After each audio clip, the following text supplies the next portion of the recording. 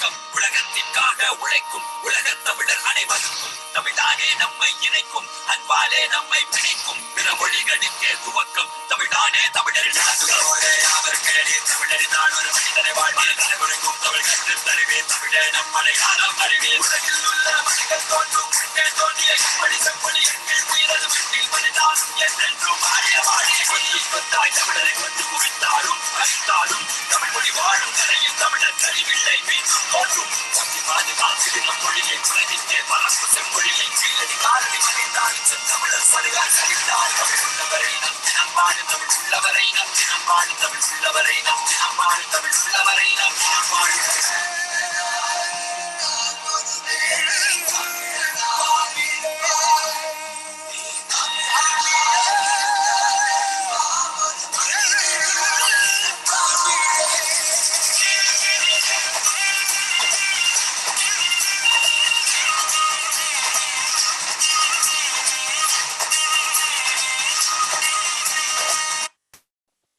That kind of summarizes everything.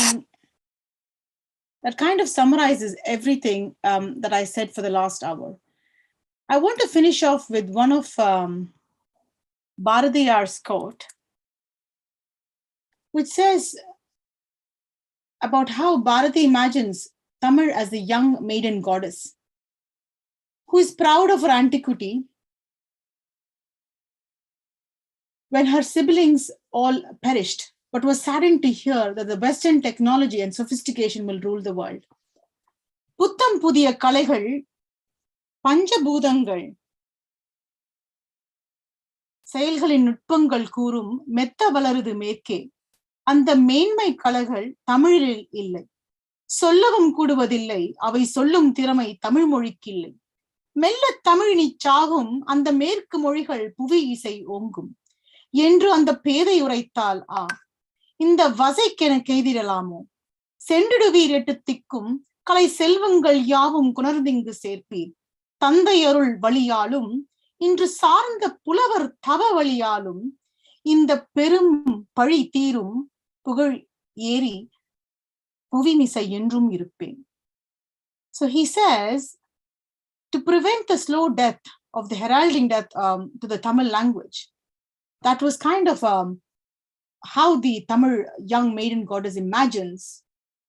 He says that she wants her children, the children of Tamil, to go around the world in 8 directions, to bring all the knowledge, sustain her and propagate her heritage through centuries to come. But if the next generation do not embrace the importance of the language, I'm afraid his worry is mine too. I really want our children to understand the richness of the language and embrace the language and try and appreciate the beautiful things that come with it. It is not just the language. It is the heritage of our civilization, the culture, our traditions, our beliefs. So I hope it does not happen and we help the language sustain. It is not just a language, but an identity. I am a Tamil by identity. I am proud to be a Tamil by identity, Indian by birth, British citizen and a citizen of the world. Thank you. என் தோழி கோமதி மிகவும் நன்றாக இருந்தது. My, I don't know where to start. Excellent, Gomes. I think you touched on everything.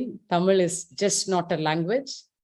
You touched on the history, the social science, the timeline, the Sangam periods, the ecosystem, the alchemy, the poetry. I can go on. Adukku Thodar, currency. I learned a new thing today. Arpudam is 100 million. Archaeology, astrology, the temple architecture, the festivals, the relationships, love marriage, health and well-being, the CPR and other things you mentioned. You have really well summarized that Tamil is more than just a language. I would welcome questions now and thank you again for a beautiful talk.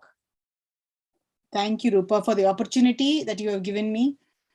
And I really thank Prem for involving me with his wonderful episodes that are happening over 24 hours with great speakers, and a lot of input has gone into it. I cannot thank you all, the team Rise.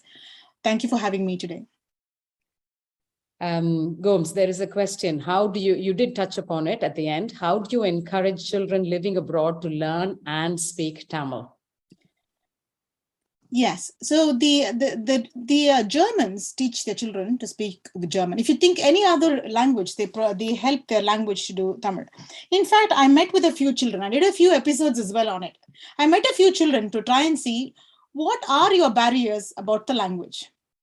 I think the problem is they do not see it as their identity. And that is what we have to encourage, to see them as the identity. Tamil is not a language, it's an identity as to who you are. You cannot take away, you might be a British citizen, you might be a citizen of the world, but it doesn't take away the identity of you or the makeup, the genetic makeup of Tamil in you itself. The only way to teach them is to explain the beautiful facets of the language itself, in terms of whatever they like. If they like history, use history. If they like archaeology, use archaeology. If they like currency, use currency.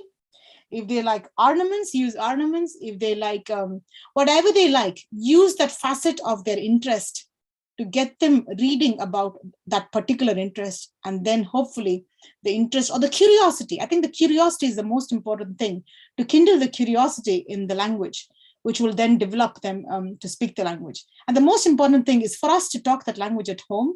How many of us do talk that language at home? I wish I can do this whole thing in Tamil actually.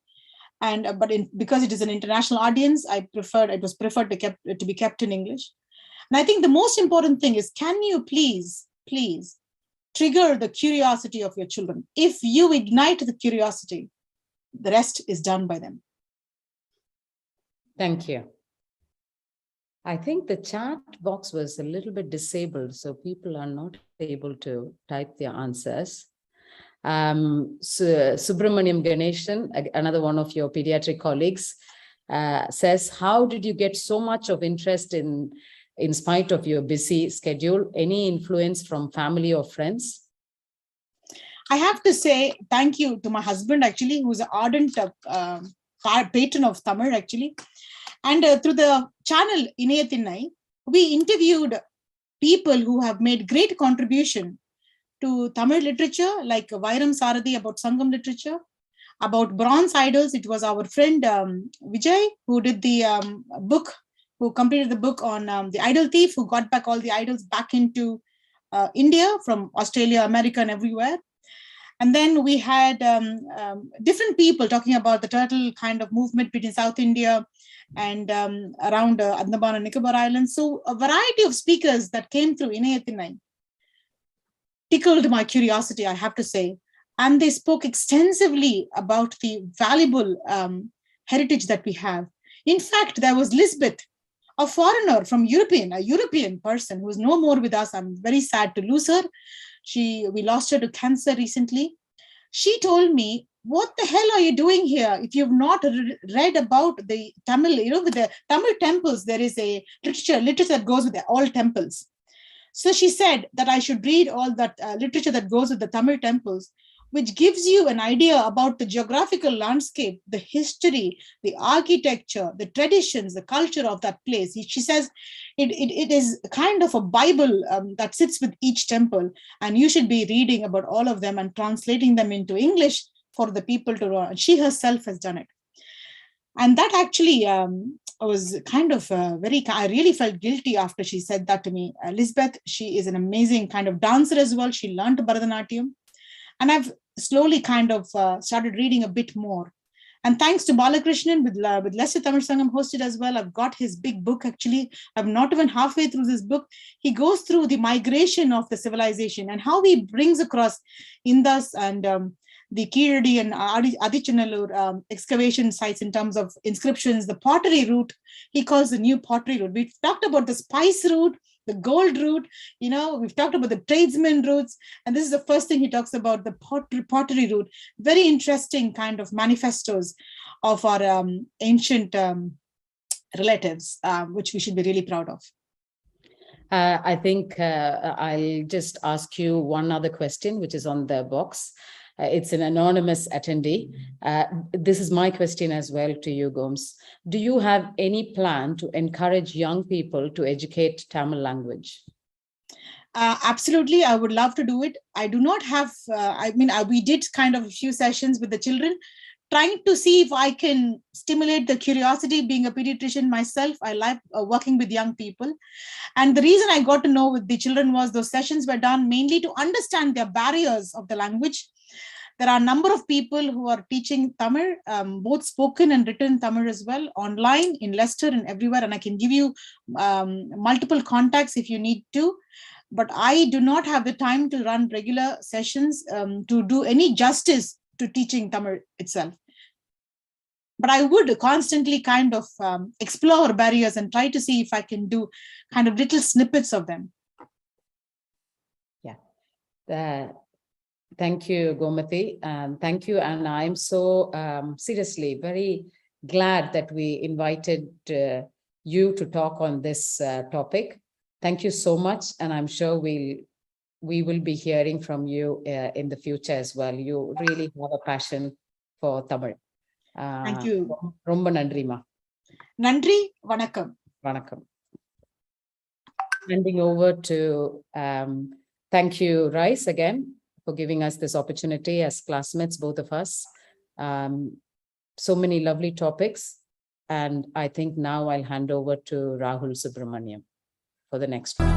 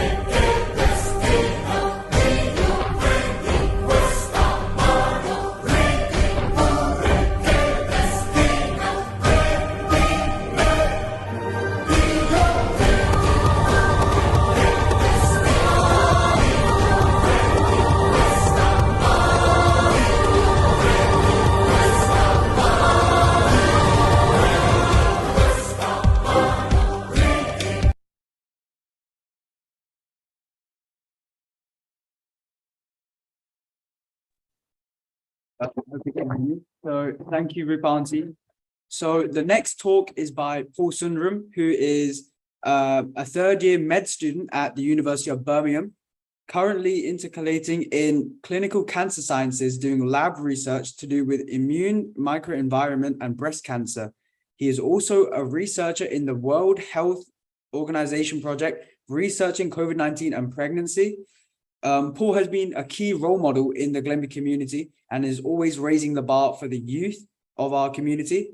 Recently, he did a half marathon to raise money for charity.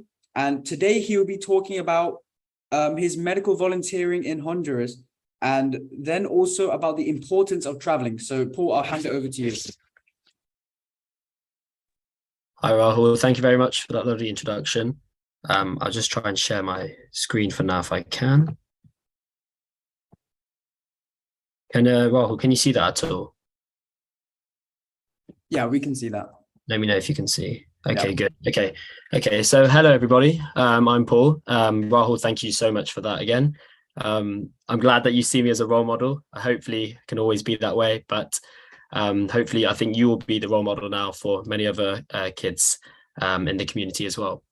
So I'd first like to say thank you very much to the Rice community for allowing me to present my talk today, which is a little bit different, not your usual talk. And I'd just like to say, if you're listening right now, please, please, please donate as much as you can to the Rise charity. We've raised so much so far. I think we're nearly at our target this time. And every year we keep raising money and it goes towards good causes. And in the end, we're helping everyone with education, health awareness, community, and in this case, volunteering and traveling. So I'll move on to the next slide. Okay, great. So great, yeah. So Rahul introduced you to me. Yes, so my name is Paul. I think you would have just heard one of the talks from my brother Daniel, who talked about his TikTok and his experience with that social media journey. And so I'm the older brother, so I'll be talking about something a bit more mature, hopefully. So as you can see, as you said, I'm at the University of Birmingham, and I've had a good few years enjoying medicine. And then this year I've decided to do something a bit different. I've taken a year out to undertake some lab research, as Rahul said, into clinical sciences. And I'll be specializing in a certain stream, which is cancer.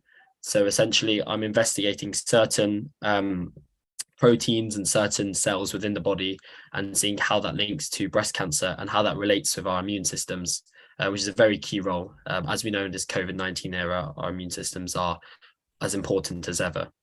I've also had the brilliant opportunity to be involved in this big world WHO project, investigating the link between COVID-19 and pregnancy, which is part of a living systematic review, ensuring basically there's more research on this topic, as there's not much at the moment.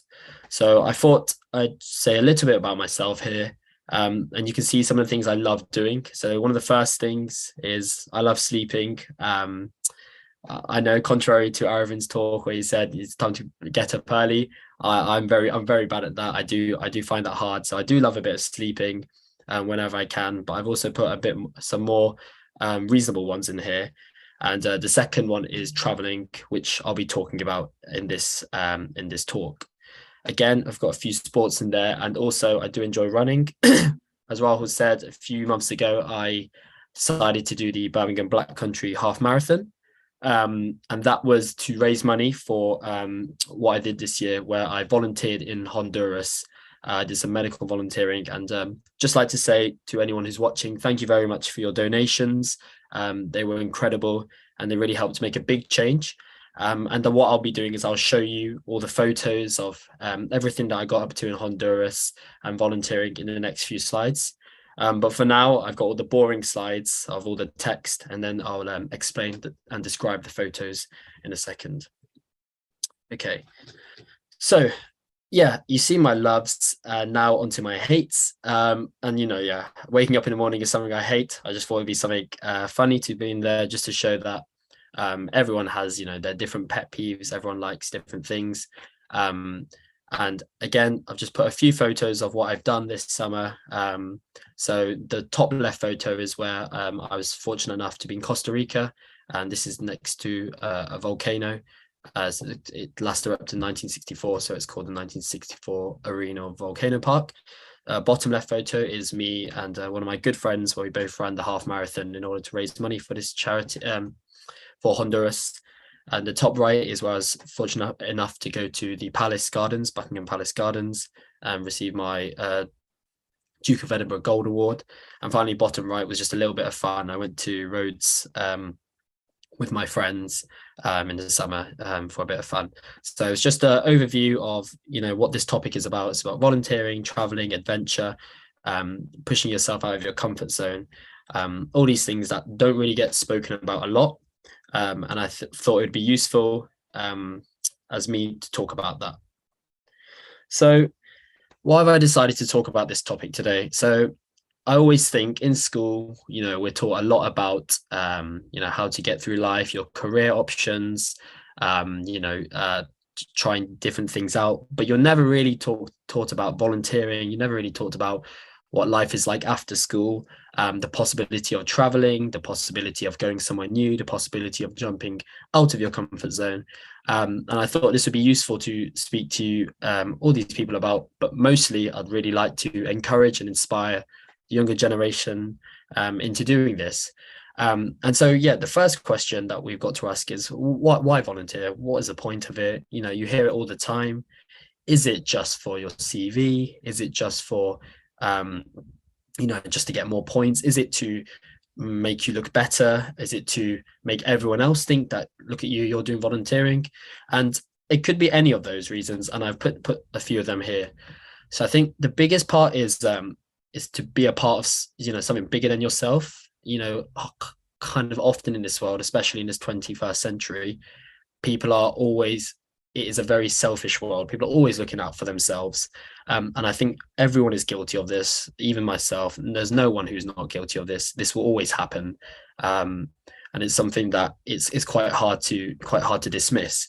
And so I think volunteering really makes you think that, why am I doing this? I'm doing this to better others. I'm doing this to help other people. I'm doing this because I know I may be in a good state. I may be in a fortunate, a privileged state. Someone else may not be in that lucky state. And I want to help them as much as I can.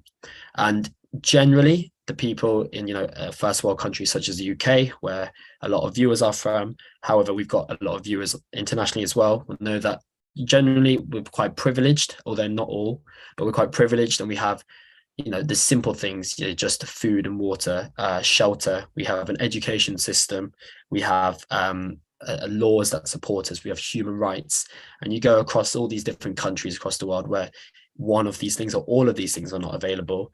And what I'm talking about Honduras later, it's really sad because in these countries, the human rights laws, there's a lot of gang-related violence. It's very unsafe. It's poverty stricken. It's barren land.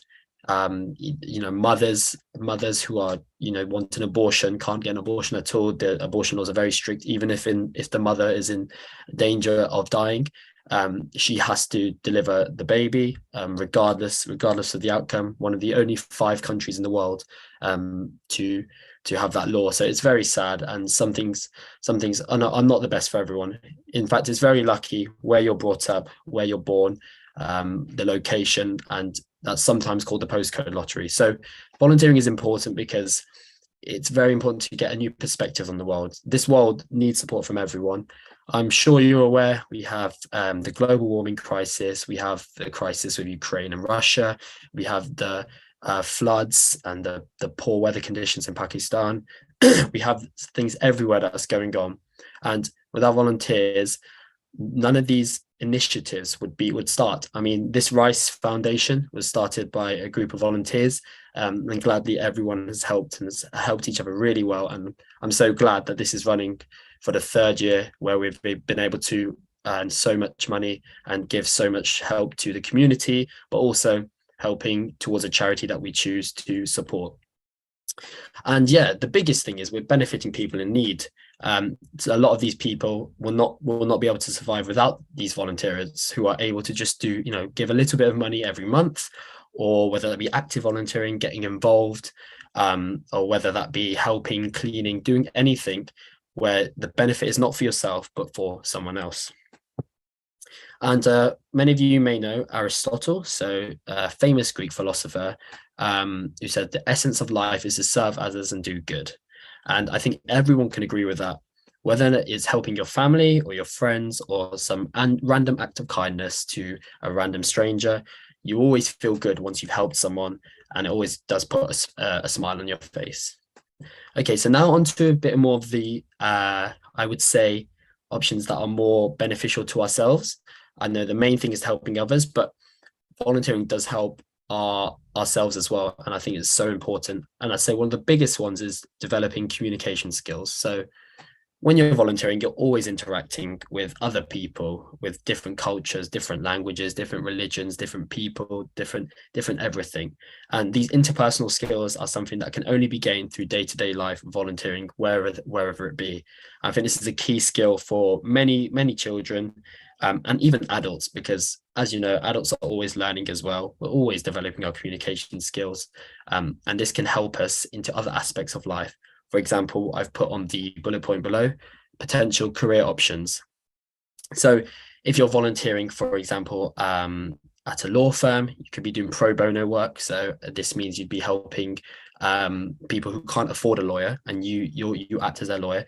A lot of people volunteer in that respect, and then within that, you're already got like a place within this firm or within this lawyer world, and you're able to take a line, and suddenly you meet someone and they talk with you, and then you get the chats going and the networking going, and then you have a potential career option. So it's very useful to get involved in any aspect or any walk of life. And last but not least, mental health and physical health. So volunteering gives you a sense of confidence, self-confidence, self-esteem. You definitely do feel good about yourself, and you feel fulfilled, which I would say, which is so important for your mental health, because as again I've said, humans are inherently selfish, and the only way that we can better our lives and other people's lives is by helping people. And it really does do wonders for your mental health, especially when you're helping the community. It's putting a smile on your face, you're helping other people, and you realizing that sometimes other people do not have it as easy as we do, or we may have it harder than other people. And again, the same thing with physical health, whether that be volunteering in sports, helping at your local, care home. You're always moving around, serving dinners, litter picking. The physical health itself is you're actively doing something. And finally, I'd like to say the RICE motto really is synonymous with what I'm talking about today, but sharing is caring. This world is all about sharing, and to care for it, we need to volunteer, we need to help and do our part as much as we can. And so I've just put a few photos here of the different things that you can be doing. So it's very clear that top left, you can be litter picking. You can see that this woman is volunteering to help kids with sports. And this is becoming a big thing now in the UK to promote girls into young schoolgirls into getting more into physical education, PE classes in school, and especially with football. As you all know, England have won the Euros, and it's very nice to see that this is being promoted in schools as well. You can also go abroad, so it's top right pictures from places like Thailand, where you can help in elephant sanctuaries. And then finally, you can see in the middle here, helping with food banks, incredibly useful during the COVID pandemic for so many people.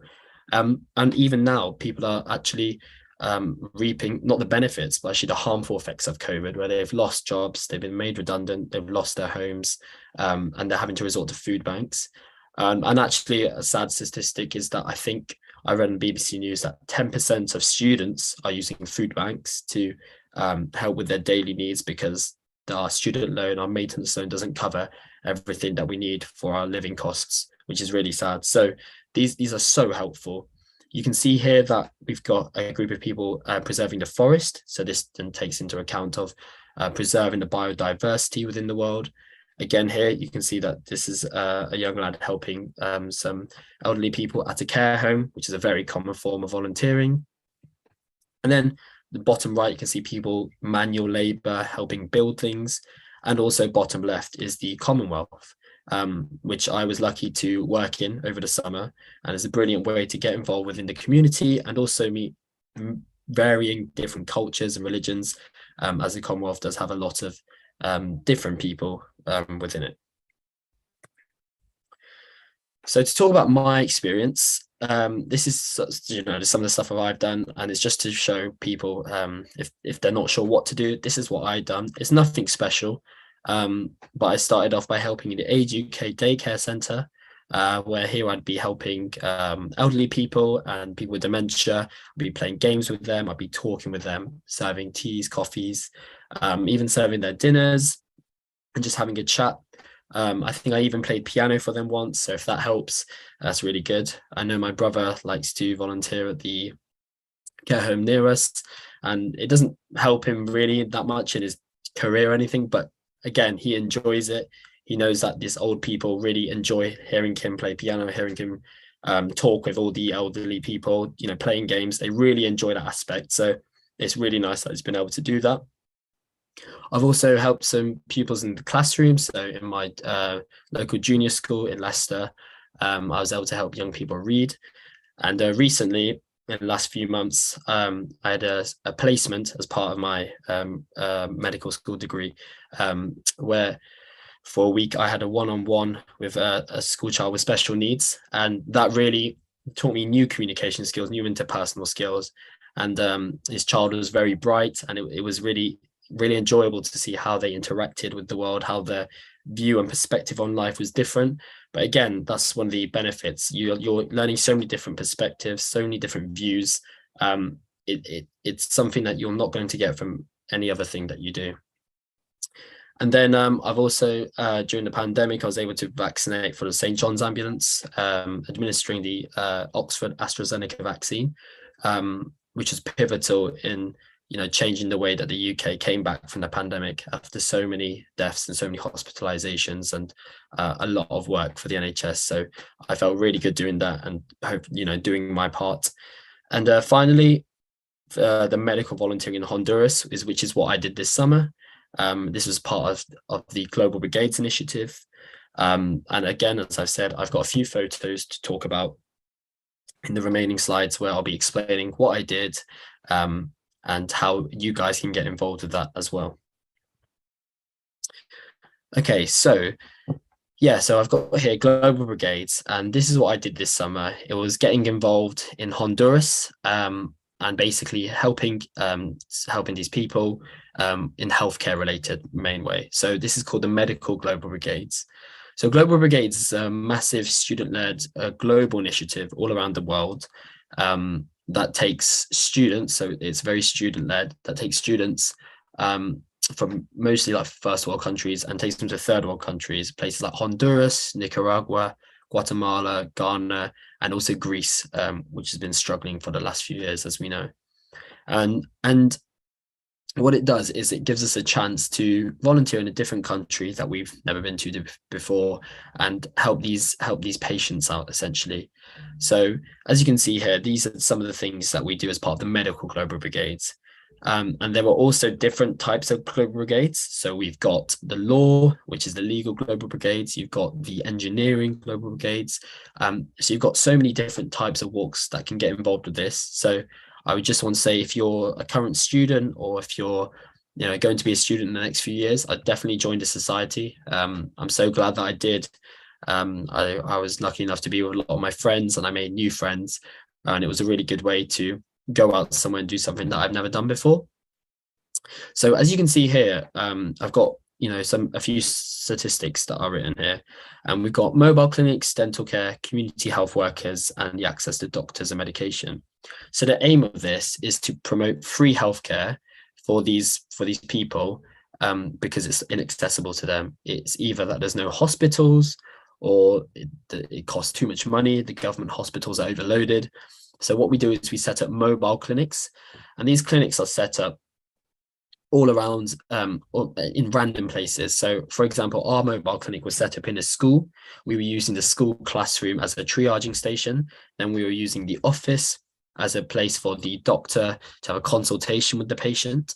Another school classroom was used as the dental station, where many dental tooth extractions were taking place. Another classroom was also used as like a pap smear station. And the pap smear is basically cervical screening for women to prevent the progression and to pick up signs of cervical cancer. There was also another classroom used for the pharmacy, where we stored all our medicines. And these medicines we sell as Global Brigades are 1/10 of the price that the normal hospitals or the healthcare sell them at. And you can see some of the statistics here. You've got 1.5 million medical patient consultations, which is just incredible. We've done nearly 160,000 dental patient consultations. We trained a lot of community health workers, and you can see 50 communities are participating in this new program, which has just started maybe 1 or 2 years ago. Okay. And it works through a holistic model. So this is what I was part of. I was part of the sustainable health system, so medical, dental, global health brigades. So this is 1/3 of the whole model. So as I said again, you have engineering, global STEM, public health, water brigades. You have the economic development. So I know Arvin did a talk about economics, but economics is equally important in these other countries where actually there are more problems. And you have business brigades, legal empowerment, the microfinance program, the global education, the global business. So it's a big program that's trying to help these countries holistically, because we all know that these countries aren't struggling just because of one certain thing. It's because overall they're struggling in all these areas. And even if you just increase one area, each area is interdependent on each other. You know, even if you're just increasing education, that has to translate into healthcare. There needs to be enough people well and fit enough to work. If you're fit enough to work, then you're able to teach the kids, and then the kids are able to learn and go for their careers. But otherwise, we know it's just a cycle. So this is what it means to permanently rise out of poverty. We need to improve all these areas at once, simultaneously. And that is very difficult. And that's why Global Brigades promote this model, because they know you can't just be focusing on one thing. Otherwise, things will never get sorted out. You have to focus on everything as a whole, and hopefully everything then sort of fits in together, and, you know, then it works out a bit better. Okay, so as you can see here, these are a few photos now, so there's no more text. You'll be glad to know. It won't be too boring for you now. So here is myself, and this is a patient, and we got consent off these patients for photos, luckily, which is good because we're able to spread the word about our mission. So here you can see that I'm doing manual blood pressure of this patient, and I am aware that the cuff is a bit small, and it is also anatomically not in the best correct position. However, we had so many patients to get through, maybe 200 patients a day, that we had to go through it so quickly, and we also had to use the equipment we had. So all the equipment we use, so this is called sphygmomanometer, manual blood pressure cuff, is all donated to us. So we're not buying anything because the mission can't afford it. So we had to use these manual ones, which were donated to us. We were also having stethoscopes donated to us, and gloves. And you can see here I'm in full PPE because in these third world countries, COVID-19 is still a big thing. And here I was able to, you know, record blood pressure. And here you can see a few of my friends as well are doing the same thing. And at the same time that we're doing this, we're also triaging the patients. So what that means is that the patients are standing up in a long queue, and then they come over to us, and we are meant to essentially find out what's their most important problem, what's their past medical history, what medications are they on, and what are they here to see the doctor for. So this is actually, you know, very difficult because we're in Honduras. So I can assume you think, what language are we going to speak? So we're speaking Spanish. So with the Spanish that we had learned throughout the summer, through some lessons I'd been practicing, we tried our best to triage. And, you know, sometimes we were right, sometimes we were wrong. But the doctors who were working with us were very glad, because it obviously reduced their time a lot. You know, as soon as they knew, okay, my medical student over there has just told me that you have some acid reflux. Is that right? And the patient will go, yes, then it was fine. Sometimes we were obviously wrong, but it was a massive help, you know, learning the new language, getting involved, and learning to speak with these patients. And these patients did find it funny, you know, how we were speaking. They were enjoying that someone was talking to them. They had their little kids over. We would play with the little kids. So it was really nice to see that. So this triaging station, you can see, is outside because there was no other space within the school to do this. So it just goes to show again how limited their resources are. If you even see the tables, it's not very sterile. The chairs are small school chairs, they're really small school chairs. We're hardly fitting on them. And you can see that they're happy with this. You know, they're getting some treatment, they're happy with this.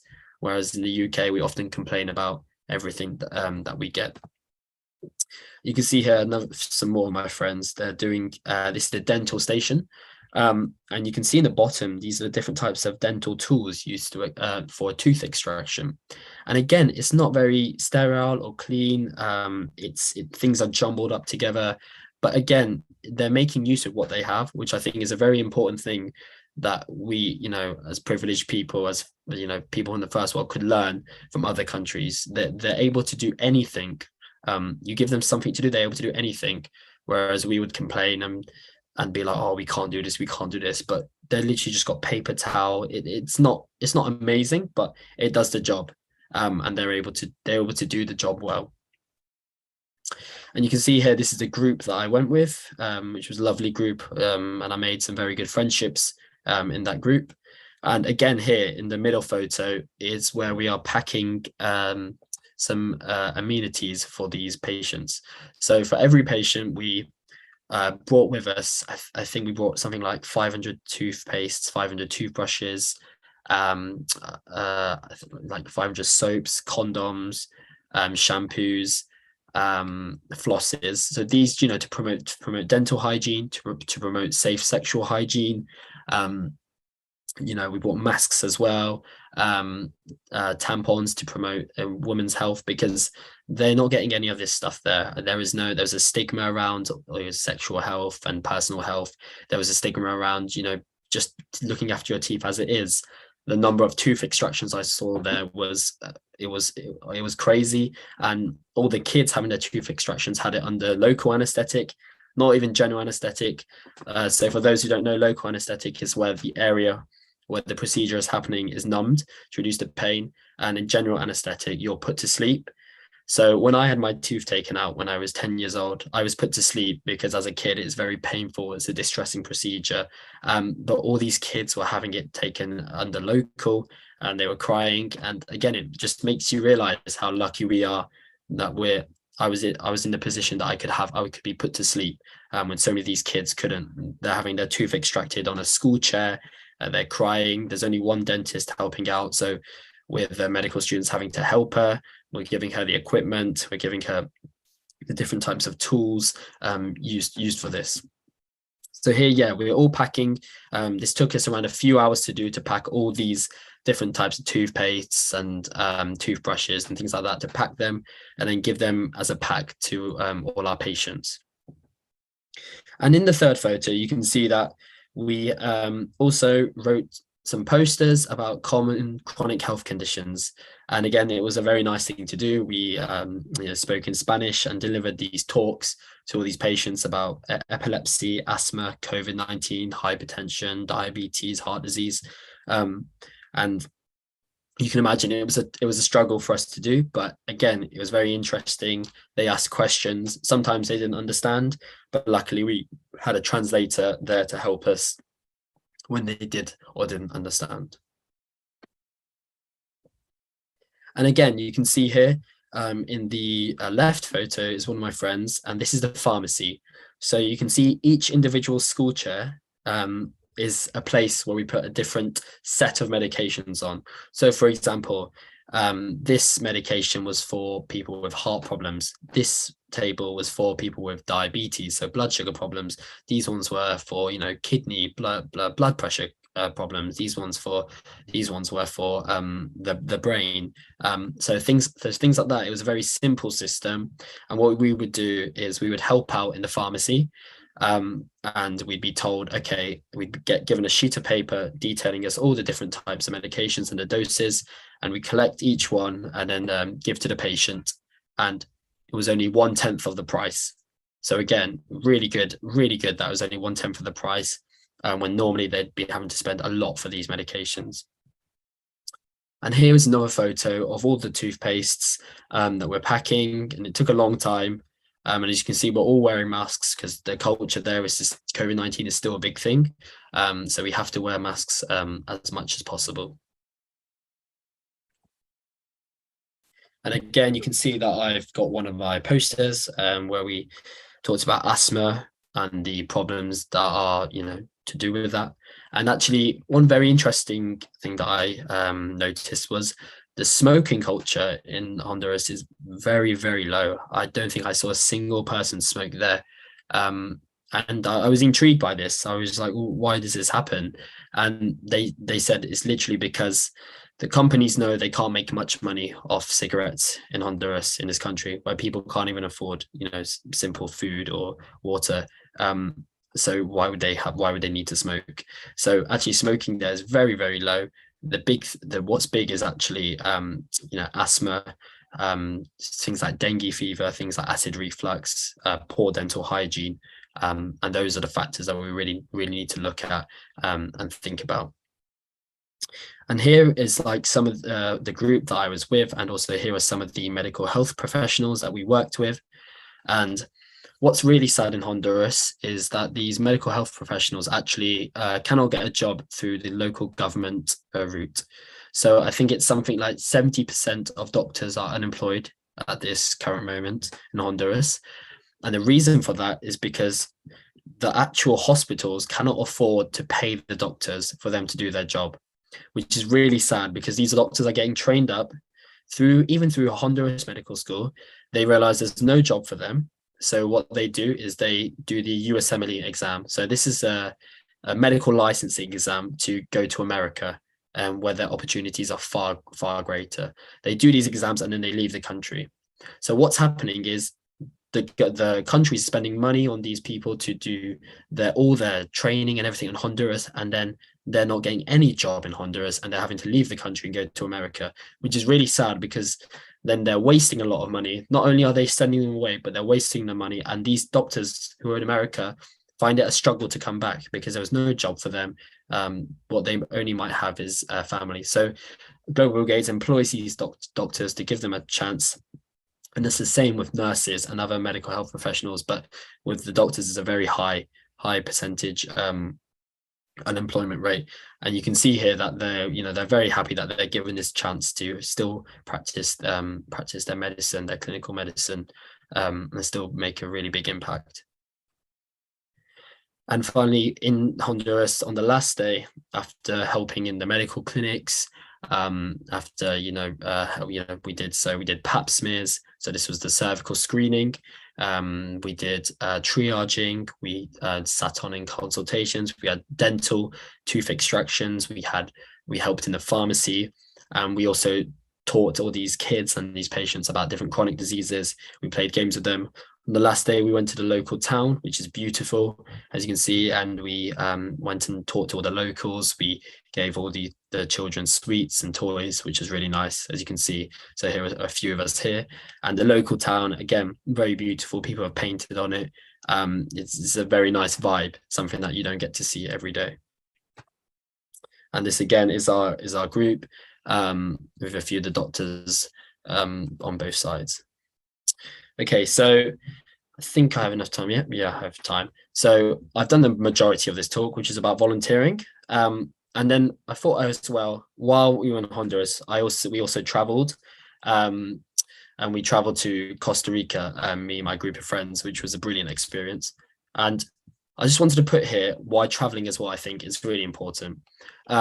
Number one, exploring the world. Who doesn't want to explore the world? There's so many sights to see, and there's so many beautiful places to see, beautiful culture to experience, food, memories. It's such a nice thing to do. And as I've been telling you, I had to learn Spanish a bit better in order to communicate with the individuals there. You can also see that this is a big one for me, which is jumping out of your comfort zone. Very often, I think it's very likely, as when people are privileged, you're brought up in a sheltered, safe environment. We go to good schools, luckily, and generally it helps out quite well there. We're very lucky with how it works. Okay, and in addition to this, we also have education. So education-wise, very lucky as well. You're learning so much about the different cultures. You go to the museums, you go to these castles, to these places, to these loads. You're learning about how their world works, how their politics works, how their community works, how their economics works, how their religion works. So many different things that you're learning about. You get a new perspective on life. And rediscovering yourself is very similar to jumping out of your comfort zone. It's a time for you, maybe if you travel on your own, it's very nice to see what sites there are and thinking like, how am I as a person? You spend more time with yourself as well. And finally, I think this is a really important part, is that the world will not be here forever. And even though traveling itself, using planes to go to different countries does end up using a lot of fuel. That's very true. The reason why I'd say traveling is still important is because once you go to these countries, you realize how the world is. You realize that for example, in these third world countries, Honduras, they really need extra effort. And for example, if I didn't volunteer or travel there this summer, I would not be giving this talk. And in that way, the compound effects of me telling people and sharing like this needs to happen, or actually I need to donate to this charity, is so helpful, because we really need to promote saving this world as well. And that can only be done through sustainable development and that holistic model that I was talking about before. So here are a few, me and my mates, we went to Costa Rica, and you can see that this is one of the most biodiverse countries in the world. So it's got 500,000 species living there, which is 5% of the world's species, which is incredible. Just in one country, 5%, and you have around 200 countries. So it just goes to show 1/20th of the world's species. And here are some of the photos that I got, which are very lucky. We went on a night walk in the cloud forest, and you can see there's a sloth there. We saw a toucan, which apparently is very rare to see. This is called a marmot bird, and you can see the lovely different colors that are accentuated on its fur. And finally, here was a viper that was in the tree. And actually, you do not see these animals in the daytime because they're always far away from humans. They don't like to see humans. But in the nighttime, we went with a tour guide who was an expert on this and was able to describe to us all these different types of animals and wildlife. And you can see the amazing waterfalls that we got to be in a part of, and also the beautiful greenery behind us. And the greenery in Costa Rica, I must say, is something unparalleled. I've never seen anything like it. So many different shades of green, so much wildlife, so much, so many leaves. It's an incredible place, even though it is a bit commercialized and touristy. It's an incredible place to go and see, to really appreciate what this world has to offer. And finally, like a few more photos, I have to say, I was in Costa Rica. So again, we're exploring the volcano here. Here's a classic Instagram photo of, on the beach, and enjoying a nice drink. The views behind as well. The cloud forest are on like a really high level. The altitude is in the clouds, so it's actually a little bit difficult to breathe up there. I noticed, but it was really nice. Again, you can see here's a nice little plain restaurant that we went to. In here, we were walking through the forest, and again on the beach, and enjoying the greenery and the rainbow as well. So yeah, so that was my experience. We had a great time. We enjoyed during the day. We enjoyed the nightlife. We enjoyed everything it had to offer. And after I came back from this trip, I slept for 18 hours because I was so tired, because we had packed so much in. So yeah, I had an incredible trip. And yeah, thank you so much. It was very short but sweet. This is my take on, I thought, an important topic that no one talks about. And if anyone has any questions, please feel free to tell me.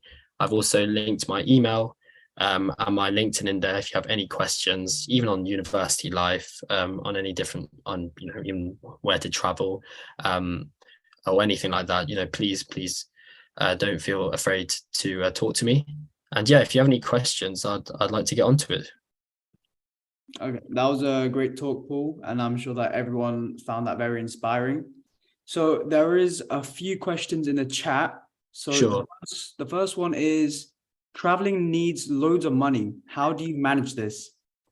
Yeah, okay, yeah, thank you for that question.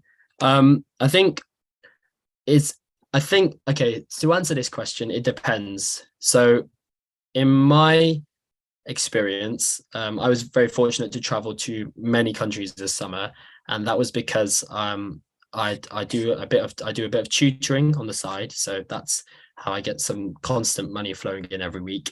And then I also worked in the Commonwealth Games, and I worked for quite unsociable hours during that time, and that was how I was able to do it. And I think what I learned from that is the main thing is you need to prioritize what you want. So I knew that traveling was important for me, so I would have to earn money somehow just to pay for all of this. One other thing was that you can also go through these charities where you fundraise money to go on this trip, and there all the medical equipment and, for example, all the toothpaste and things you bring yourself, you pay for that. So there are many ways to do it, but the honest truth is you need to set aside what you want and you save money yourself. And I think as a student, if you get into the habit of saving money, you're able to go on these trips. You're able to go on these trips pretty easily. Okay. So the second question is by Gomati, who says, emotional intelligence really evolves with such activities when you work with local population. I feel it should be mandatory for every young person. What is your opinion on this? Yeah, I completely agree. I think it's a very good question and a very good statement. Emotional intelligence is a very important characteristic of your communication, especially when dealing with these certain types of things, especially with dealing with people who are not used to having certain things in life. And I think that really only comes across when you've had more experiences in life. And that's why I'd say, again, volunteering is so imperative. If you're volunteering, you realize you're helping someone that doesn't have maybe the same aspects or the same opportunities in life as you, and that develops you as a person. Sometimes it's within, but sometimes you really need to go out there and learn what the world is like. Otherwise you'll never understand. So it's very important to get involved, and that's why I'm happy that my friends do it, and my brother as well, without me even telling him, has gone to do it as well. I think you're very right in that response, because like you said in your talk earlier as well, with you have to be getting out of your comfort zone every now. Yeah, definitely. Very important. I completely agree with that. So the third question is once again from Subramanian Ganesan, who says, who supervises you during these trips during your med school study? So I went as part of Global Brigades, and this is a world registered charity, a very big charity, and it's very global. And the way that it works is Global Brigades has an insurance essentially that covers us. So this is not actually, it's endorsed within our university, but our university doesn't actually have any say with what goes on during these trips. The university just needs to double check what we're doing, but they can't say what we do or what happens, or if any problems occur, we would report to the local emergency services first, and then Global Brigades, and then the university. So supervision with Global Brigades, luckily in Honduras, was very stringent. We had people pick us up from Global Brigades at the airport. Then we had 2 police patrols. So we had a police car, then our 2 minibuses carrying all the students, and then another police car behind us. So we had 4 police people on call the whole time. At our compound where we stayed in our hostel, we had out of the 4 police people, we had 2 of them working during the day, 2 of them working during the night, constantly circulating around. Even though we were literally so far away from anything, we were probably an hour away from the nearest shop. We were literally so desolate, but we still had that really good safety. So I think I would definitely recommend it, as the safety was really good. I can't fault it at all, and I never felt unsafe at all. Never felt unsafe. Okay, so I have one more question, which is my own question. My question is, how do you know, there's so many countries in the world where they're in need of some assistance, like Honduras itself, but how do you know exactly where to travel in the world? What made you choose Honduras? Yeah, that's a brilliant question. I mean, I think that I say I can't answer that. I don't feel like I have enough experience. However, I think we know that every single country or every single place needs help, regardless of their circumstances. Okay. And you cannot feel guilty for sometimes choosing to help one rather than the other. It's impossible. There will always be something that's worse, and you don't even know what's going on. For example, in India, there's so many places that are so posh and beautiful and rich, and we don't see anything like it. And then there are so many places which are, really poor and poverty stricken, and it's really sad that those places don't get any mention. So I think it really depends on your personal preferences, who you are as a person, where you want to go. And I guess a big thing for me was Central America is some place I've never really thought about in my life. I've never really been like, oh, what's that like? And it was something completely different. It's a different part of the world. It's part of the world that I don't think I would have gone if I was 50 years old. I think it's part of the world I'd like to see when I'm younger, before I get older. And I think it's one of those countries as well, as I was talking about, in terms of human rights, poverty, shelter. It was lacking in all sectors, even healthcare, as I've talked about. And that really pushed me to wanting to go there. And I felt I really did feel good in myself that I was able to do that. And I definitely share this with other people and tell you all to do the same thing, whatever way you can. Okay. So actually, there's one more question by Rupa that's just come through. As adults, we have not traveled like you. What would you tell the previous generation? Okay. Oh yeah, so that's a brilliant question. So that's from my mum. And I think to answer that question, I will have to tell the truth. And I think the truth is, Rahul, you know, mine and yours generation, is that we are a lot more luckier in terms of education, healthcare, financially, in a lot of aspects in life. We're a lot more luckier. We're able to, you know, go to a good school and you know, get that attainment and, you know, learn these things about the world, get these opportunities that, you know, I would say that a lot of the previous generation might not have got. And I think we need to accept that and not feel guilty that we have them, but use them to our advantage. And so what I tell the previous generation is that you've come so far this way. I think if you really, you know, really want to go and do something, you can go and do it. And it's just about jumping out of your comfort zone. Okay, share. Hello?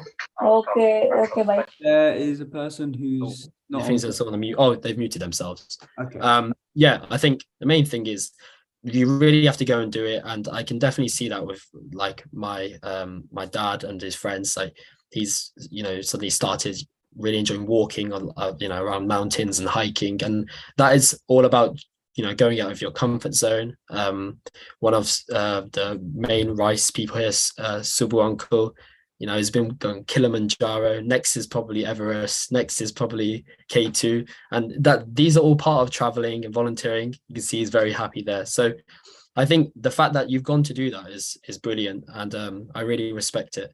And yeah, just go out there and go and do it. That's the first thing I'd say. I think that's a brilliant answer, Paul. So, yeah, I think we're a few minutes early than what we were meant to finish at, but I think now we will pass it to Prem Uncle, who will be anchoring the next session. I would like to remind you all to please donate generously as well, because everything goes for a good cause. So thank you for listening, and thank you, Paul, for a great PowerPoint and talk. Brilliant. Yeah, thank you, Rahul, and thank you, Rice Foundation. And yeah, please keep donating. We're getting to our target. Thank you. Thank you, Paul. Thank you, Rahul. Yeah, thanks, Paul, and thanks, Rahul.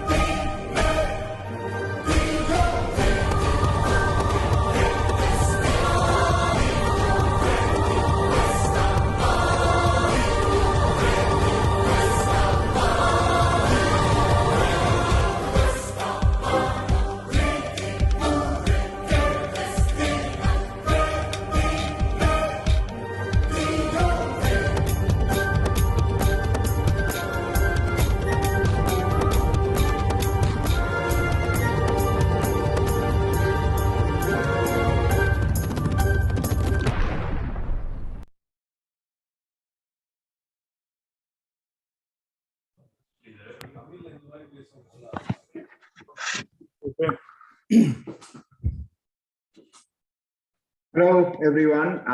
Thanks for joining our session. And we've got a very interesting session. It's going to be a live demonstration on designing a website. I will request Kavi to introduce the speaker. Thank you, Prem. So it was a really, the program is going really well. I think it's the third year. We can see that the quality of program is, a lot better every year. Yeah. Getting so much, really, very good to see. Basically, because we started this one like 3 years ago with just a small idea, but we're looking at every speaker, how well prepared everyone. There is no there's no delay or anything. Everything going smooth, amazing. Looking at all the youngsters, especially, a bit nervous now, So it's really good. So basically, Suresh, we wanted to give like some like a kind of tips, how to be a success, how to start a successful startup company.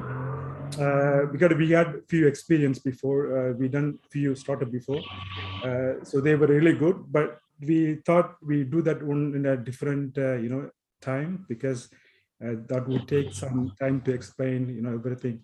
So, but however, there is a when we do the proper startup, there is a steps coming in between, which is selling the product or services, right? So that comes through nowadays. It's just the internet, right? That's what the base is like. We selling or marketing, everything goes through internet. There are a lot of techniques that everyone needs to follow. So, but however, the website, the platform, the e-commerce is the major thing play when in the startup, in any startup. Yeah, so that so by looking at that, I thought we just give the overview of how to build up proper website. I mean, anyone can do the site. I mean, at the moment everything's available online. So so we got Himanshu from Mumbai, India. He's done so many. Just 1 second, guys. Just 1 second.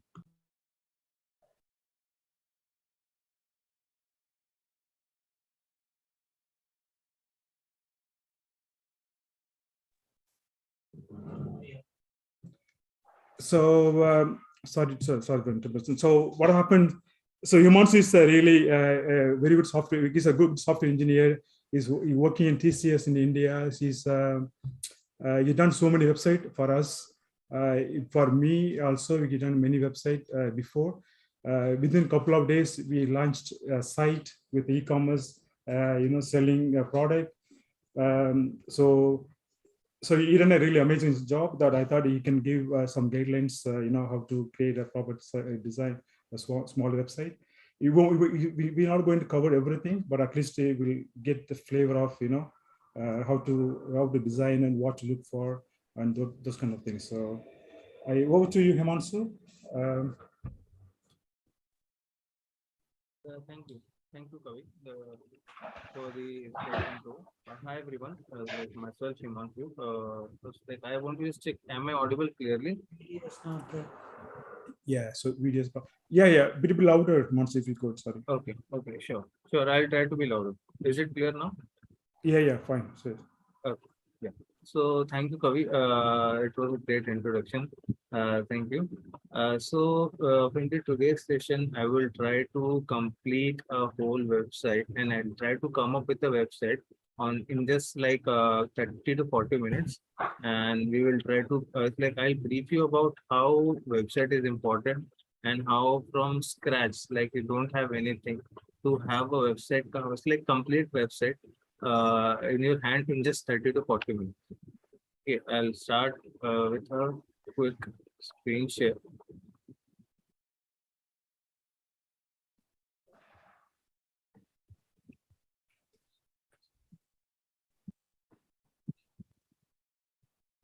Is my screen visible? Yeah, perfect. It's Yes. visible, but we can't see you, Manshu. Yeah, Yeah. actually, so, it's too late from my end, so I won't be able to put on my camera. Sorry for that. Yeah. Yeah. For the first basic things, what you need for a website to be running is a website, like your web address, and second is the hosting. That's like a basic explanation. I will explain you. Just if I ask someone to deliver something to you, so what he needs is your address, like where he should be delivering. That is the address. Same applies on the website. Like if I want to search for a company name XYZ or some ABC, like let's assume any company name. So I need the address where I should search for. In the same way, you purchase your home, so you get it registered under some with your government or some residential apartment, all those. In the same way, you need to register your URL address somewhere with the companies. So there are a lot of companies which provide these services to you. One of the biggest, like you must have heard of GoDaddy. Okay, so this is the basic first thing which you need is your website URL. So you can just come and write whatever your company name. Let's see, we can come up with techno. Yeah, see. So if I am searching for techno.com, it's already purchased by someone else, and I can get techno.bio or some other website URL name with dot next to it. So, but there are some charges which we have to pay. Like in the same way, how you have to complete a registration, how you have to purchase a home. In the same way, you have to pay for the registration of your address. So, if you purchase it, the basic will be you will be purchasing for 1 year, or like a couple of years, or for 5 years. So, in the same way, you have to pay the charges over there for this website URL, and that will be registered under your name with your details, like basic details. Then after completing this first step of this one, second you need a hosting, which is also like you can also explain, like you can also understand the principle in a basic way. Like after registering your home, you store, like you go and live in the house. It's like you go and put your stuffs into your house.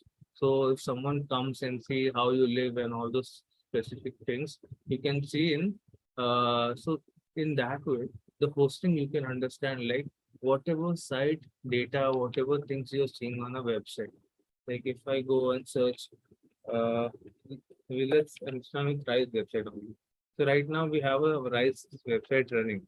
So whatever images, whatever text, whatever things which you're seeing right now, that is somewhere stored on the on live.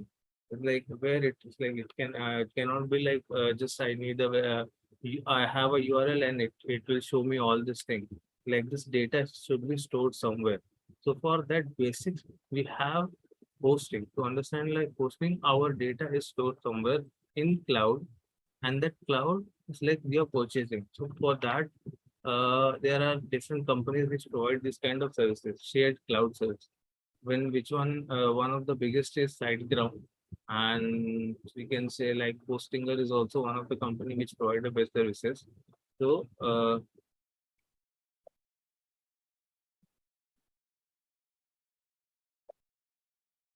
yeah. So we'll start with so after having the first uh, your domain, first step as your domain, you have purchased the domain. Second step is purchasing and hosting. And when you have these two things, you need to link it. So there are some technical details where you have to update your domain name. Like there will be a set of address provided by hosting, and you have to enter those in your domain setting where you have purchased a URL. Okay, so these two are when they are linked, they need like 20 to 48 hours to complete that step.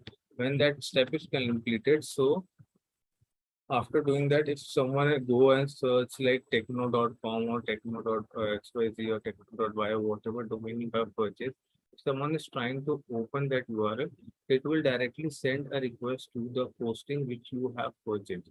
So both of your account, the website and the hosting are linked to each other in this scenario after completing the whole step which I have explained just right now. So moving to the next step, when you have an hosting, when you have a domain, after completing the it's like integration of website and hosting, we come to installation of WordPress. So mostly people are seeing these days that there are a lot of pre-built, like mostly we can see instead of coding, we can do drag and drop web developments. Like mostly people are seeing best example you can take like Wix. So what Wix provide is like you can just drag and drop the objects and titles or headings or images, and you can give any shape, you can do anything. But they, these kind of functionality provide a very ease to the developers, or let's assume like normal people can also do the website development in that scenario. But the point where they restrict is if you want to put any custom design, if you want to put any animation, if you want to put any uh, theme or something like that. In that scenario, Wix restrict you from developing that. So for that, most of the biggest, it's like the best functionality and best customization on the website which you can provide, you can get is provided by WordPress. So WordPress is not just like today, but it's like an itself in a software system which provide you, which is developed on MySQL and PHP, which provide you a great functionality to customize your own dashboard. You can customize whatever, like you can do anything. Like if you are at a level of developer, you can even write your own code in WordPress and you can customize it based on that.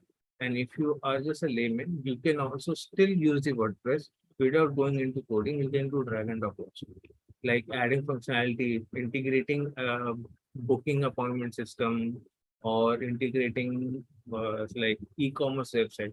So these are the websites which need a lot of functionalities. So you can just embed this kind of functionality very easily in the WordPress. WordPress is a system where you can merge many functionality into just one dashboard.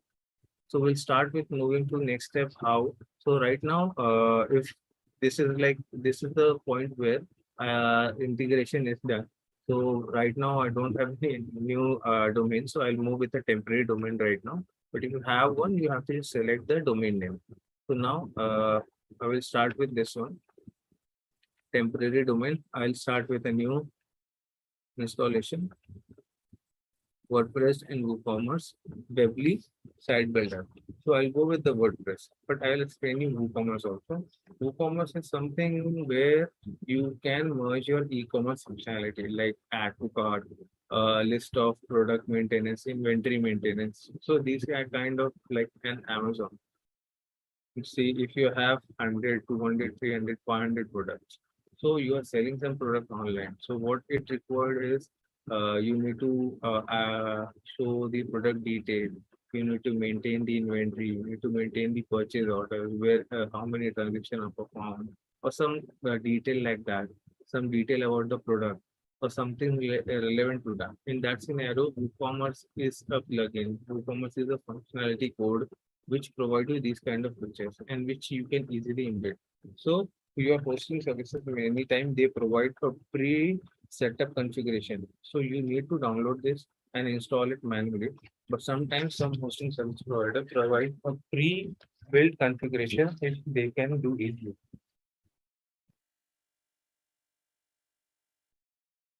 Okay, so I'll start with simple WordPress. So after that, installing a WordPress, you need a main email ID or address and something. To that, you can simply put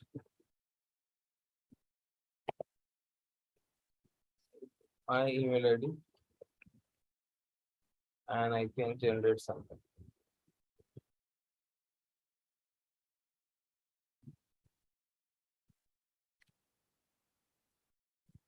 Okay, so they are providing some free functionality which we don't know right now. So the account admin, the user ID and the password which we created is something where we are merging, it's like we are creating an account credential. The admin, like how we have a main system admin access to any, like the main source where you can access all the things. So for that, we have created a credential where whenever you're trying to access the main website, you need that you need the credential, and that it's like a pop-up will be there. We have to enter the username and password, and you have to log in into it. So and after logging into that with that credential, you will be able to see WordPress dashboard. So let's wait for a couple of minutes where this SiteGround is automatically creating the whole port directory and all the base structure of whatever. It's like person who have a developer experience, they can go and they will understand. But if the person who is like who just want to make a website, it's no mandatory to go in the direct step and look into something. You can just wait, and just after this you will see a screen where they will be asking for you to put the credential for the admin access.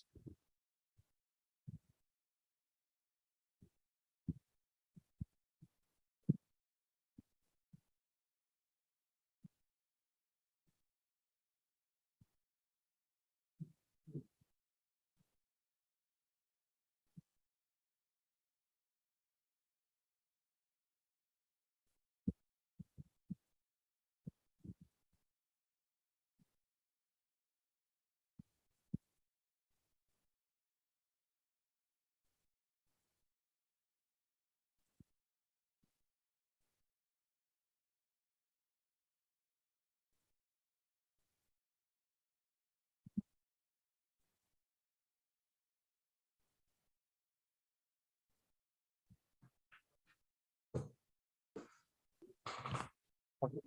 So now we have our configuration completed. You can see you are all set.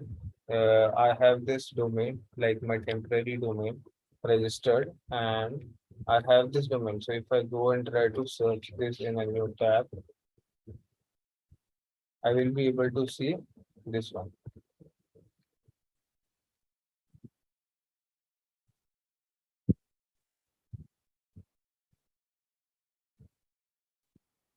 I'll be able to see this.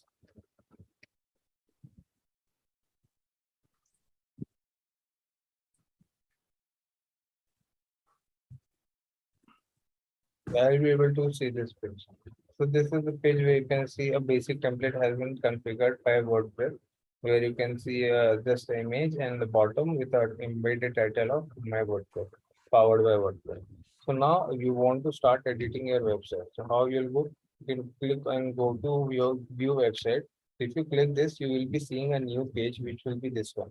But if you want to start editing and start the development, you need to log in with an admin. So there are two ways where you can log in by clicking this. And alternate way is you can come and use your URL itself to log in into main admin access. How you'll do that? You have to just add something next to it, like dash WP dash admin, and just after putting this next to your URL, you can see your admin access. It's like you can see a login page where you need to put your admin access. As I am already logged into the admin, I don't need to put any credential. But if I log out, I have to log in. So that I will show you the login page after creating some designs and all that. Now this is the dashboard where you can see all of your functionality preview, like some tools are there where you can import and export your pre-built old website. Yeah. I'm also sorry to interrupt. I think the screen not moving. We are still saying that welcome to your WordPress site. Okay, let me reshare over there.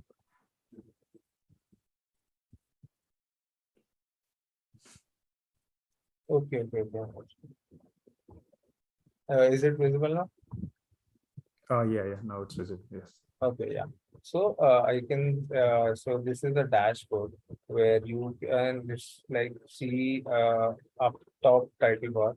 Then on the left side you can see a menu panel where you will be able to see all kind of functionality and features which you can do. Okay, so first, like we'll go one by one. Yeah. Sorry, Yeah, sorry to disturb you. So how did you come to this screen? I mean, you said the .com/wp admin, the URL. Okay. So I just, okay, if this is my URL, okay, Yeah. this is my admin URL, right? This is like a normal which URL. So right now I have this one as a temporary one. So if I am going to, if I purchase a domain and I have integrated a new domain, so that will be a URL. Next to it, you have to put wp dash admin. Only this text need to be entered after your URL, and then just enter. You will be able to log in into your dashboard. Yeah, correct. Okay, so that is it will ask for your login and password. You just have to put the login password which you created when I was on the screen of setup of WordPress, and that eventually you have to put, and you will be able to see this screen. So this screen is your main dashboard where you can do all the changes. You can come and like the main page where you will be able to put all the functionality and main setups. So we'll go one by one with the functionality and features. First thing is like a dashboard where you can see home. Home, you can see all of your useful link, detail notification. If some updates are there, you can see all those things over there. And if some updates in the plugin and functionality are there, any updating themes are there, you can do. So first step after doing this configuration, I can see only. Okay. So I can see this now. What I need a theme.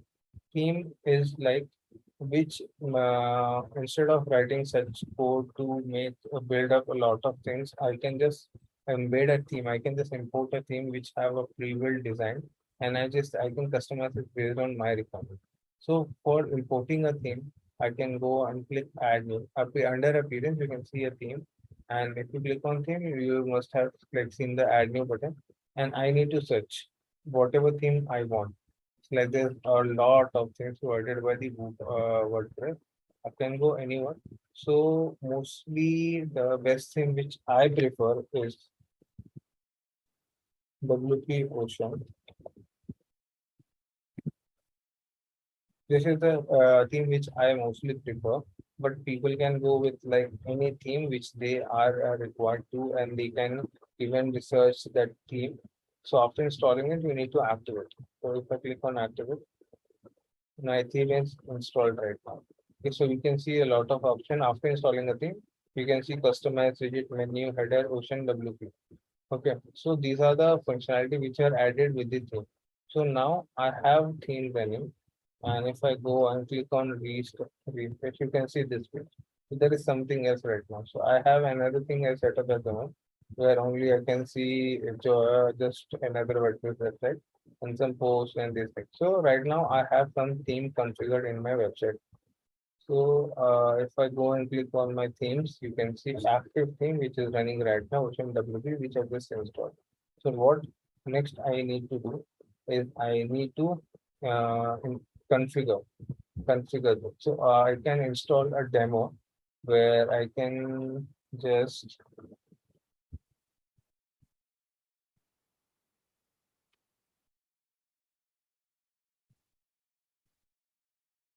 so first we'll try to understand what is the other functionality which I provided. Then I'll do the demo setup. Okay, so this is the page. So if I click on all pages, I can see two pages, sample pages and privacy and policy. So right now, sample page is the page which is configured as a home page. Okay, so if I go and click on this view, click on view, I can see this as a sample page. So this is my sample page, which is auto built by the theme. Just like nothing else is configured right now on this page. So if imagine like if you have your website and you're creating 10-15 pages, the menu is there. Menu have 5 options. So I can have a different each menu navigator have a different pages. In that scenario, all you can see all your pages and configured over here. So that you can come and click on all pages, and you will be, if you want to create a new page, you can just come and click on add new, and you will be navigated to another page where you have to complete a setup for putting the details. So add a title. So this will be your page name. like main page. I just have to put this one. I don't have to do anything. I just have to click on publish. And if I click on view page, I have this new page configured. So where I can find this page, if I want to edit, I go and click on all pages and I'll be able to see a new page. If I want to remove this, click on trash. It will be moved to trash. If I want to delete it permanently, I can delete it or I can restore. So this is the page. Second thing is the media. So media is a library where all of my images are stored. So right now, as I told you, the Rise website or any website, whatever images, whatever design, whatever template, it's like whatever images is there. So that is commonly we can find in media library. So whatever, like if you have 15, 20 images uploaded on your website, all data you can upload it to media library and then you can import it on your page wherever you want based on, like, this is a common library where you can find all your images installed, like configured over there. So after that, this is the plugin. So what is plugin over here? So plugin, you can assume like just imagine in your house, if you want to embed water functionality, so you call a plumber and he say make a lot of changes, like make the pipelines and then embed, like put the tap and all those. In the same way, this plugin is something where you need a functionality to be embedded on a website. So there are a lot of different kind of third-party codes which are available, which provide a preset of configuration and preset of functionality. You just have to come, search it, you have to install it in your system and your WordPress, and then that functionality you can use it to embed, like WooCommerce. WooCommerce is the most it's like WooCommerce is used for e-commerce platform where you can embed your products, you can embed all of your settings, all those things on the main website. So you can come and install WooCommerce plugin, and then you can optimize it based on it. Like you can upload your data of your products and all those. So WooCommerce is a plugin which is pre-built by some company, WooCommerce, and you can use that plugin to install in a WordPress to add a functionality on the WordPress, and you can update, you can customize the plugin based on your requirement. So there is, you can see there is a free Ocean Extra which is asked by my team to be installed to customize. So I'll go and I install and activate this first. It's like this is a prerequisite with the theme which I have installed. So after this, first come and install demo. Okay, you can see this are the demo which are provided. So let's assume if I want to install a demo for yoga. Before installing, I can go and do the live preview. So this is a website which I need. Like I need a website equivalent to this kind of design. Okay, so I don't have to go and sit and do all those coding. For Elementor, I can just come and just click on import. There are pre-required plugin. So I just click on install and ensure that before installing this one, these plugins are installed and active. So it's installing now, it's getting activated.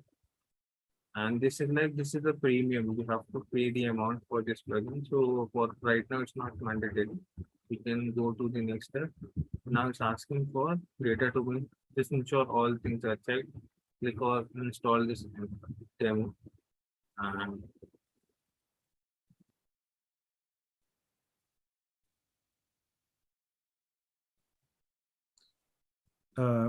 Himanshu, while this is importing, I just got a few questions. I mean, just one question for right now. So everything you install, like the WordPress, and then you're installing some plugins, all these things. They all free, isn't it? Are you paid anything so far? Yeah, till now, whatever I have used, you have to only pay for hosting and domain. Apart from that, WordPress, WooCommerce, theme, demo, this whatever I have installed, all things are free because I have not done any payment till now. It's like I'm just importing everything, so I didn't have touched any transaction page till now. Okay, so the question is, if someone wants to build a site, okay, Mhm. and then they want to sell something like e-commerce site, there is a checkout page.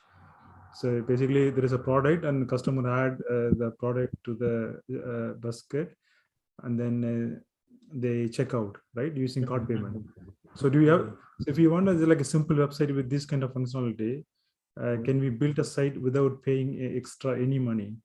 Yeah, we can come up with this e-commerce website without paying any money. Right. So okay, no, not even a penny, right? I mean, Yeah, everything's free correct. other than the hosting and the domain name. Correct. Any hosting and domain name. And like this, imagine it's like right now you can see the demo which I showed you. You have that Yeah. embedded on this. Okay, for now, you just ask as if someone can embed a e-commerce website. What I will do, I will remove all the pages and configurations right now. Okay, I'll import a different demo. Okay, a demo which have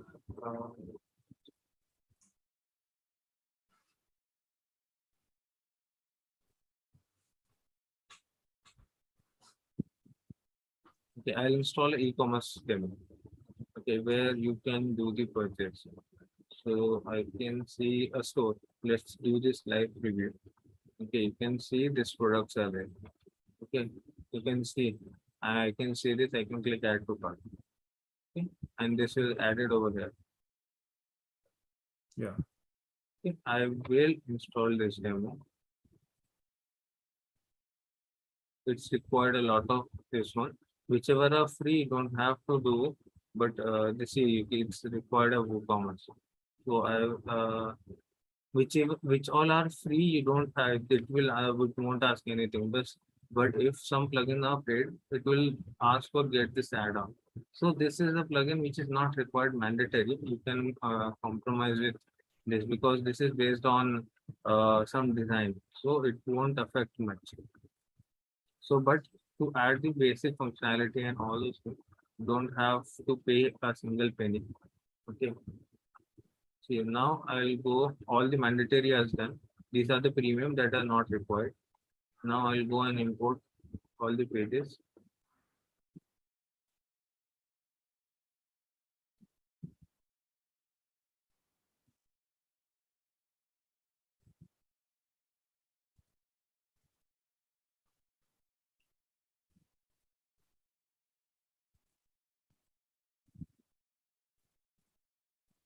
And there's a lot of pages and products and images. So it's taking some time.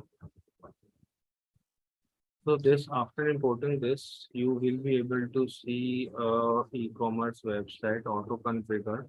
You just need to go and update your product list and some design here changes here and there based on your requirement.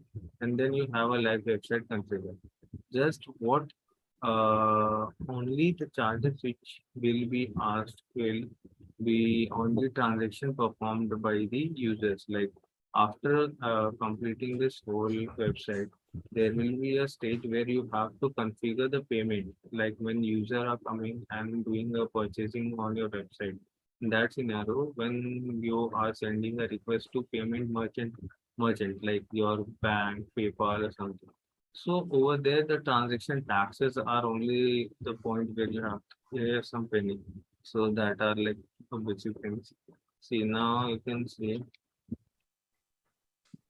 okay, we have installed two demo at the same time. That's why I'm able to see two so that we can optimize. So you see, now you have this one. If I go and click add to cart, it's added to my cart. I can go view cart. I can see my product in this section. I can apply a coupon code also. I want to increase the quantity, then I can. I am seeing the subtotal, total. I can proceed to checkout. I can see a checkout page where it's asking some data. Right now, we have not configured any payment procedure, so that's why it's asking. But if I click on place order, it will ask some details which are mandatory. If I fill this details after completing a place an order, I will be able to see a confirmation page and I will be able to receive a mail. It's like one mail will be sent it to me. But this is something which user will be seeing. How you be able to see that user have performed an transaction and you have an order for you, you can come in WooCommerce over there. So after I told you as WooCommerce provide all this kind of functionality, you can see WooCommerce. Come and click on orders and you can see your orders over there. These are the order pre-configured comes with this one. So you can see Umesh Angara, some details, the user, the order, email, name, payment, procedure, what I have done. You can see the product also. You can change the processing and complete stage. So they will receive a mail based on that. If you want to put hold, you can verify based on payment also. These are some detail which you have to dig and you have to understand after completing the WooCommerce, and you can also refer the documentation which WooCommerce provide from their website and URL. So if you want to maintain how you can upload your product, how you can update your product. So there after installing WooCommerce, you will be able to see these two options, WooCommerce and product. So first is WooCommerce where you can maintain your order. You can see your customers. You can create a coupon codes. You can see the reports, how many transaction purchase are performed. You can see your stats, your monthly maintenance. You can see monthly how much your customer has generated. You can maintain your stock also, how many stock are sold, how many are in your entry. All those maintenance can be done. This is the setting where you have to integrate all your setup, like accounts and privacy, your email, like what email the user will be receiving when order is placed, when confirmation change, your new state change the state of order from processing to complete, and all those. And then this comes in integration. Okay, we can skip this one. So yeah, this is the stage where you have to integrate the payment. Right now, WooCommerce payment is disabled, not enabled. We have to install it. Then we have to finish the configuration, or else we can do cash on delivery. So whatever is requested, you can optimize based on. You just have to enable or disable it in WooCommerce. Then how to maintain a product? You can come and click on all product. You can see product, and product have their own price, stock. SKU is not mentioned over there because the unique. This is SKU is a unique code which is maintained. So this is not mentioned over here because the upload must have not included the SKU. But after doing this, you can see. So right now, the first this sandal have 510 unit of stock in, but this armor twist have only one stock. That's why it's written. So when the user are ordering and that much entity of product are already sold and transaction is performed, and if there is no stock, automatically the product will be disabled from the website. So you don't have to do. So these kind of pre-built functionality and all those features come with WooCommerce. So that is one thing. If you want to add new product, you can click on add. You can create an Excel and import your product. You can export a list of the products in your Excel also for your record maintenance. So these kind of functionality are provided by WooCommerce. You don't have to do anything. It's like no coding, nothing. Just you have to understand the functionality. That's it. Like a simple person who just don't know have no coding can also do use the WordPress and develop a website. So right now, how I told you can come and see the website. This you have a menu, you have a logo, you have shop now button, you have a cart configured, you have website like this. You can change things. Now, how you can edit these things? You have imported everything, but you want to edit the text in the image. How you can do? So there is same WooCommerce is a plugin. In the same, we have another plugin called Elementor, which is installed with our this one theme. So which we have to install it Elementor. So this provides you functionality to do drag and drop and customize all the pages. If I click on go all pages and which one is this? This one. Let's see where this. Okay, this is the page where our products. If I want to edit this section, if I want to edit this set of lines, I just go and click. When you open the page, you can see edit with Elementor. If I click on this one,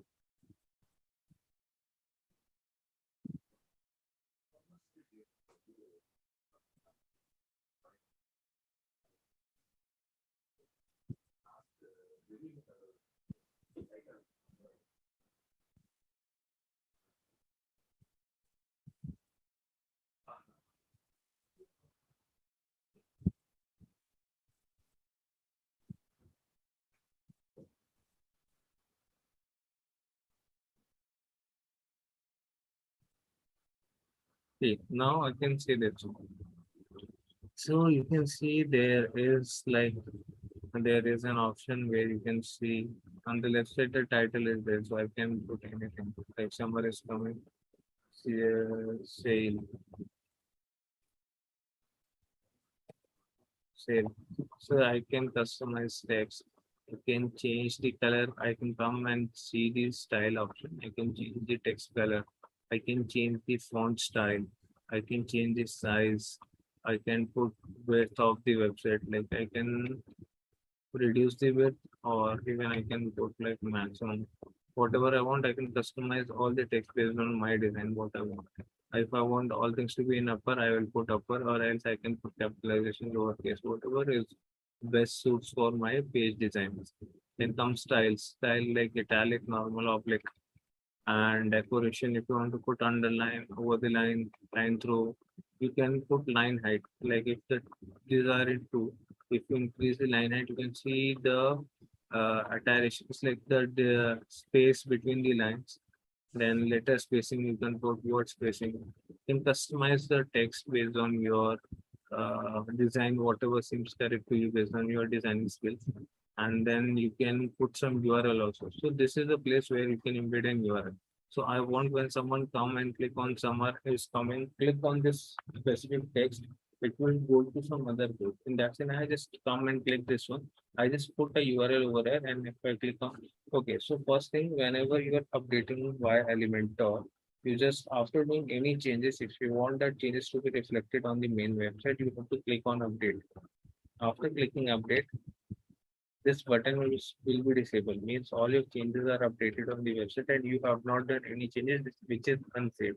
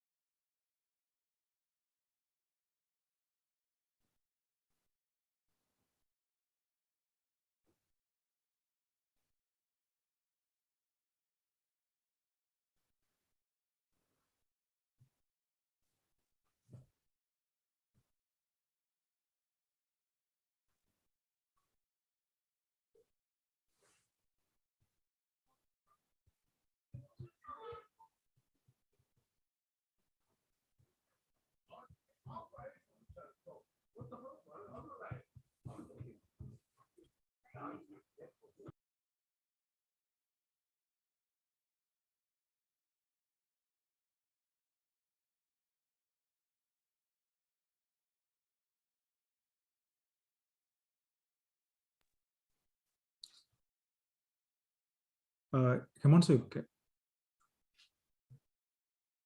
we can't hear you.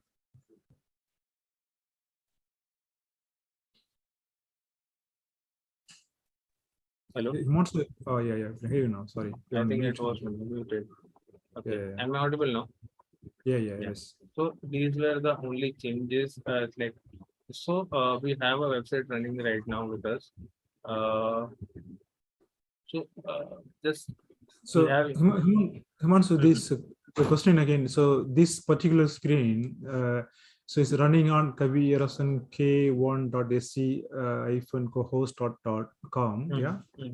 So that could be like, say, for example,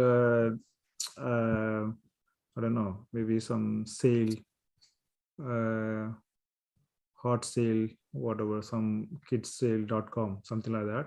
So then we can customize this page, the whole website, whatever the image, product, everything we want. Yeah, correct. See, this URL is just a concept of an address. Like if you want to go live and if you want an identity product, so your address, like simply have something you want people to search. Like assume that you have a company named Decathlon or something. So they have their website decathlon.com. So that is an address where people will be searching the domain. So if you want your website to be live on the internet, you need a domain, like an address. So that can be anything. And you have to purchase it from some service provider like GoDaddy, Google, Hostinger, all these companies which are for the services which they provide domain also. Okay, so it seems to be it's very easy to do, but is it because you are expert or anyone can kind of, if you start doing it, will be, I mean, anyone can able to do it? I mean, maybe I don't know, maybe a week or 2 weeks time.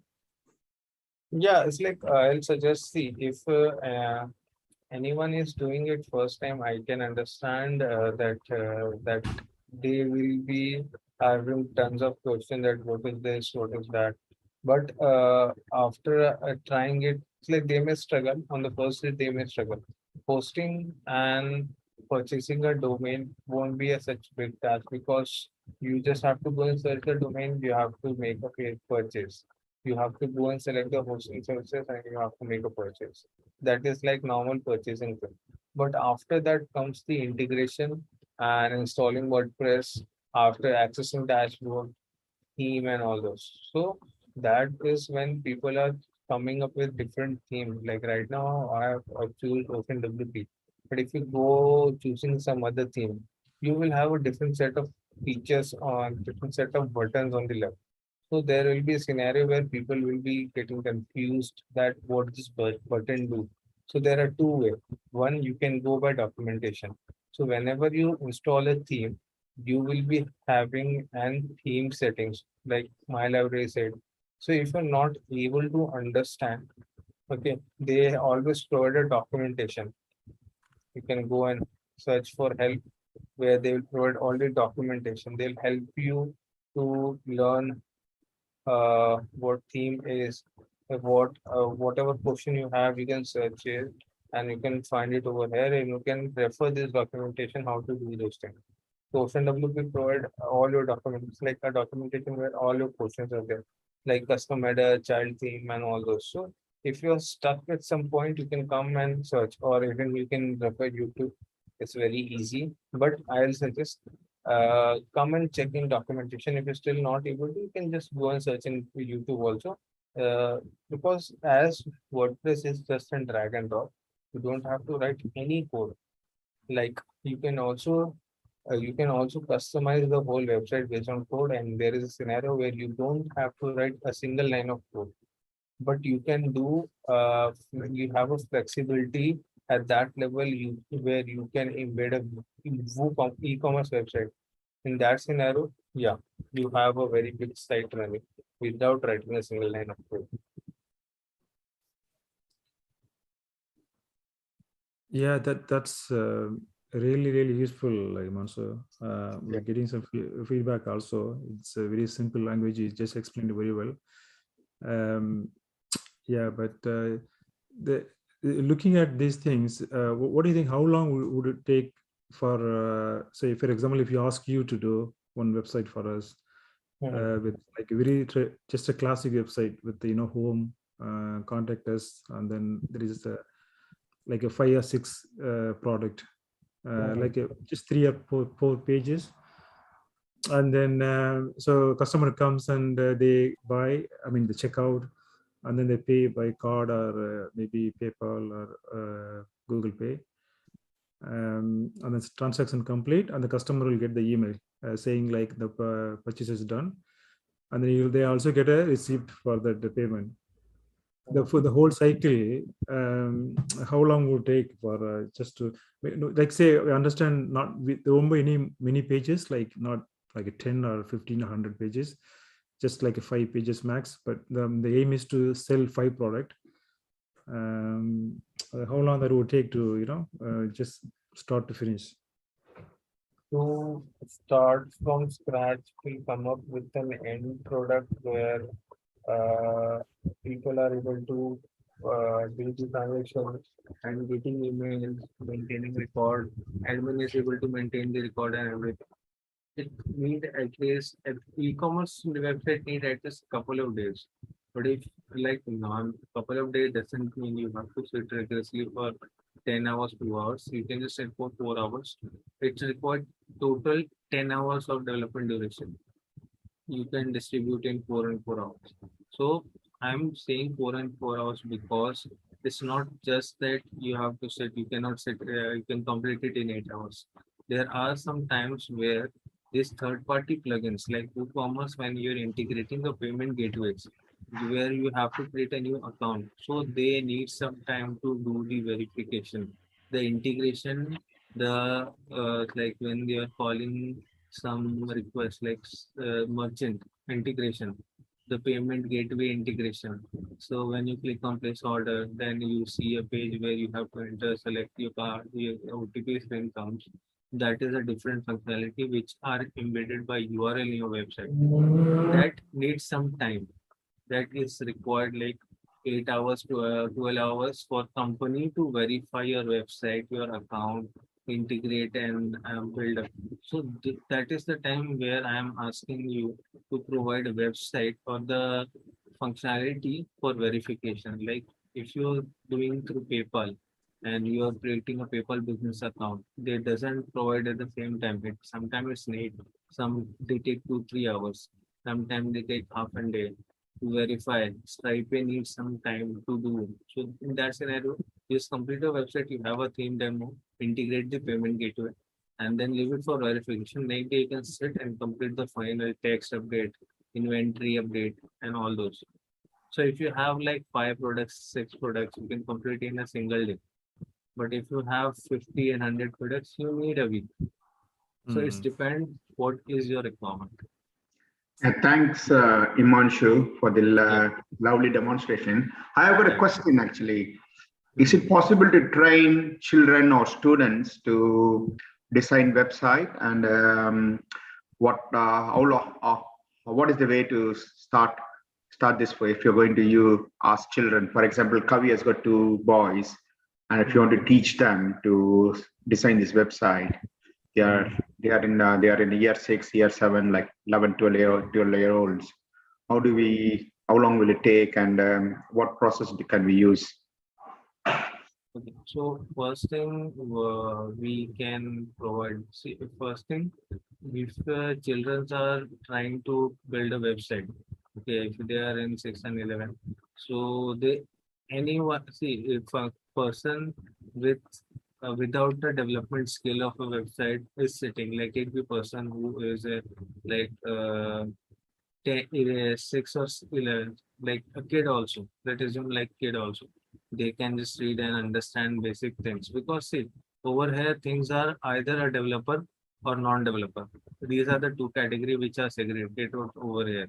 Person who develop, he have to go in detail deep and write the code. You can do that one. And second is non-developer, where you just have to read it and you just have to do it. Simple. So it will take the same time for the children to do what a person non-developer is doing. They just have to read it and implement it. Like you can go and see the documentation and implement it. I think it will take at the same duration for our children also to do. But if there is a scenario when children are mostly how children are, they are very excited that okay, what this do, what's there, they did.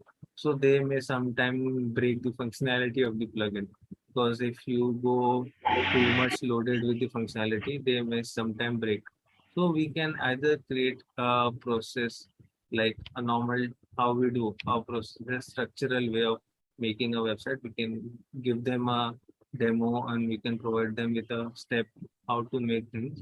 And main thing what website is your text, what you're updating on the website, your images, what you're putting on the website. The design comes with the demo, but you have a different concept of a design, you can customize it. But if you don't want to do, you just the main thing what website contain is the text and the images, so that anyone can update. Even children will record the same time what developer is doing, non-developer is doing. They will record the same time. So from my perspective, it will be the same for children also. Thank you very much, Manshu. There's a question from Subbu. What is the future of website in 25 years? Will it stay, or will it be replaced by something else? What I will suggest, the website will be staying and it will grow more, because in today's scenarios, looking at the industrial level of, I'm going at a different level, not just website where you are seeing the company portfolio. going at a different level website, and there are some categories where it comes to web applications and softwares. So company requirement are getting at a level of ERP, and there is not a scenario. Before it was like people are developing softwares and they are just installing in the customer, like the on-field services laptop, and you have to configure. But these days, all of the things are coming in web application, and that is running, the whole ERP is getting running on the website and URLs. So the day by day how industry is evolving itself, the website evolution is going more higher and higher. Before it was only HTML, CSS, now JavaScript, Node.js, and more technically it's evolving bigger and bigger, .NET, and these things are more evolving. So in that scenario, there is a very large scope of web development and websites. Thank you, Himanshu. And Yes. just add your earlier questions, Prem. Himanshu has given a kind of small training, like a week time, like a 6 to 7 days to few childrens in in Leicester. Because we couldn't explain to everyone because it took a lot of effort and everything. So it happened like 3-4 weeks ago. I mean, if any children wants to do, I mean, if anyone can arrange a children's as a group or whatever, will request Himanshu to give some kind of knowledge transfer, like in a week time. That is more than enough for anyone to just start, exploring this website and WordPress. We can request Himanshu to do it. Yeah. Thank you, Himanshu, because there's a lovely comment from Dr. Gomati. She says, "Thank you, Himanshu. You have used such simple language that I have gained confidence to start with a website." So somebody's already motivated to start a website. Yeah, thank you very much. Thank you. Thank you, Himanshu. Thanks a lot for your time. Thank you, Kavi. Thank you, Prem. Thank you. Yeah.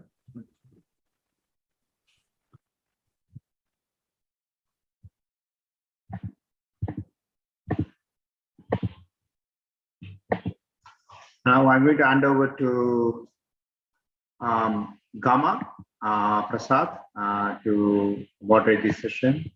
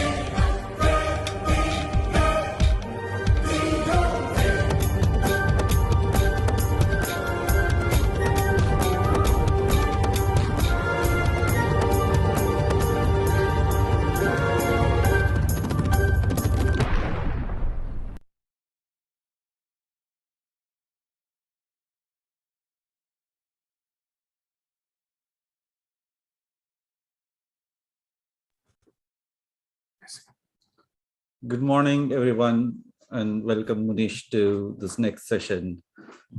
Thank you very much, Rice Foundation, for introducing us and involving us in your program. Sorry. Manish, I hope that's not the sign of the economy to come through. So yeah, so I've known Manish for nearly 25 years now. We've always been interested in maths, risk and analysis. And from the time that I've known Manish, he's had a very positive outlook to life and very fond of butter. I think that runs in the family. Manish is married to one of my batchmates, and he's got 2 children, and one of them is now at university in the US. Manish moved to the US shortly after graduating, so we didn't tend to get too much time to spend together. But he's been part of the webinars, the Rice Foundation webinars for the last 3 years. And from the time that he initially started, we were in the middle of the pandemic, and we had our own challenges where Manish came around and told us about the ways we can overcome and mitigate. Now we are in a way out of the pandemic situation, but the challenges which have come around are quite different, but they are challenges nonetheless. And they are the kind of challenges which we have not seen for a very long time, especially in our lifetime, just because of the kind of challenges which have come through and the mix and the potency of the challenges that they face. So we are hoping that we can see some ways in which we can mitigate the challenges which are coming through. And let's see what Manish has to offer for us today and what we can take out. So I would like to invite to join Manish to come over with the presentation, which we are just trying to load up. I can share my screen if that's okay, or? Yes, please. That would be really kind. All right, great. You can see my screen? Yes, we can. Thank you. All right, great. And I just need to switch this off and then. Over to you, Manish. Thank you. Thank you, Gama. I think the bond from school, it has never faded. It has gotten deeper and deeper. And I'm always happy. I think you guys are doing great with this 24-hour conference to help the children. So I'm going to start because it's focused on the kids more. So I'm going to start with a knock-knock joke. Knock, knock, who's there? Nobel. Nobel who? Nobel. That is why I knocked. So hopefully that gave you a little bit of cheer. The happiness is the best way to live life. You always have to be positive, especially when you are investing, when you are in the economics. The last 2-3 years, we have seen, market going very up.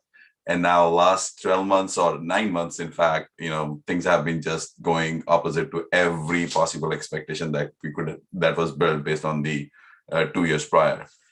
So I'm gonna start with I'm not gonna bore you guys with the introducing myself, but this is a message for the parents. This is a message for all the kids. This is a message for all the professionals who are listening.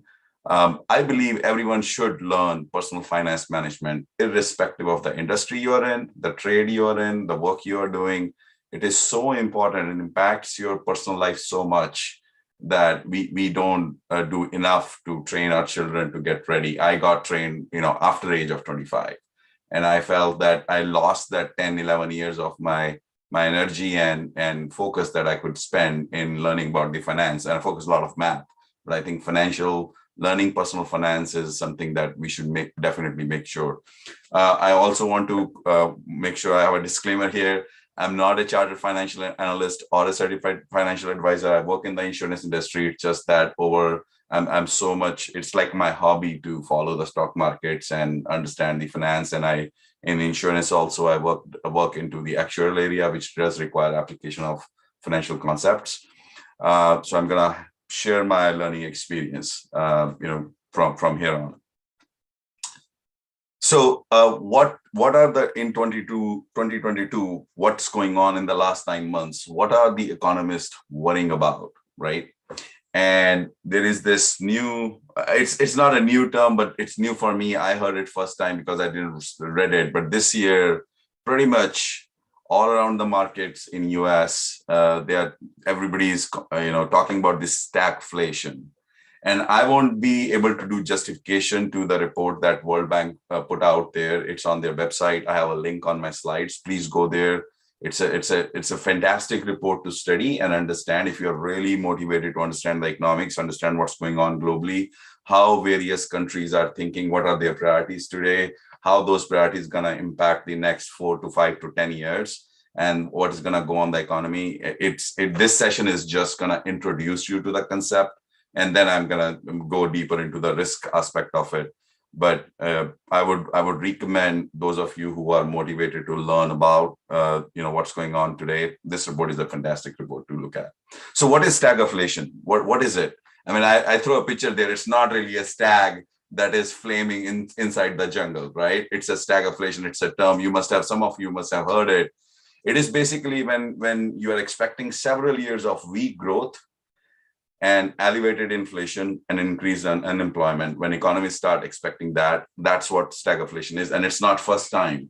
The last time that I understand and I read through the papers is in between 1974 and 1982 is when this thing occurred first time.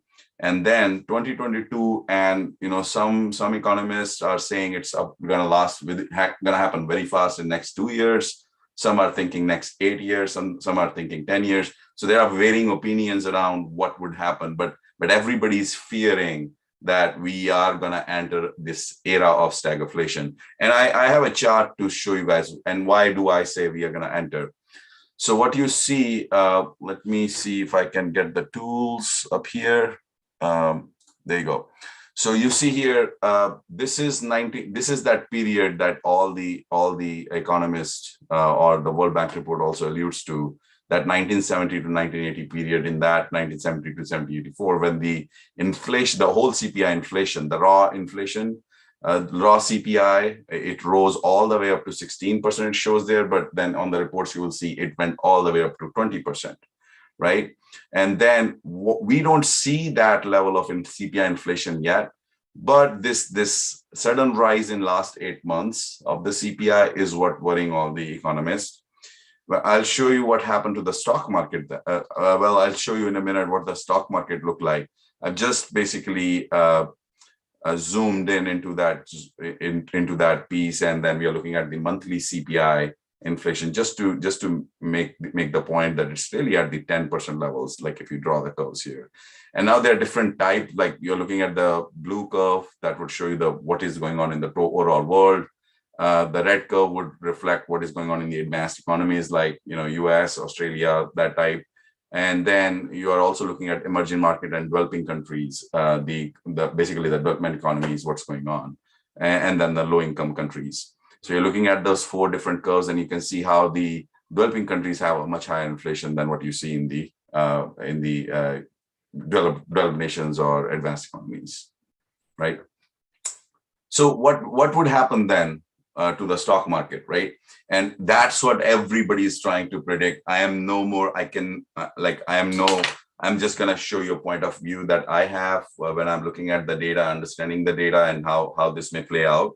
But nobody knows what's going to happen, really, because the conditions are not the same. While we are saying the indicators are pointing to this, we are into an era which is much more flexible era. The monetary policy is much more learned individuals are handling as compared to the 1974, 1980, right? There is a lot more flexibility, like there's a lot more innovation around the products that is in the market. Yes, we have supply chain issues this year, that we are facing, but it's not the same condition. And that is part of, like, I spend a lot of my time into the predictive modeling world in the insurance.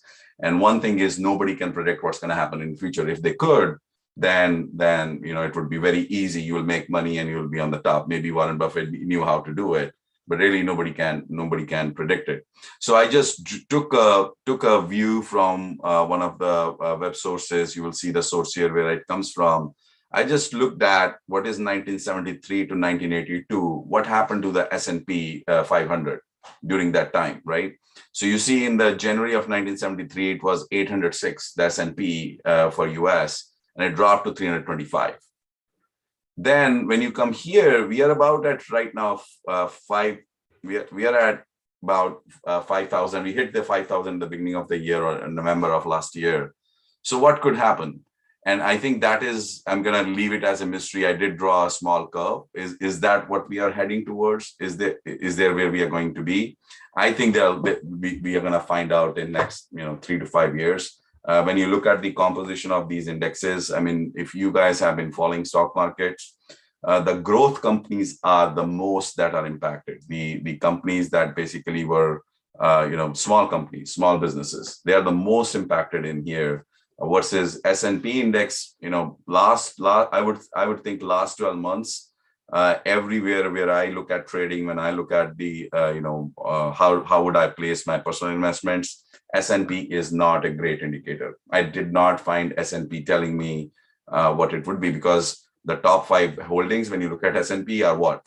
FANG stocks. So you look at basically Facebook, you look at Apple, you look at the Teslas, and they are part of the S&P, which is not then, and their price have not been moving. Tesla and Apple being the top 2 shareholders, S&P hasn't been moving as much. So my learning this year is, well, indexes are good to look at, but you also have to look at the underlying, what is that index made of, and is it really telling you what is going on in the market or not? And you have to be very, very, knowledgeable about this. And that's why I think in the next part of this presentation, I'm gonna go deeper into the basic concepts. It's very much similar to what I shared a year and a half, 2 years ago, and this is important because I go back to my basics almost even in my job today. When I'm doing insurance, I have to go back to basics all the time to make sure my basics are strong. And I'm looking at the problem from the basic factor standpoint before I start thinking more advanced about this problem. So I think when it comes to personal investing, when it comes to the personal finance management, to me, it is super important for all of you to learn a few basic terms, understand what those terms are, learn about the risks that are associated with an investor and an investment. You would become familiar with 2 types of analysis that are used for forecasting future stock prices. And then you will become familiar with the 2 indicators that I use in evaluating a trading decision. And then I'm happy to answer any questions. I'm expecting the next few minutes to be about 20, 25 minutes, 30 minutes, and then I'll be happy to take any questions. Before I jump to this session, I'll just take questions for the stagflation part and what I said. Is there anything that came through, Gamma, that I should respond to? No, Manish, if you just continue it, I'm sure there'll be questions at the end of the session. Great, thank you. So let me get into the few basic terms of this. Let's see what those are. I think we are all familiar with that term stock, right? But in the financial analysis world, when you look at it, we call something security. We use a little bit more technical words and we call it a security. So when you're investing, you're really investing in a stock, bond, or combination of that, or you're buying options. What you're really doing is you're investing in a security, right? So the original meaning of the security dates back to mid-15th century. It was a property pledge guarantee that would basically, a borrower would give to the loaner, right? So it was a debt or a promise.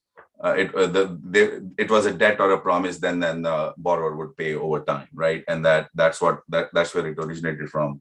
Then in 17th century, the word came to be used for documenting, the evidence of debt, and eventually for any document representing a financial investment, and that's what we know it as today in security. Now we don't see those documents per se, but if you are used to investing in stocks, if you're buying stocks, you will get a confirmation, and that confirmation email would act as your proof of security that you have a security purchased. Now, the more technical definition is the security means a fungible, negotiable financial instrument that holds some type of monetary value. So fungible means any common fungible asset that has a value, right? Where you can exchange that value. If you think of a pound bill or a dollar bill, if a person A is lending $50 bill or 50 pound bill to a person B, it doesn't matter what type of that physical bill was. It is a fungible instrument that they are dealing with. A non-fungible case would be a person when you are lending a car to a person B, or in that case, car is not a fungible asset, it's a non-fungible asset. Financial instrument, it is again a term used to describe a monetary asset. Such assets can be real or virtual documents, that present a legal agreement involving any kind of monetary value. I would recommend, I learn and I constantly learn and I retrain myself constantly using some web sources. I have them at the end of this presentation, but Investopedia, they have done a really good job over the last a decade or so, building out this web repository, which is free for everyone. If you are into investments, you want to learn the basic, you don't want to learn the whole technical that a financial analyst or chartered financial analyst would learn, this is a great resource to go to. Let me keep going. So then the question comes, what are the types of securities, right? So I talked about the debt, where it came from the 15th century, the definition came from, but really there are two types today that we look at. The equities, basically the stocks are kind of equities where you have an ownership interest as a shareholder, right? And then the debts, where you're borrowing a loan from a bank to buy a house or buy a car, and you must be repaying that loan, and that is what a debt would look like. Those are the two types of equities. There is a hybrid equity that takes that takes basically the characteristics of both equities and debts, but I'm not going to go that technical here. Like if you are dealing with options, just know that they are called derivatives in the industry. It is basically a type of financial instrument that derives its value based on an underlying security, right? So you are basically, if you own an Apple stock today or you own a Facebook stock today, you could trade options by qualifying through your financial institute, and you could ask for permission to trade option. Meaning, if you have say 100 stocks, so you could write for a small premium. You could trade an option to say that I'm ready to sell this stock at X amount for an exchange of a small premium. And if you want to learn more about options, I would again recommend start from Investopedia and then look at your own financial website, financial bank institute's website. Usually most of the financial institute who are providing you the trading facility, they also have a lot of good help sources, which we as consumers don't pay a lot of attention to, but that's what they're trying to differentiate themselves from. They also have some analysis tools that you can look at, on the website of your financial institution. So I would highly recommend, paying more attention to what your financial institute is sending you in the emails. So then what is risk? Let's understand. Whenever you are walking down the stairs or you are, driving on the road, you are always exposed to some sort of a risk, right? So as an individual, it's very important to understand what is risk. So in financial terms, risk is defined as a chance that an outcome or investment's actual gains will differ from an expected outcome or return. Usually a simple way to understand is risk is the possibility of losing something. It would be your all investment or some investment. If you are, if you're walking on a bridge, when you're going down the stairs, you may fall. At that time, you might have some sort of a injury. So, right. So it's a negative outcome that is associated with risk. That's how usually people detail it. But if there is negative or positive outcome associated with an outcome, if there is a negative or positive outcome associated with an event, then what we call that is a return. And that's the difference between a return and then risk, right? So there is always a risk in investing stocks. There is always risk in investing bonds or anything you look at today. And then there is a return associated with it. And that's what takes me to my next slide, where, lower the risk, lower the return, higher the risk, higher the return, right? So I don't know if you all know about Hotmail's original founder, Sabir Bhatia.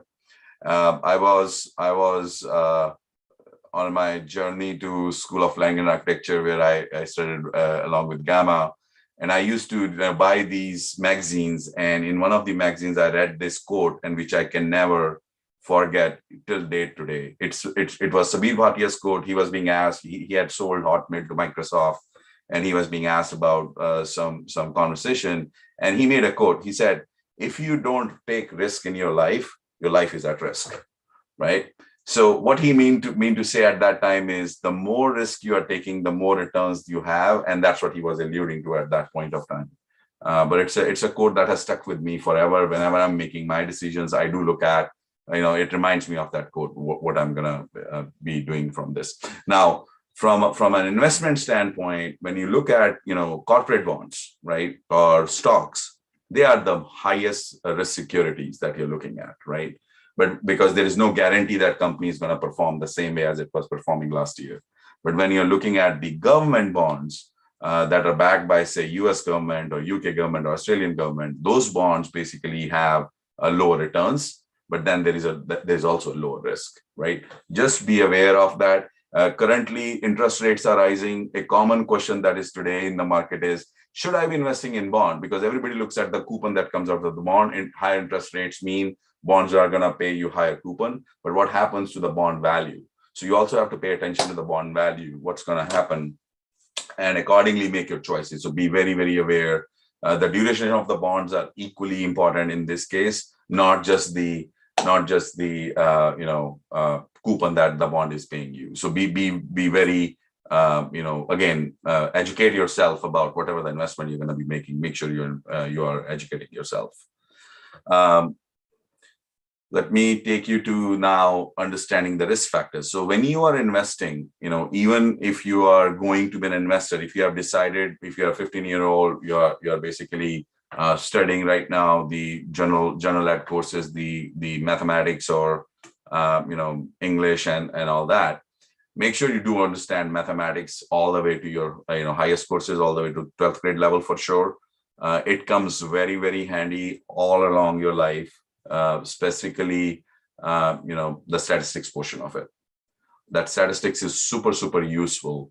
But then there are also the psychology portion, which is very important. And that's what my next section is going to be devoted to. Like when you're making investments or when you will be making investments, you don't need to only understand the quantitative part of it.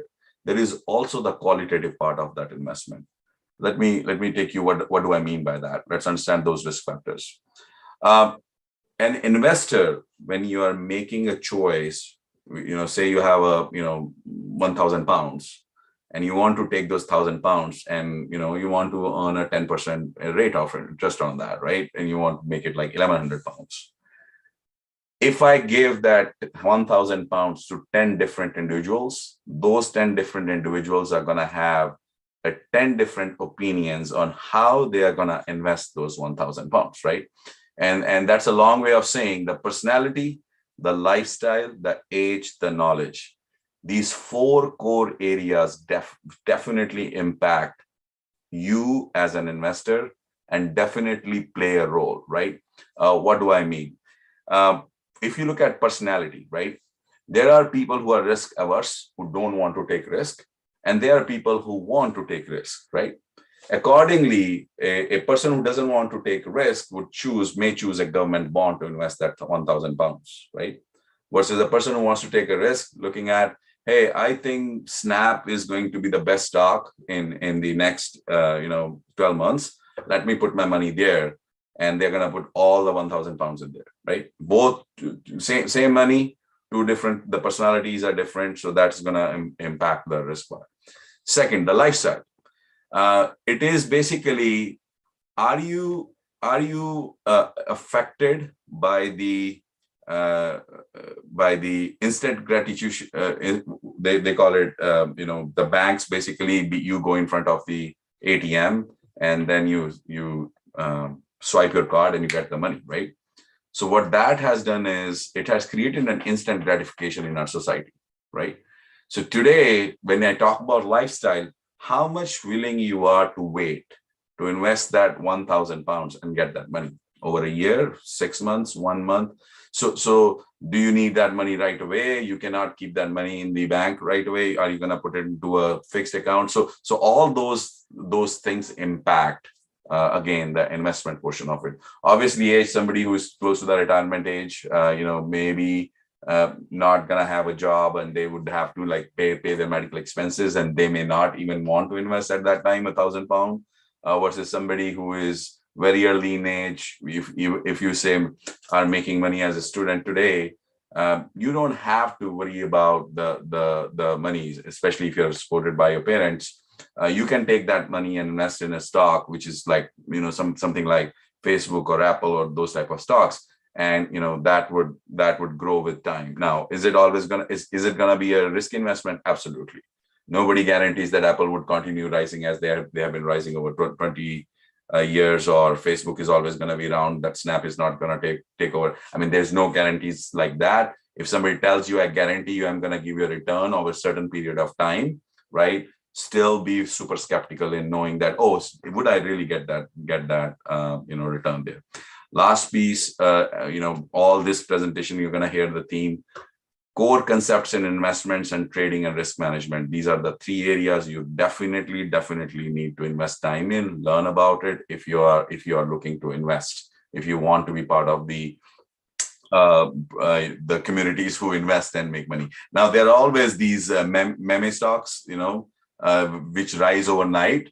And now some of us would become very, fortunate that we were basically following that stock, and suddenly overnight we are billionaires. But just know there is nothing like that in the real, normal, common life. If it happens, great, congratulations, you made money. But it's not going to always happen. In fact, those stocks would die very fast, and you actually may lose your investment. You may lose your money instead of making money. So that is investors' risk factors here. Let's look at the investment risk factors also. So that is basically, I'm talking about the personality, you as an investor. Look at the other side of it, which I've been talking. Nobody guarantees Apple is always going to be in business. So there are two types of risk factors, and when it comes from an investment standpoint, there is a systemic risk, which is basically it is an inherited risk into our system. We are exactly facing that this year. In fact, this year we are facing both, and we're going to see more of the local risk in the next year. The local risks are basically tied to a very specific industry, very specific, stock company, very specific community. So those are called specific or local risks. So think of like elections, policy changes, government actions, international conflicts. Right now we have a war going on between Ukraine and Russia. These are all basically your systemic risks. They're always there. Nobody knows when they're going to crop up. Nobody knows when they're going to die. Even like Fed rising the rates, like how they're rising, suddenly they are starting to rise the rates at a high level. I'm talking about the US federal government. That's a systemic risk, right? It's impacting not just US economy, it's impacting the world economy.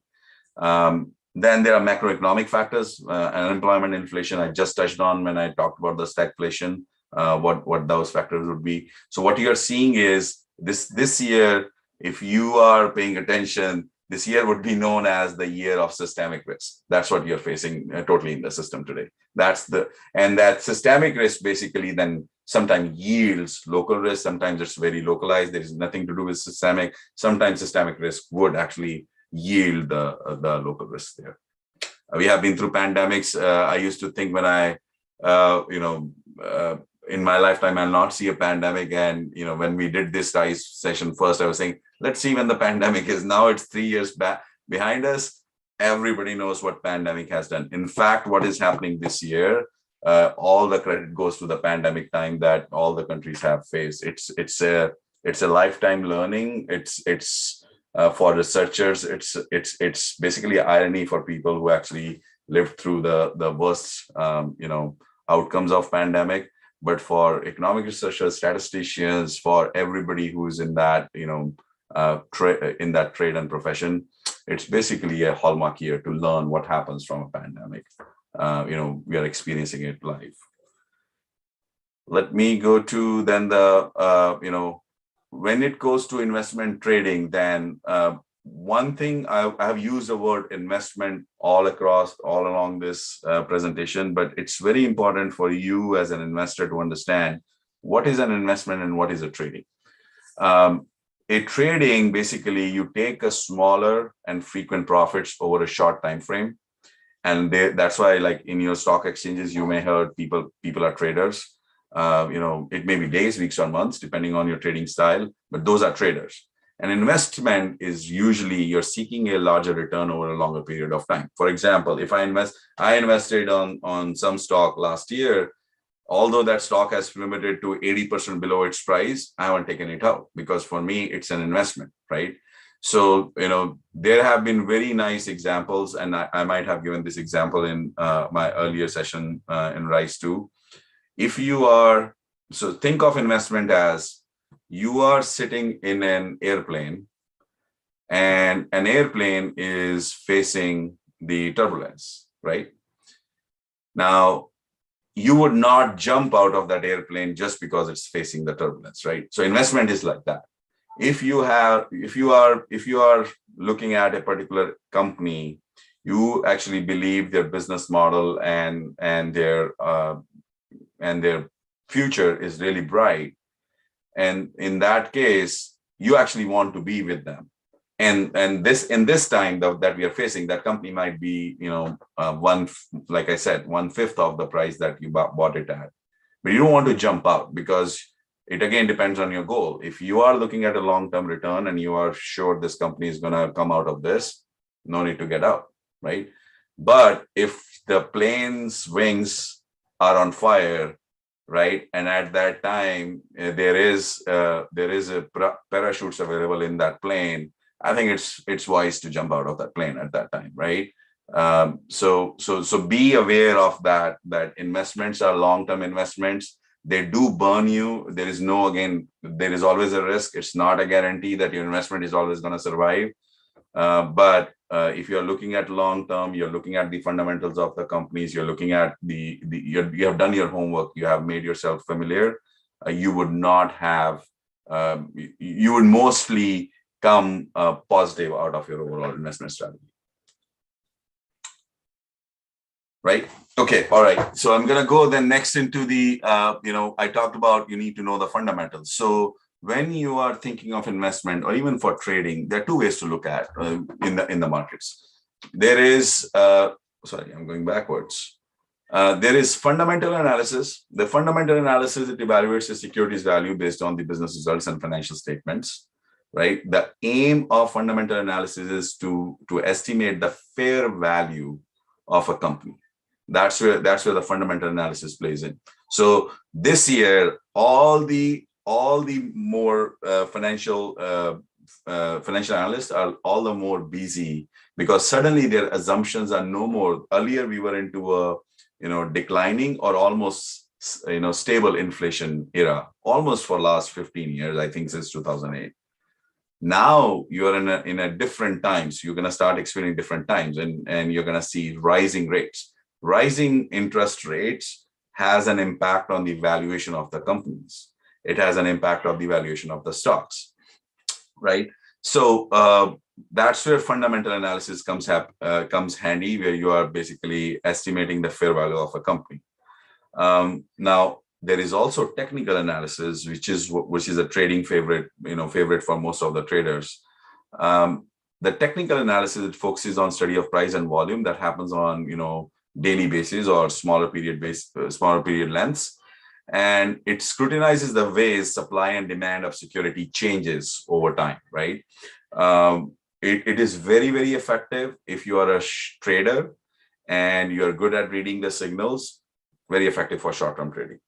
You want to make investments based on technical analysis? I don't think so. Okay. It does allow you to measure the strength and weakness of the stock market as of the day you look at, or if you compare the past. Is it guaranteed that technical analysis is guaranteeing the future behavior? No. There is no, again, I am in the field of predictive modeling. I have gone through probably building out the most sophisticated models in my life. What I have learned out of this is most models give you a signal, but all models are wrong. So that's what I have seen through all my life. So fundamental analysis, if you want to understand what it is, there are qualitative and quantitative factors that you look at. You go through the business model, you look at the proprietary processes that a company has, who's in the management, what is their past experience, what is their past, credentials, what is the corporate governance that you're looking in the company, especially for the new companies. Is there a brand name recognition? Like if I think about Facebook or Apple or Samsung, there is a brand name here. But if I think about Usana Health, I don't know how many of you would know Usana Health, right? Or some other local names that might be locally popular but not like as much popular. So brand name recognition, there's a brand value. How many patents that companies have, and what is the competitive advantage they have in the market. Like I think COVID vaccine, when it came in, the very first company that rolled out the COVID vaccine, they had a huge competitive advantage, and you looked at their stocks, they went skyrocketing, right? Where are those? No, I think the company's name, if I remember, their stock market, the stock exchange name is Novavax. And I think it went to over about $290 or $300, and today it is back to $27, right? So that is the stock price change. But somebody who would have looked at their fundamental analysis and looked at the value of the company right when that company launched the vaccine, and there was no competitor, right? The valuation would be very different than where we are today. The demand and supply is going to also impact. So be aware that qualitative factors equally impact as the quantitative, and quantitative definitely, you want to learn these terms thoroughly. Assets, liabilities, shareholders' equity, revenue, expenses, profit. There is an excellent course in Coursera that teaches you how to read the financial statements of the businesses. And I would highly, highly recommend, if you guys are interested in looking at, it's very hard to again become a financial analyst without going through the full education, but those basic courses helps you start understanding when quarterly's company release their financial statements, you start understanding what's going on with their financial dynamics and how it may play and how it would impact you as an investor and how you want to invest your money. There are some again links out here which you can look at. I have a YouTube link here which you can look at the video to see. It would be very nice. But Investopedia, definitely, it's an excellent resource to look into. Technical analysis, on contrary, it focuses on the study of price movement and the volume in the market, like I said, right? What two things you're looking at is you want to generate short-term trading signal. Basically, trading signal means you're going to go in or you're going to go out, meaning you're going to buy a stock or you're going to sell a stock. And prior to pandemic, so I spent about 6 years of my hobby time in developing a stock trading system. And I'm not calling it stock investment system, stock trading system. And that trading system was all dependent on the complex mathematics in generating these short-term trading signals. And it gave me a really good boost in those 5-6 years.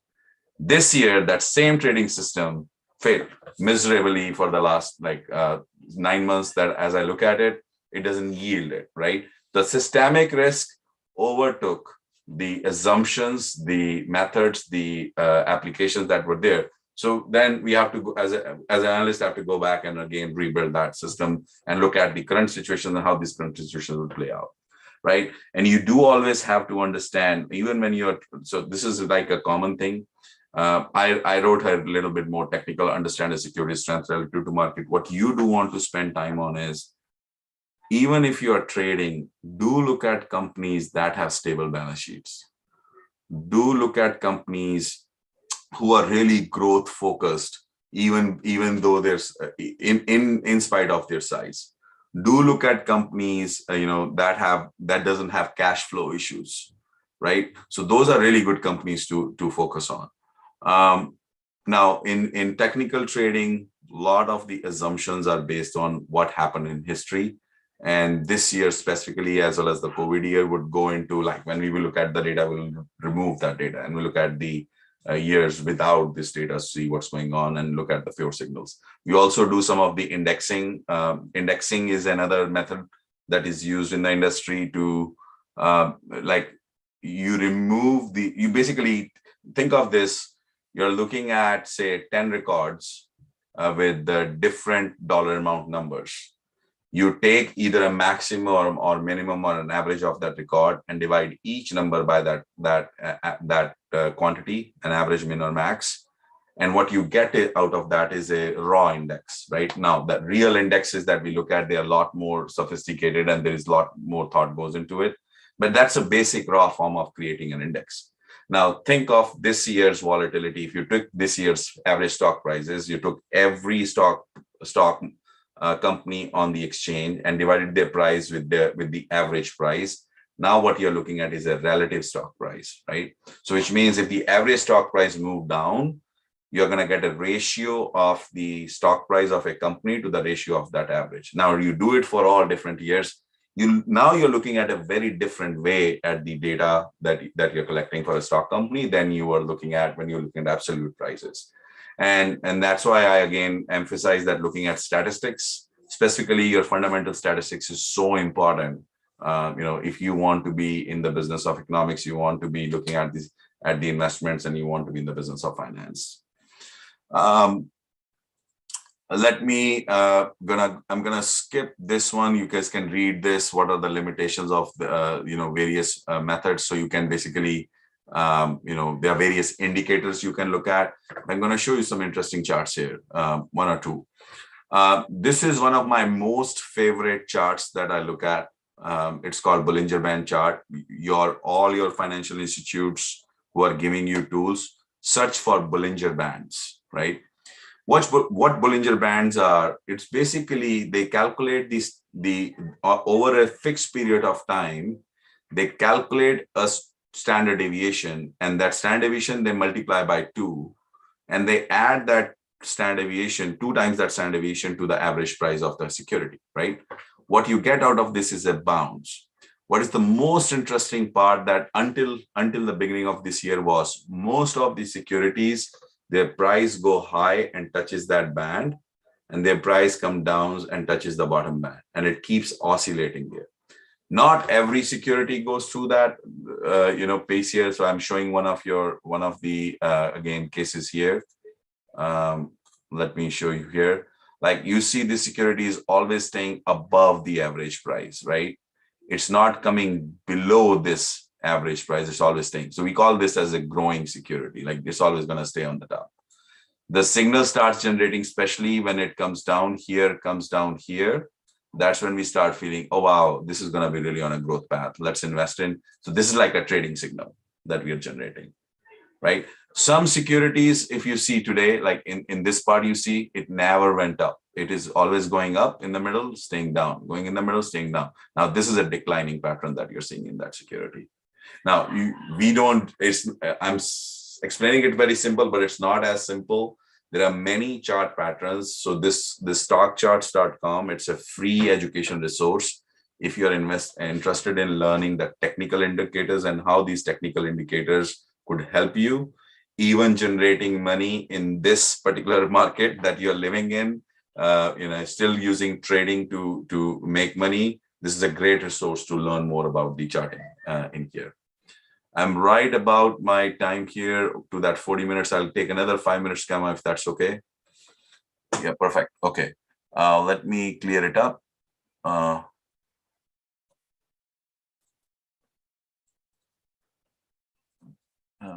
Erase all link. Let me go to, now go next.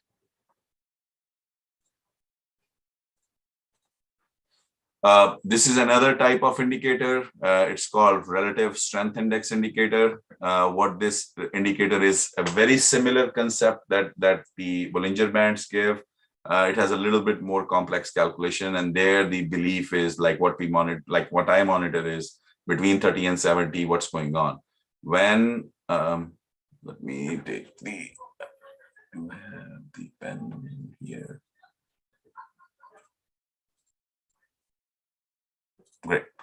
So when this signal usually goes up, you have a small period of time that you can assume when this particular security touches at that 70, you can use that period of time to enjoy a small return and again get out, right? At the same time, when it drops below this 50 mark, usually security is expected to keep going down. It's just, and again, I would call it it's just a hypothesis or guesstimate that you're going with. But typically, most stable securities would follow those patterns, and then we trade, like I would trade on those patterns to generate some income. Same thing, you can do that. This year would have been one of the years where I pretty much all my analysis did not work as I thought it would work, especially the first quarter, first and a half quarter. But now that we are off like 9 months out and then understanding what's going on, it's back. These indicators are starting to work from that perspective. Let me go now. I think I am pretty much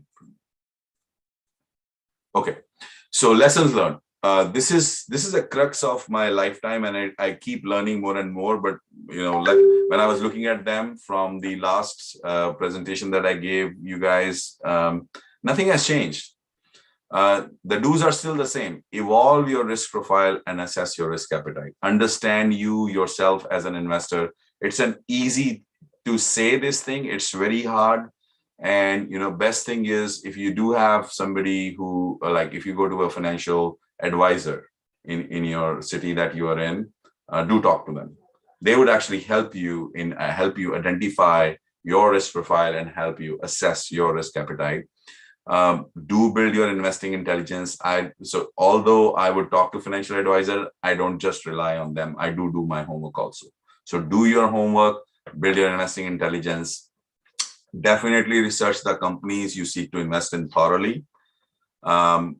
Every company, when you go to their website, they have a section called investor relations. Look at their news, they would have quarterly presentations, look at the presentations. They are in US, at least by the Security Act of 1933, all publicly trading companies are supposed to release all the known information that would impact the stock price, right? They can't suddenly change the price. So it's very regulated. But then because of that, even companies, basically, there are still gamers, right?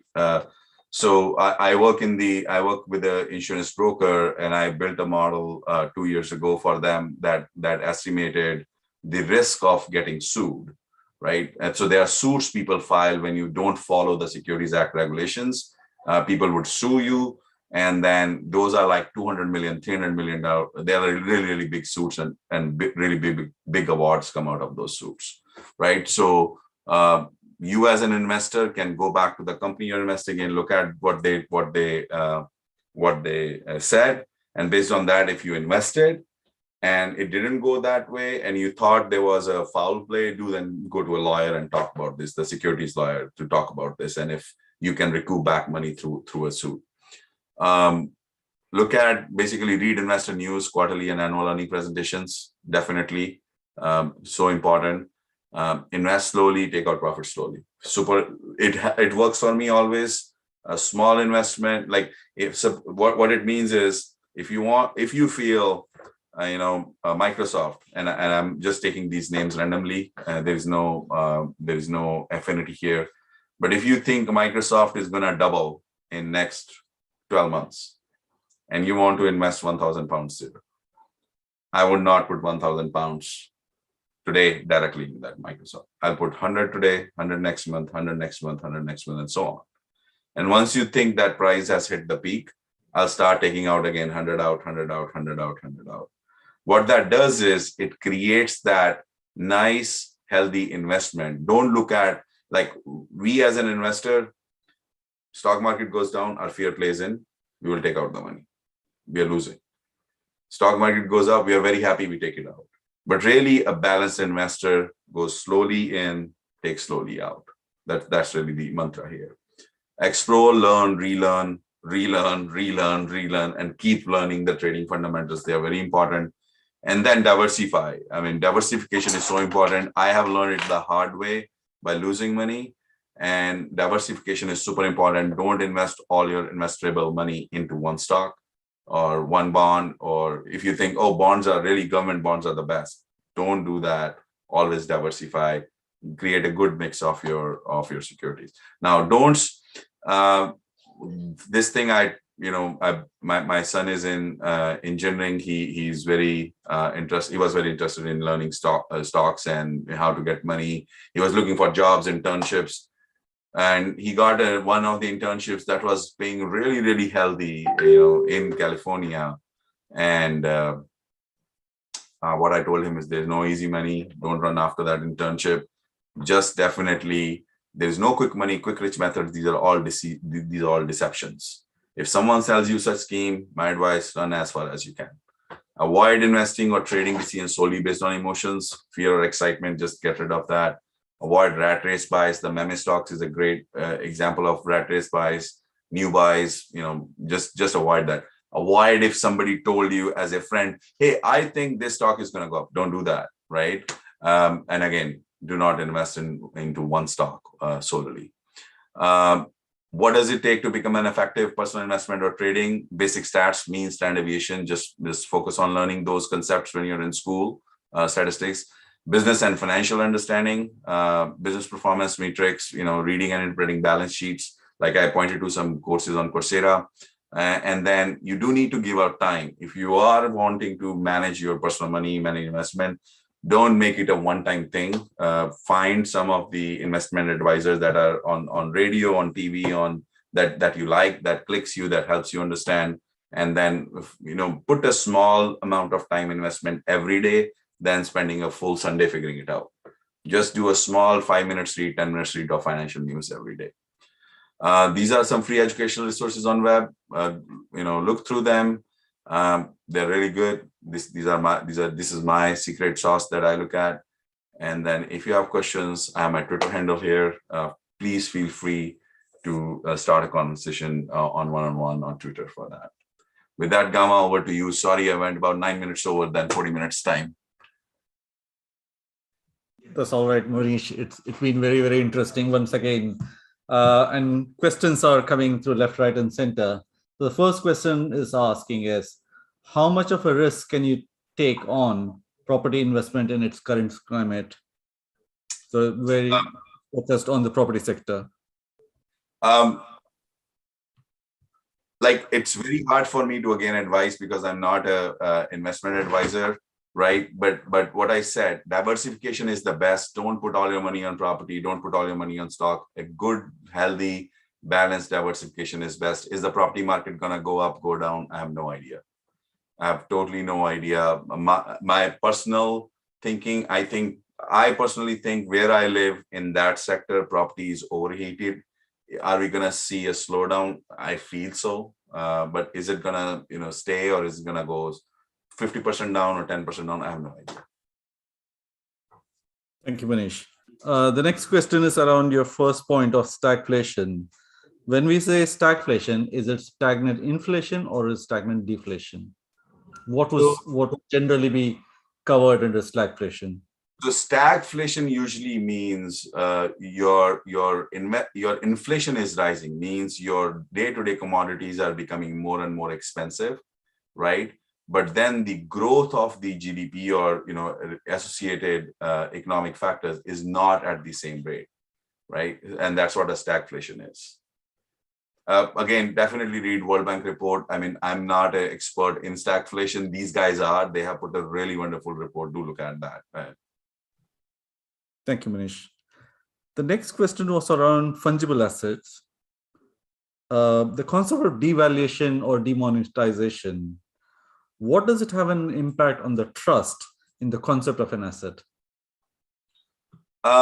See, devaluation or demonetization is it's one of those systemic risks, right?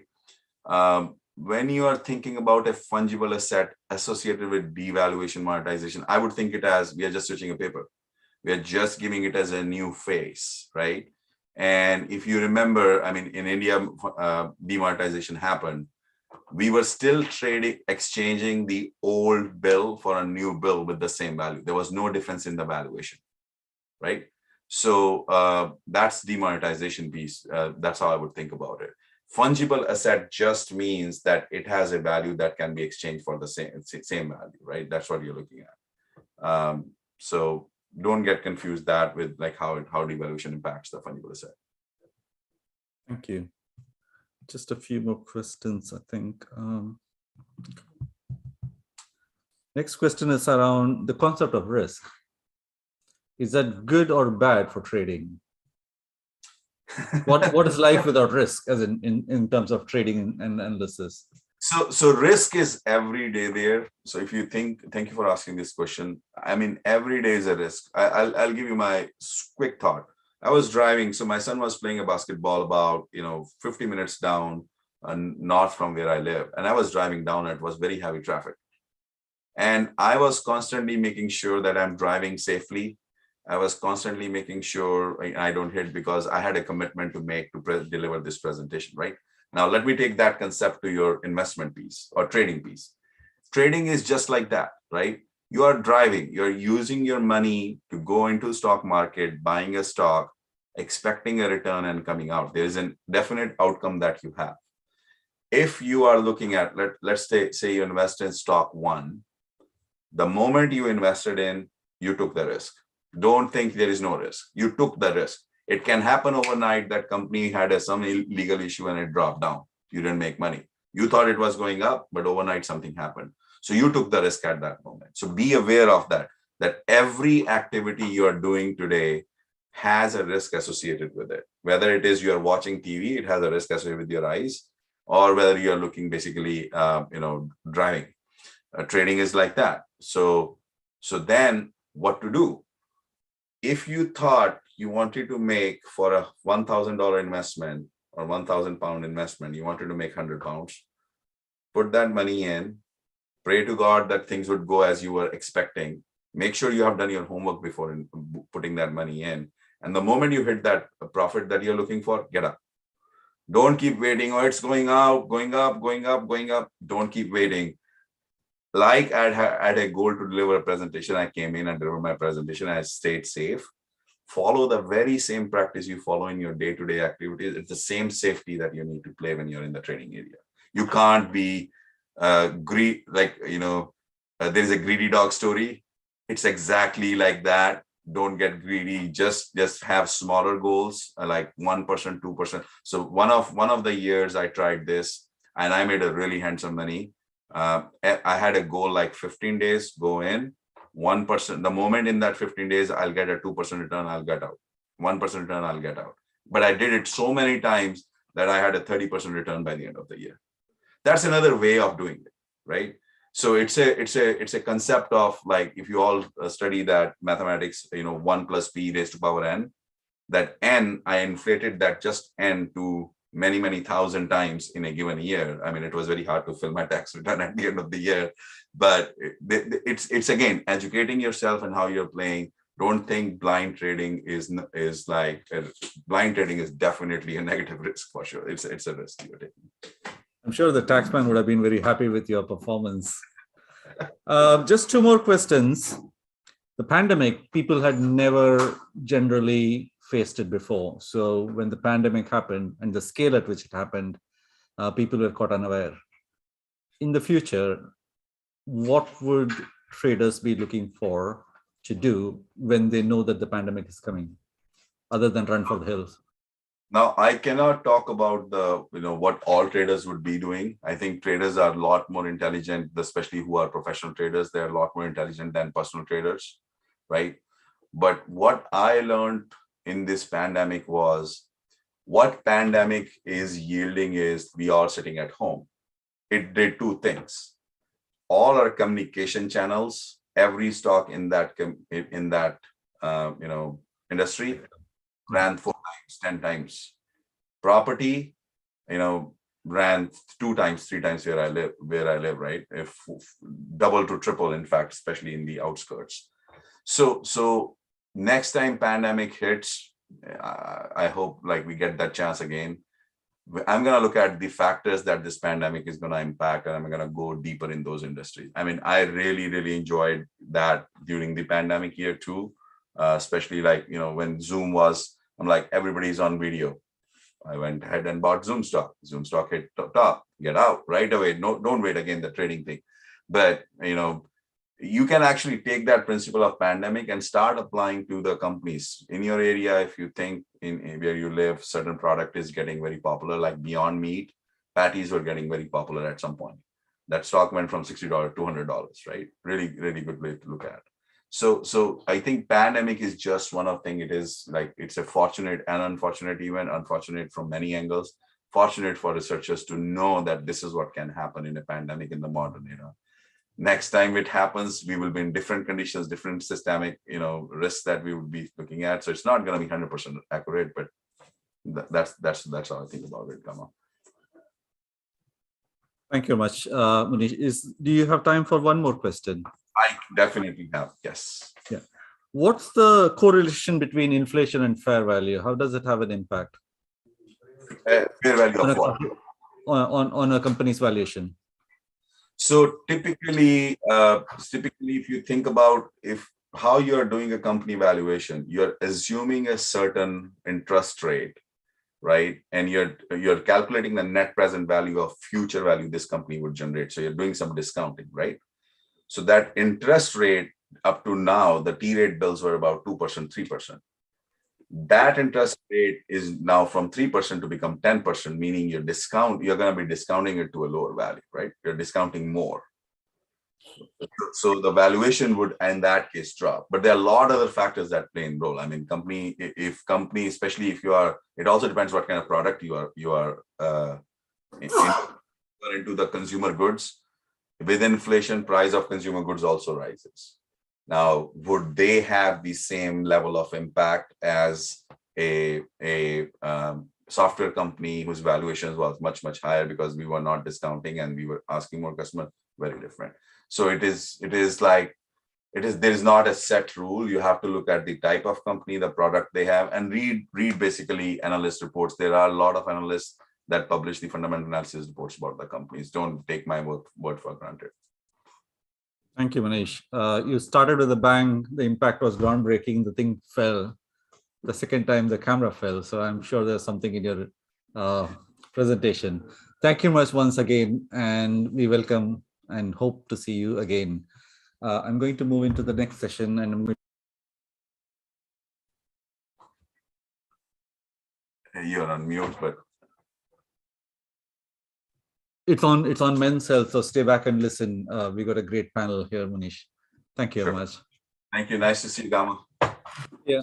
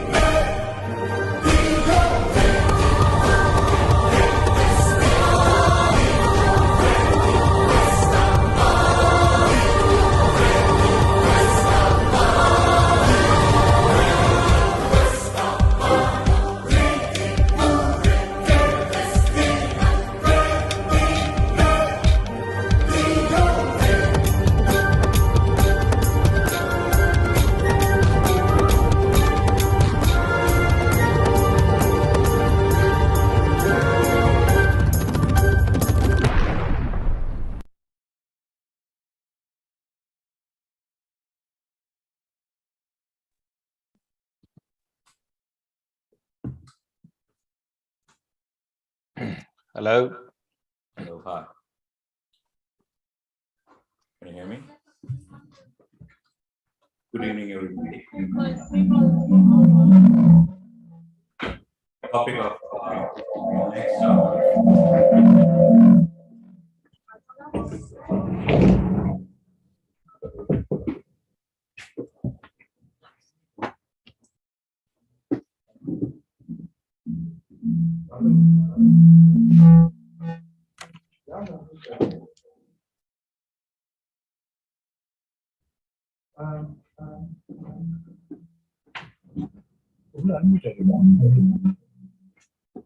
Oh, fine.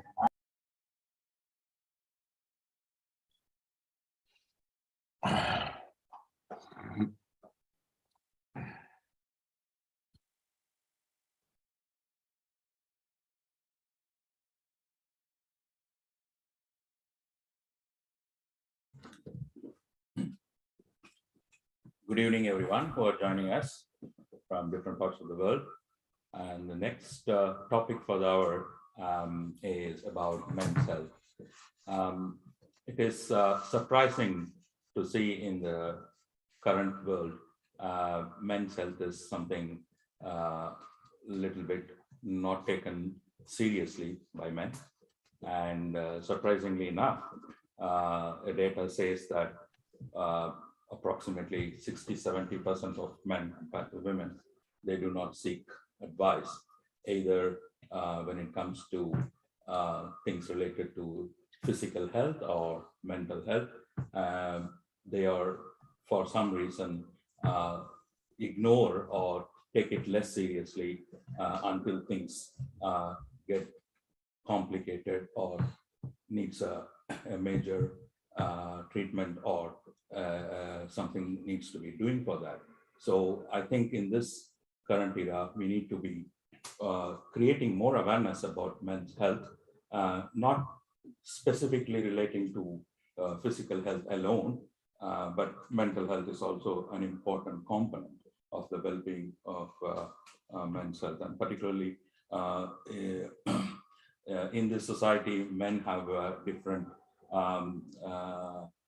responsibilities and their lifestyles and other things.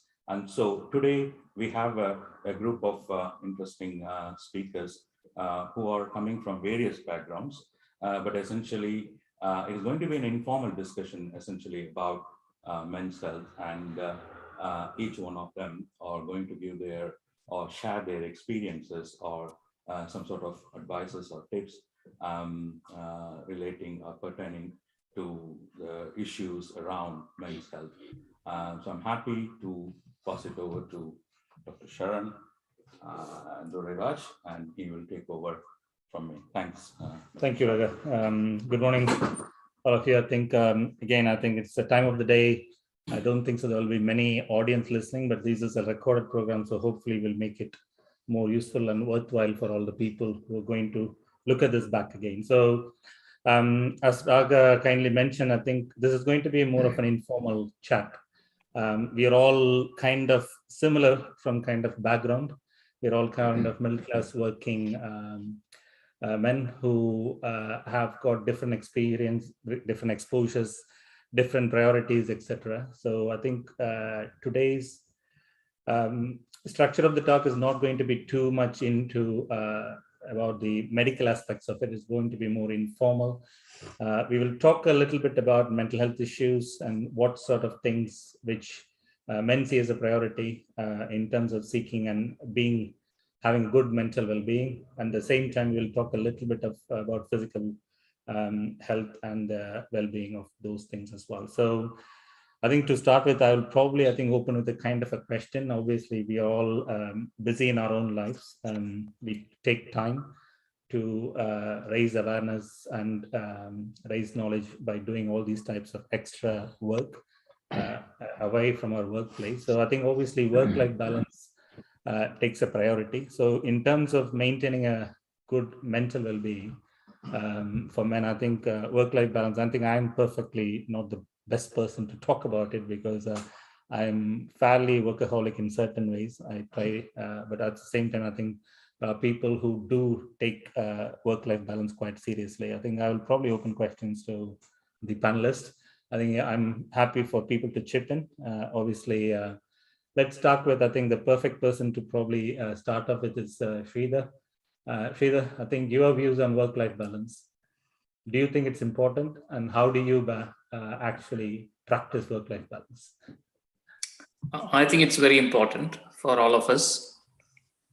I don't actually specifically think about it and practice it, but it's one of those things, whatever makes you comfortable, because a lot of us take on a lot of responsibilities, and slowly over the years, over the time period, you might find you don't actually have time to spend with your family or friends. And so for me personally, I always have you always have a choice. So if you look at it, you always have a choice. What is your priority? Sometimes we find it harder to give something away. And one of the things which I sort of personally did was I was a clinical lead, and I'm actually conscious of the fact that it was taking away a lot of my time. And so then I thought, why don't I give it up? And you can't do these things without the support from your family. And interestingly, I asked my wife and said, okay, should I give it up? And she told me, the reason you're asking me is you really want to give it up.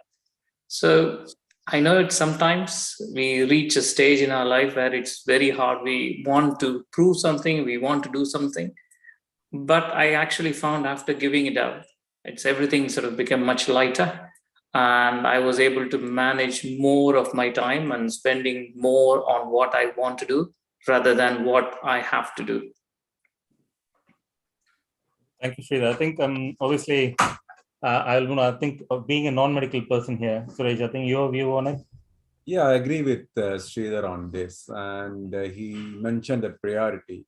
The men, when we grow, each stage of their life, they have their own ambition. And, when I was 21, as soon as I graduated, I wanted to get into a job.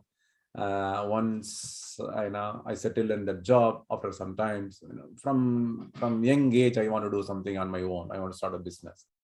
I did that, and then I want to achieve more and all.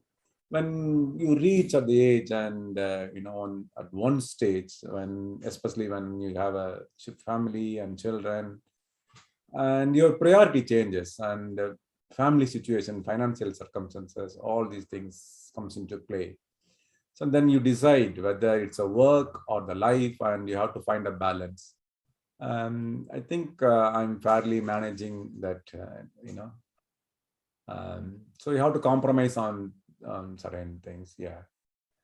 Okay, I think any other panelists have got any other views to express on? I think essentially people have done many things to support.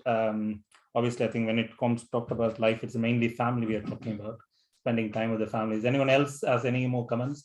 People have definitely went out of NHS, went out of their normal working schemes, went to other places to balance this out. Is there any other comments people want to make? I think I can.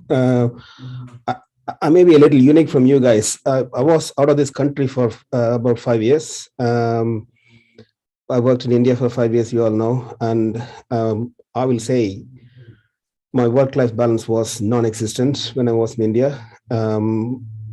Certainly working 365 and 24/7, and clearly there was no work-life balance at all there. And one of the reasons why I come back here is for a better work-life balance.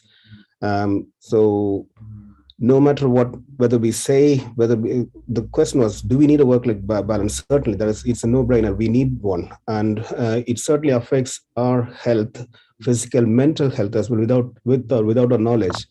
It certainly affects it. And I have changed, and everybody, we are all changing. And as we are maturing graciously, we all are trying to achieve a work-life balance. Otherwise, every aspects of our health is going to be affected. Thank you. I think we've got, yeah. Just a quick comment from me, Saran. I think there are a couple of interesting comments. One from Sridhar about giving up something, and one from Jenny from moving from one country to another one. not all of us will be in that sort of situation. One particular thing to note is whether it is NHS or in non and a medical setting, especially since the pandemic, there is an increasing set of acceptance of using remote working. I think that's very important. I think increasingly we can see a lot of employers are quite open to that idea of doing a hybrid type of working, and increasingly that is getting into the job plan and everything. I think people need to sort of really consider and negotiate if that is possible.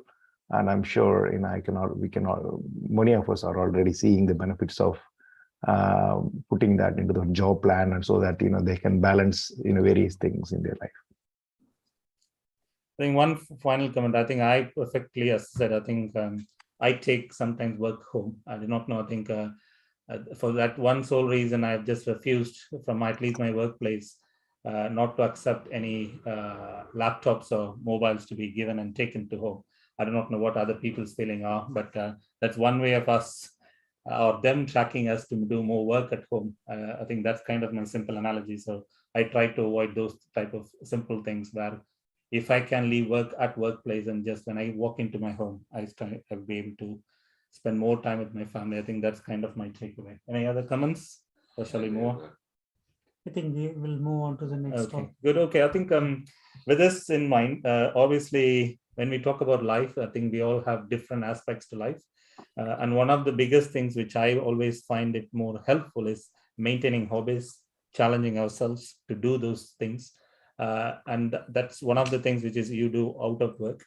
I think the question really is how important you guys think is important to maintain your hobbies and your own interests as for your mental well-being. I think we all have one of our own. So I think I will probably open this question to Subbu to start with. I think from your perspective, why do you think hobbies are important? Why should men keep up with those hobbies? And how you face your how you achieve certain things which are, I feel, sometimes unachievable hobbies. How do you manage it? I feel my heart is beating because of my hobbies. So I can put that way easily. The reason being that the importance we give to the work, and not, I see many of my friends, they don't give it to their extracurricular activities or hobbies. Because of that, they are getting more and more stress and anxiety that is affecting their mental health. By turn, it is affecting their physical health as well. For me, I was sort of concentrating on my work, and at one point I said that I need to get into more of extracurricular activities that will give me more sort of time to get de-stress myself, I put that way. And I'm finding it somewhat I'm enjoying this because initially my hobby was distracting myself away from my work by involving in dancing, but I couldn't do that anymore because I broken my knee, and now I'm concentrating on mountain climbing with all of you guys. It's a really important hobbies. You need to have it. Okay, what gives you that mental resilience to actually, with a broken knee? Don't take me otherwise for asking this, but how do you manage to climb up 3 peaks in, say, 3 days with a broken knee? What gives you that type of motivation?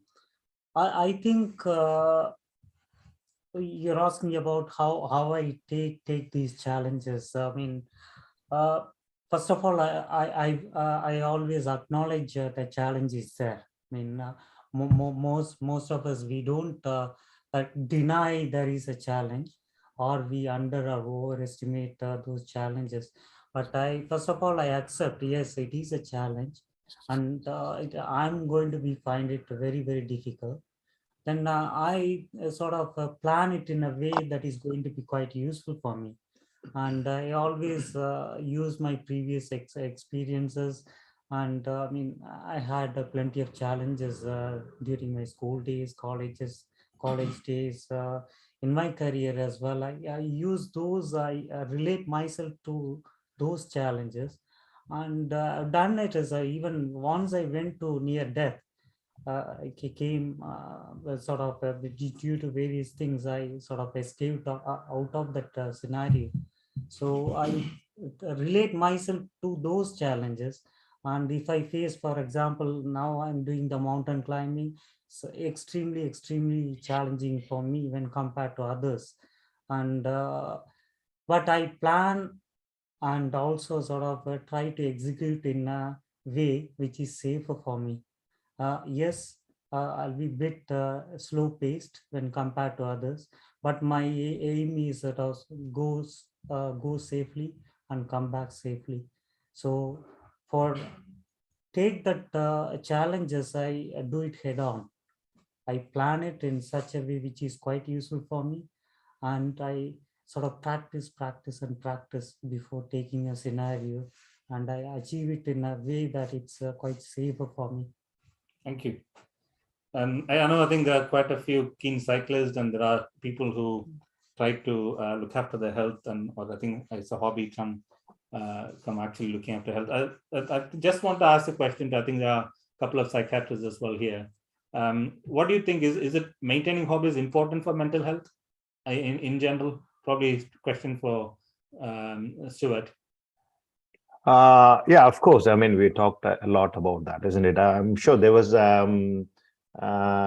study which was, published in a lot of newspapers, very pertinent to sort of UK culture. Those men who go to the pub together in a group, as well as go to the football matches, they are more happier compared to their sort of peers, who don't do all those sort of group activities. I think so what they're trying to say is the social cohesion, trying to do group related activities. You just go and have a good time, and it's a huge distraction.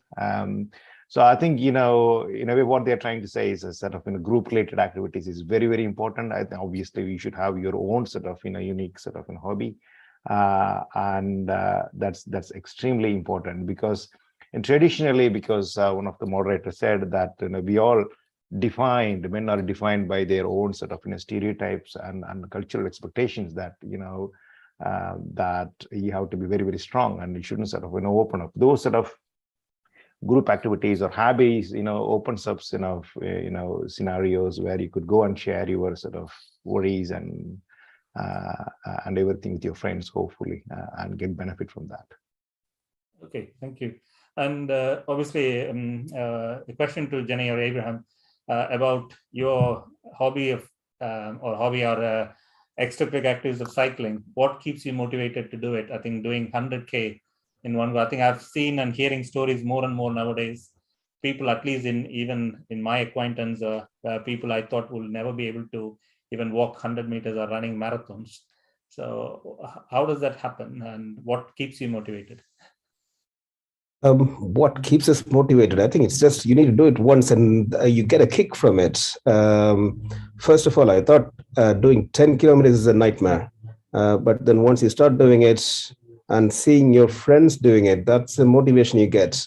And with that little motivation, with that little kick, I have upgraded myself to 200 kilometers. That comes with a cost, though. Cycling is not a cheap hobby. I have spent about nearly 2,000 pounds on cycles in a year. My road bike costs 1,000 pounds. What we are talking about is sort of physical and expensive hobbies these days. But this is not just exercise alone. We have a big network. When I was in India cycling, that was a big network. So when it comes to hobbies, it is a personal choice. And then otherwise, a main aspect is your social communication there. We have a big network which ranges from in sort of multi economic status. And the link you get from there, it is tremendous. And the experience you share from that, and seeing everybody else, what they achieve, that's the motivation which you get. I'm sure I have motivated, at least on the screen, I can see 1 or 2 people who are motivated from me going on that 200-meter trail. Yeah, that one finger up, and then a guy with a red t-shirt there. and somebody who's raising both hands, but yeah, so at least 3 people there being motivated by my child. So that's the motivation which I got, and I have clearly spread it across to you guys as well. As just Prem pointed out, I think having a group of like-minded people doing like-minded activities always, to some extent, keeps me motivated. I think, Suresh, you would have not. I think you. Yeah, I've been going to gym for very, very long time. You motivated many people to join. Yeah, I heard that from Bala. Bala keep on saying the same thing. And yes, but that is my place where, to gym, I don't carry my mobile phone or don't do anything. Now I see many friends there, and we have a quick chat, 5-10 minutes. And weekends we go to steam room, sauna, and we spend time together. That's a lot of, we relax, and it's a stress relieving. So once you come out of the gym, you feel really fresh, and you start the day with full of energy. Yeah. Okay. Abraham. Yeah, on this motivation, yes, Suresh has motivated plenty of people going to gym, but then I know a friend, one of my colleagues, is a female friend, and because of her, there are a lot of people running behind her, and so clearly she has made a healthy society around her. Brilliant. Okay, Bala. I think, like you started with the mental health. I think the first question, work-life balance and hobbies, I think both are interlinked. If you don't have work-life balance, and how do you have time for hobbies as well? So I think the work-life balance starts from there. And hobby, definitely, I think in mental health, we see if you have a hobby, you'll less stress, better sleep, and you come out of your comfort zone, and you will meet a lot of people, group communication, interaction. That has a lot of benefits with the mental health as well. And I think motivation, I feel particularly personal, my reflection is the group, rather than your motivation will comes and goes like a stock market. One day you feel really pumped and motivated to go to the gym, the next day you're gone. But when you have a group of people who goes to gym regularly, whether a WhatsApp group or any chat group, if they put a message, I'm going today, anybody coming, and then someone go to the gym and put a picture of what they did, and that will kind of trigger, that will stimulate you. I think in that regard, like everyone said, and we all know, because of Suresh, a lot of people joined the gym, and personally, I'm fully I lost nearly 12, 13, 15 kilos. The complete motivation from Suresh. I think once you lost the weight, then the next thing is maintaining the weight as well. That is a tricky bit as well, which we can talk. But I think the hobbies, either gym or cycling or anything, you should have one any stage, but at this stage, when we're mainly talking about men's health, not teenagers. So we need something to have a work-life balance as well as far as peaceful mental health. We should have a hobby to keep going. And we have forgotten to mention about Prem and Vasu's Would-Be Walkers Club. Yeah. It's an important part of life in the community. And it was happening every weekend, but due to COVID, we couldn't able to continue. But I think that it's an important hobby, and also it's a more of a social interaction while walk and talk, and it was quite useful. Okay, I think social media has definitely connected a lot more people. I think I've definitely seen, I think before coming into this, there's been park runs, there's been group activities, so many things. I think, Kavi, your comments. Yeah, I hope they can hear me because I can't enable my mute. Yeah. But the like Suresh said, the gym was the amazing thing. We do it every day, and at least we used to do before a pandemic, but we started doing it. Especially Prem and everyone, we all come in the morning, 6:30 in the morning to 7:30. Before we go to work, most of the time what happened, we of course we do the gym, all the equipments, but we laugh a lot. That's the main thing. So especially Prem, we always say, at least you want to spend at least 10 minutes with me. So we just chat and laugh. And then, in case if you didn't meet me, then you will say, oh no, I didn't laugh today, then you leave. So that is so amazing thing to go with the friends and then laugh. I don't think if without doing it and then you go to work or do something, that will definitely, I don't think that you will get that refreshment. But the gym is amazing, but it's really hard to do for anyone. Getting early and going to gym 6:30 and to 7:30 before the work. But once you start doing it, then you will. So now we see, I mean, a lot of us, like Suresh, of course, we go every day, but many of us is following Suresh now. And I can see Paula, Prem, a lot of fun. Well, yeah, I think it looks like I think we are touching on quite a few mental health topics there about being as a group, sharing your thoughts with the group, laughing out as much as possible.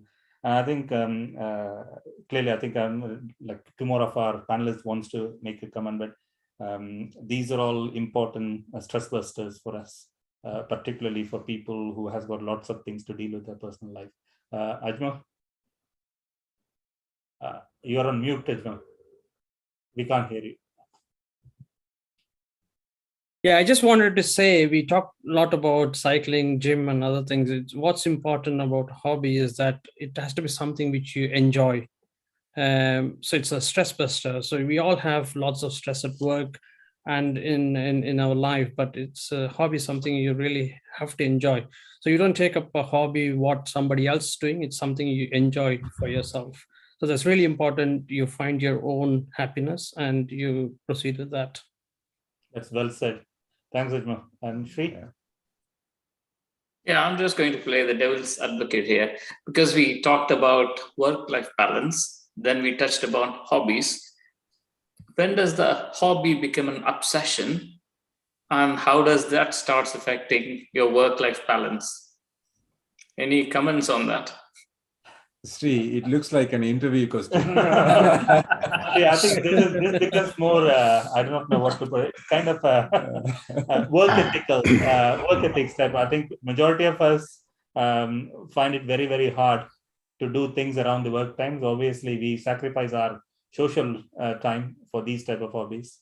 And I think what we are talking here is finding a way you find it enjoyable to do certain things in your own time.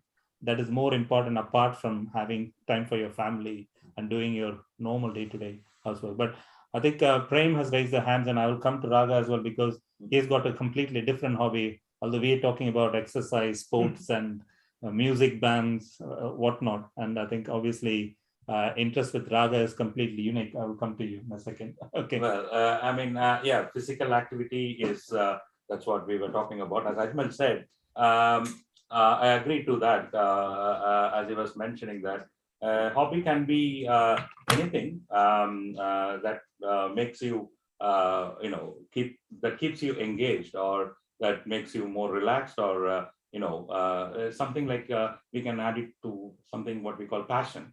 So I was interested in physics from my school days. So, but still, I choose medicine as a career, which I am interested in that as well. So that means that I have disconnected from physics. But then the subspecialty I chose in medicine is anesthetics, which is again something had some relation with physics and other things. So my hobby was to explore furthermore, because if we consider science as a single element, then physics forms the origin of science, or is that explains the basics of science. So I have a hobby of exploring more into the topics that it's more evolving, particularly with relation to quantum physics and cosmology.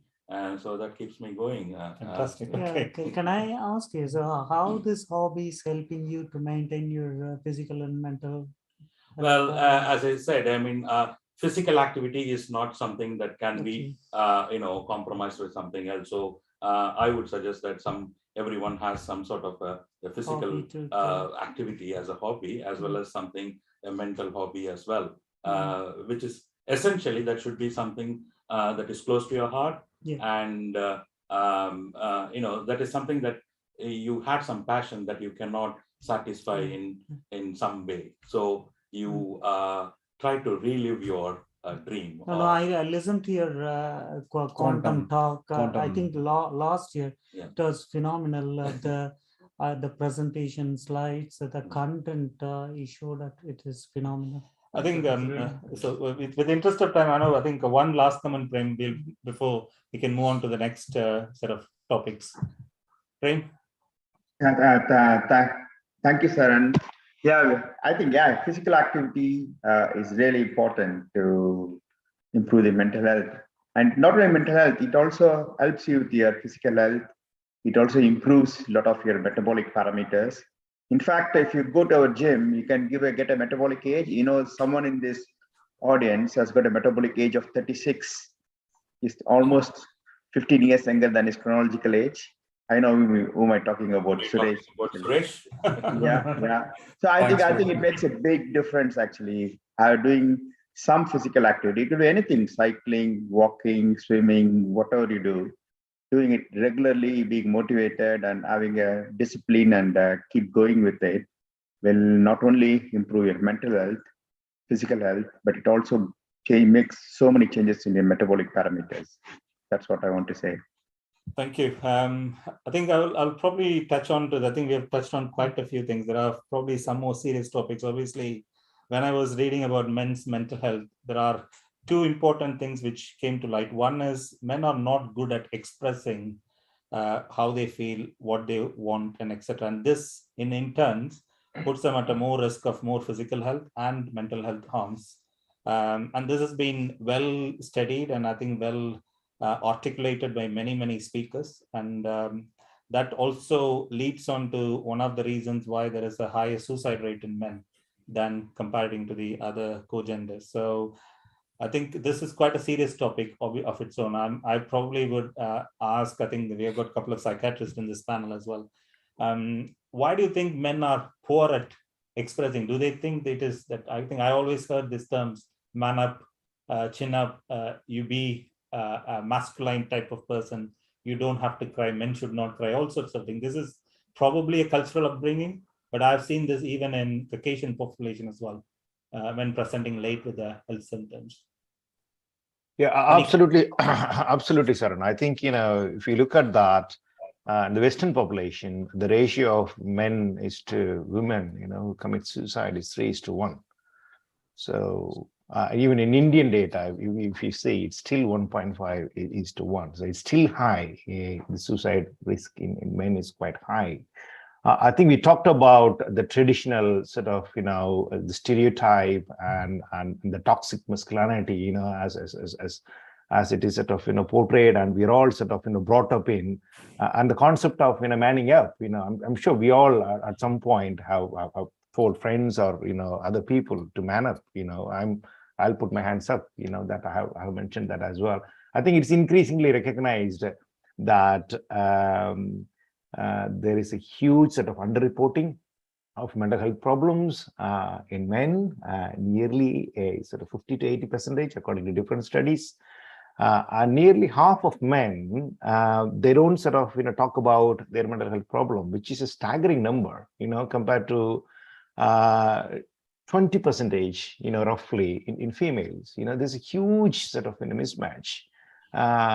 Can also say there is also evidence that men are not very keen in terms of attending talking treatment like psychological therapies, and there's a huge uptake by women. So there is, I think we need to accept there is a sort of huge sort of gender preferences and variances here.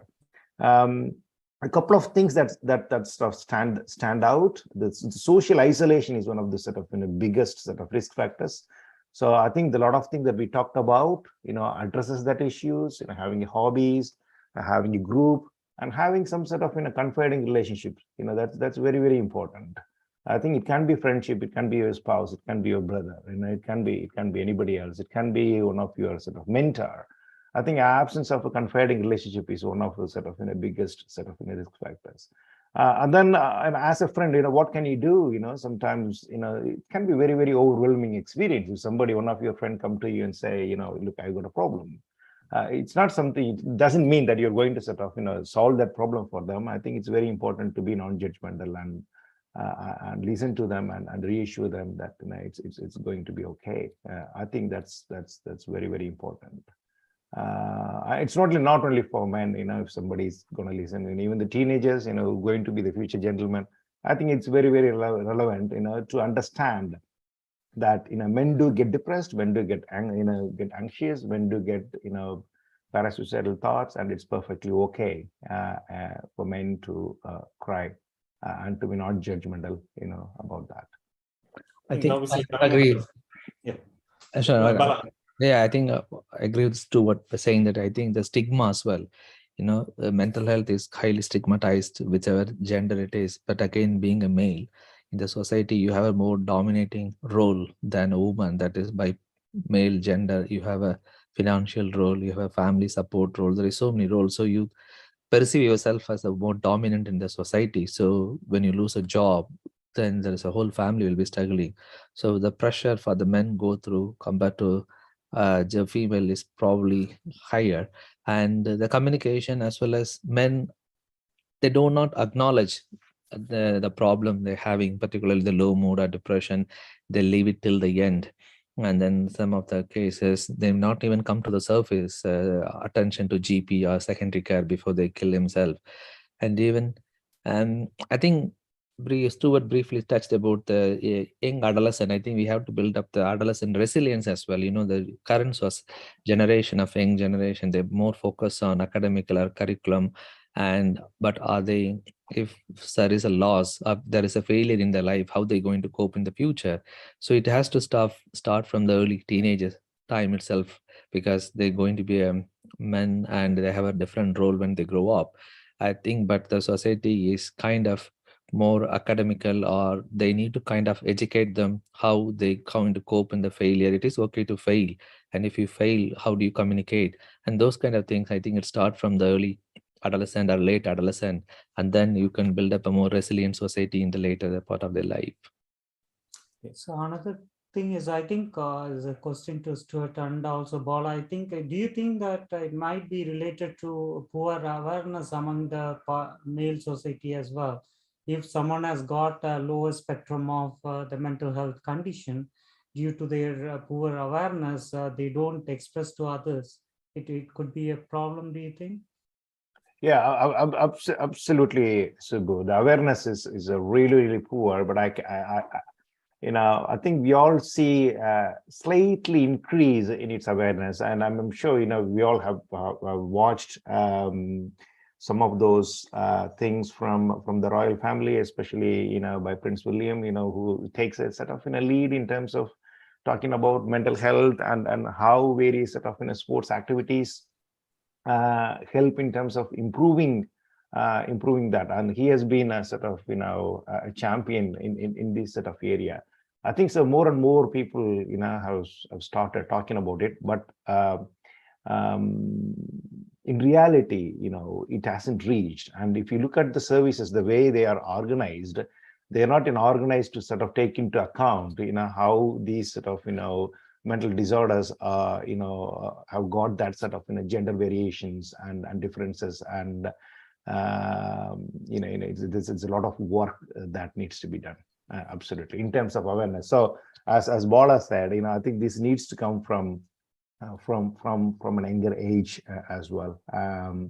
At least in this group, I think we are doing a lot of things, and it's good to see that people talk about their hobbies, their sort of passion, and the other things, and people have their unique sort of interest in everything. I think most of us are doing the right things.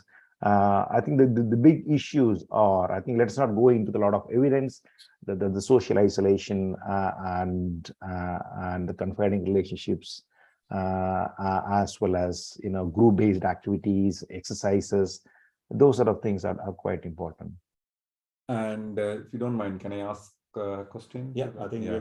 So if a family member is affected, how do someone find out whether that person, someone in their family is affected? Yeah, someone is having depression or low mood or swings. How do you find out? This is not visible, the mental health.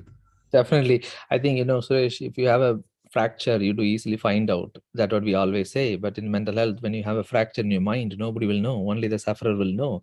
And even it's quite hard for a spouse may be depressed. Even the husband doesn't know for it to a degree. They may live it till the end. So how do you find out? I think the change in behavior, if you live with someone, if you feel that they get depressed, but they're not going to come and tell you, there is maybe various factors. So as long as you create the environment is more kind of, in different culture, particularly back home, by default, you can't have a mental illness. Mental illness is a sign of weakness. So there are so many kind of unhelpful beliefs and myths in our society that should go off. And again, mental health should be considered as good as like a physical health. So people by innate, when they mentally depressed or mentally unwell, they don't want to show it off because they don't want to project themselves weak. So how do you find out? I think change in behavior, lack of, eating, losing weight, and if you feel that the sleep pattern has changed, the person doing something suddenly, if your teenager or some family member coming home quite late, drinking more alcohol, smoking a lot. So, and then if anything out of the ordinary routine, if he's going to the extremes kind of thing, you will kind of gradually sense it up. Then you give some time to talk to them, I think the communication solves a lot of problem, whatever we do, like a family therapy or systemic work in child and adolescent or adult mental health, the communication is the key. Most of the problem could be solved if you have an open environment, open forum where a family member can sit and talk and express themselves. How often you give an opportunity or a forum for a family member to express themselves? Most of the time we all stuck to social media, everybody spending time on the phone. So another way of identifying mental illness, what the message they're putting on the social media. In adolescent world, we will find out a lot of children, they express they're going to kill themselves. Depression could be picked up from the social media as well. So there are some downside of social media. At the same time, we picked up few children when they put message on the social media, how they go, how they're struggling. The amount of messages they're putting on the social media, you were able to find out, when you're really depressed, the theme of music they listen to, and the theme of kind of message they put in on the social media. So there are so many clues and things you can find out. Yeah, that's a perfect response, Bala. I think that's a patient perspective. The other perspective from the family, for the question that you asked, Suresh, is sort of take things seriously and seek help immediately. Don't postpone and don't minimize things, and it's very, very important. For example, somebody mentioned if there is a fracture, and obviously we would be sort of going to the A&E. So I think it's very, very important to recognize and acknowledge whatever the difficulties and seek help immediately. Yeah. Thank you. I think in the interest of time, I'll probably move on. I think we have focused mainly, I think I didn't realize how much you have to talk about when it comes to mental health, or just we have got a whole lots of physical health, which we can talk about, looks like, for another hour. I think just moving on, obviously, the things which we would like to touch on is addiction, diet, exercise, fasting regimes, which we are more prevalent nowadays. And I think I'll just bring Ajmal into the picture. I think obviously many things are linked to metabolic disorders nowadays, particularly in Asian men, like most physical health, diabetes, hypertension, whatnot, and all the way down to now the newest big theme in diagnosis is erectile dysfunction in men as well. So this is all kind of a projection of whatever happening from physical health perspective, mental health perspective. I think what's your take on metabolic syndromes and how well it has been addressed in men? So the metabolic syndrome is not just unique to men. So it's common in both men and women. So as we all know that our genes are programmed to conserve energy, store energy, and overcome starvation. So that was working fine long ago, but now we have got farming, we have got easy access to food, and also with the technology development, with transport and everything, we don't do much exercise. So the net effect of that is that you store more and more energy as a fat. So that gets stored, say, in liver and all the parts of the body, which causes all the diseases what you have mentioned, so diabetes, high blood pressure, and adding on to that, in particular to the mental health issues what we've been talking about, stress is also a significant contributor to the metabolic syndrome. So when your body is under stress or your mind is under stress, it does produces quite a lot of hormones, which makes your body more resistant to the insulin. So it makes the metabolic syndrome worse. So you makes your high blood pressure worse, diabetes worse. So the net effect of that is that it started causing damages to the whole body. Again, men being men, they don't acknowledge that as a problem, so they leave it for a long time. They don't seek help.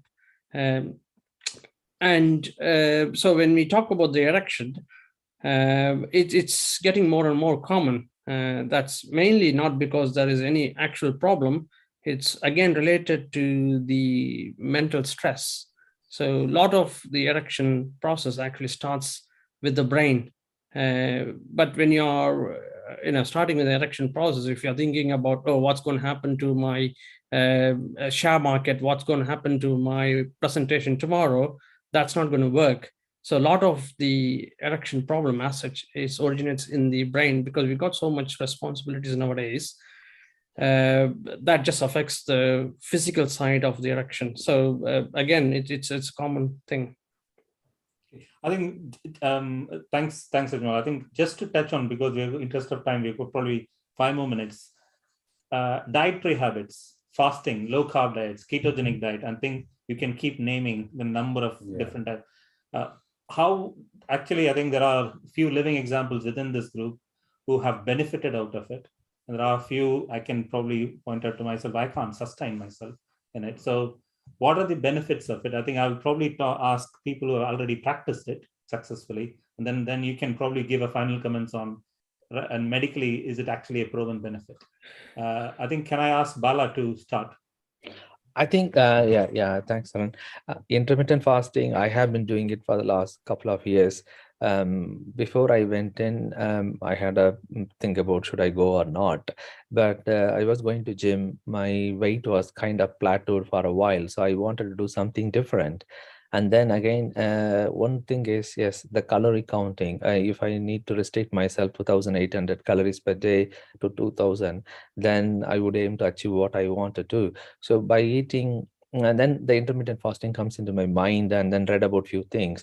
And so I do I eat between the 8 hours window and 16 hours fasting. People do different type of IF.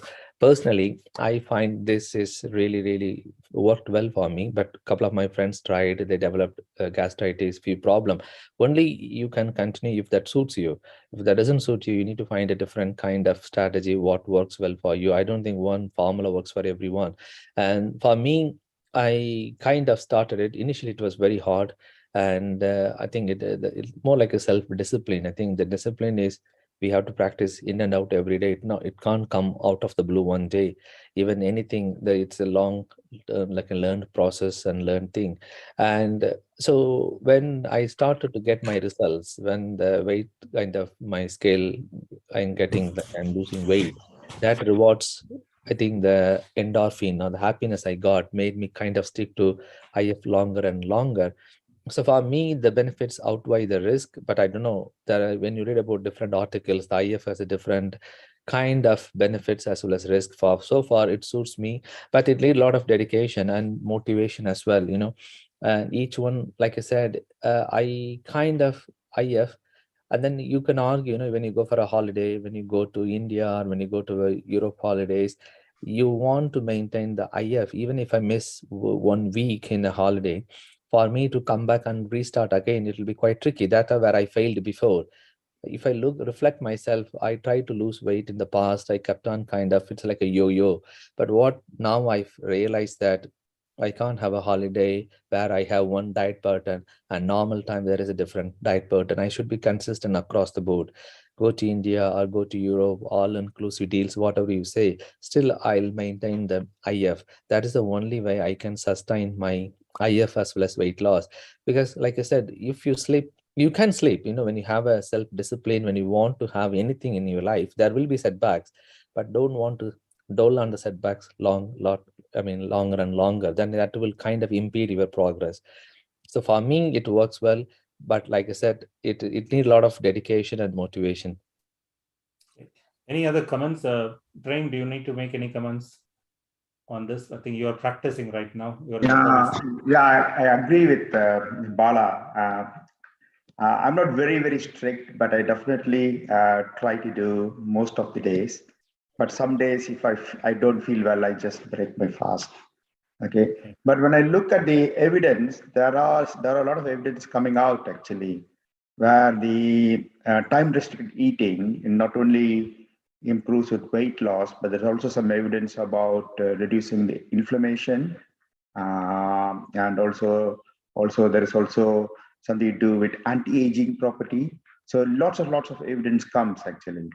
And basically, this is what our ancestors were doing actually. If you look at the Stone Age man or from beginning, they never had 3 meals a day, and they never had 3 meals and 2 snacks. We do that. They never did this, and they never had anything like breaking fast. They had food whenever they got. Okay, but gradually, when we got more and more civilized, we started going into this routine of having 3 meals a day and 2 snacks in between, and we need to break a fast, and all those things came along. So there's lots of evidence coming along, and probably Ajmal may be able to tell us more because he's an expert in that. No, I think you both raised a really good point. So the food is an addiction. So when you started to eat more than what you need, that's where all the problems comes from. So you talked about internal body damage. That's again because of too much storage of food. The intermittent fasting, again, it's people have found been trying to find a way to overcome the obesity and lots of other issues. But main thing I would say is not to get to that stage where you need to do the intermittent fasting.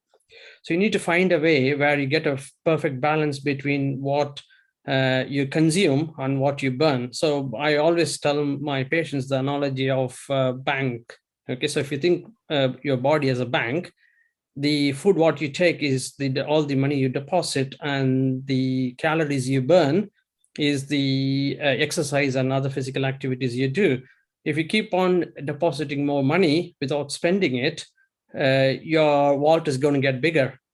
Okay, so we all have to find a way to get that balance right. So maybe if intermittent fasting works for you, eating for 8 hours, but you can't go wild on that 8 hours. You still have to restrict your calories within that 8 hours time. Otherwise, you will still have the same metabolic defect of excess calories. So you need to maintain the balance. So some people will do 5 days fasting and 2 days normal eating.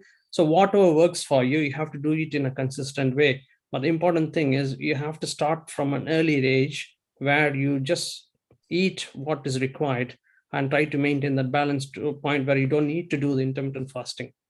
Okay, thank you. I think we've got 1 more minute. I just wanted to, I think one final comment, and Prem has got a comment. And I just want Sridhar to conclude finishing comments on one more important physical health problem, which is benign prostatic hypertrophy, which will come up, but we may not have time for that. So we'll just conclude with this one, Suresh. So in my opinion, I would say that the plate should be colorful. You try to eat as much fruit, vegetables, and take enough of protein and nuts and that sort of things. For me, I'm not following any intermittent fasting or anything. As Ajmal said, I kind of initially started to measure how many calories I eat, how much exercise I do, how much I burn, and just to balance it. If you go for a dinner, just try to avoid eating too much in the lunch, and take a proper, and in the party and all, try to avoid ice cream, that sort of things, which is easily available. You can have it later time. So kind of maintain the balance. If you're going to eat too much and then do some cardio in the morning, burn some more exercise, and the next day also do more cardio and burn it. That kind of balance that helps. The main thing is the plate should be colorful. Eat as much vegetables as much possible. Avoid fruits, and you'll be. Right? Yeah, just a quick comment actually, because being a pediatrician, what I want to say is every third child, when they leave the primary school, they're obese or overweight.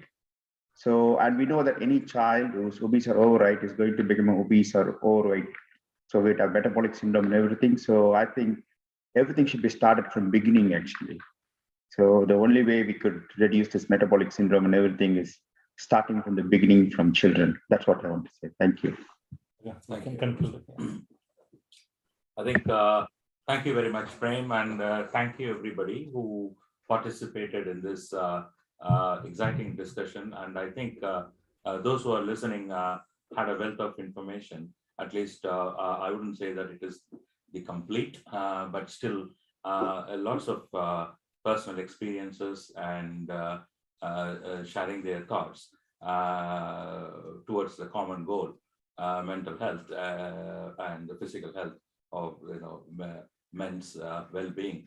I think the take-home message is that both physical and mental health has certain symptoms, and men are in this society in a state where they are at a risk of not exposing that or identifying those harms at the earliest stage. Then that's the culprit, allowing it to grow and diagnosing at a later stage, which is definitely not helpful. As we all knew that prevention is better than cure. And with that thought, I leave you, and I thank everyone who participated and gave out their personal and professional thoughts and experiences. Thank you very much.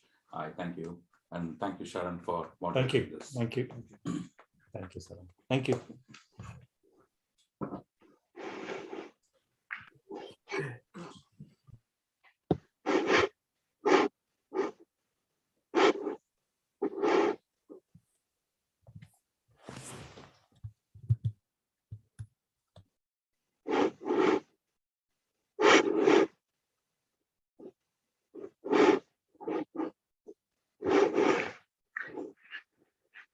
Thanks everyone for joining us. And the next session is going to be on inspiring architecture by Gama Prasad.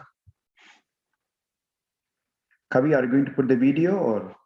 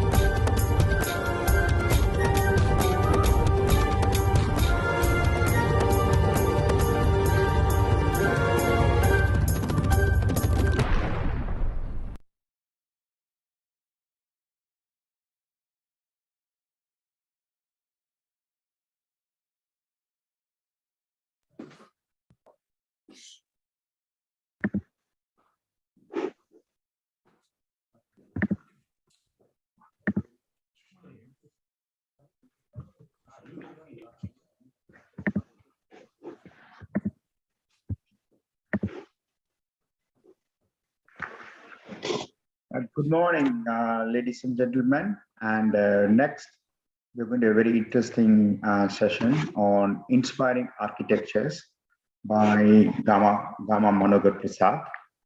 I want to introduce Gama, and I've been known Gama for the last 9 years since I moved to Leicester, and he's one of our best friends, and he's also one of the trustees of the RISE Foundation. Gama was qualified as an architect and urban planner in India, and he followed this with a master's degree in city planning and real estate development from the University of Glasgow. For the last 20 years, he has worked in various multinational organizations and also NHS consultancy firms, and he has gained a very wide knowledge and experience and expertise in various fields like fields of procurement, development, finance, real estate, and management consulting. He has even advised government agencies, multinational companies, and regarding the same things. Other than this, he's passionate about few things, and he's a volunteer for a Beaver and leader at the local Scouts unit, and he does a great job there. And thanks, Gama, for agreeing to talk about your passion, and we are all looking forward to your speech. Thank you, Prem, for the great introduction.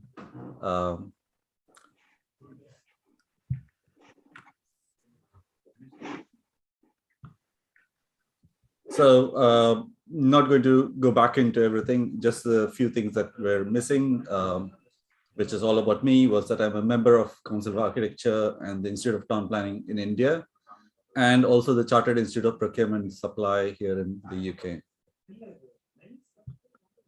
So I'm going to start off with a group of slides, which I will go slowly. But the point that we are trying to look for is, what do the following things have in common? So the first one is a book called Fountainhead by Ayn Rand. Second one is the Acropolis. Apologies for the pictures, I've taken them off the internet, trying to source them where I can. The Colosseum in Rome.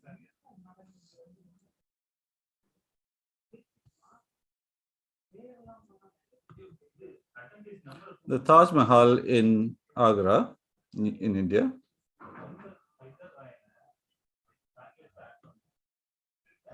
The Hagia Sophia in Istanbul, which used to be a church, but is now, and then was turned into a museum and is now a mosque.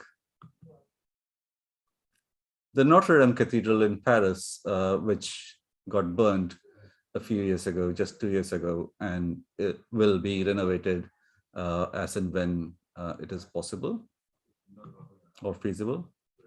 The La Sagrada Familia in Barcelona, in Spain.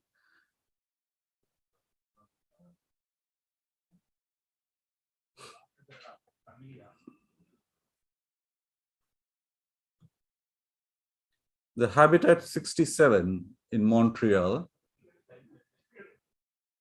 It's a residential complex.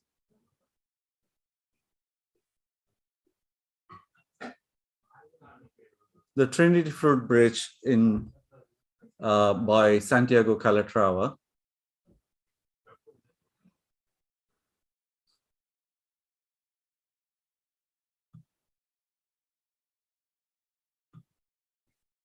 The Gateway Arch in the Gateway Arch National Park, Missouri, in the United States.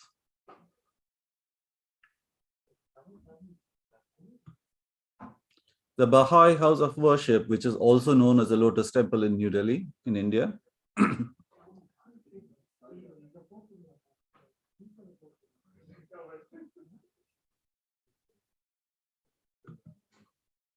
The Sydney Opera House in Sydney, Australia.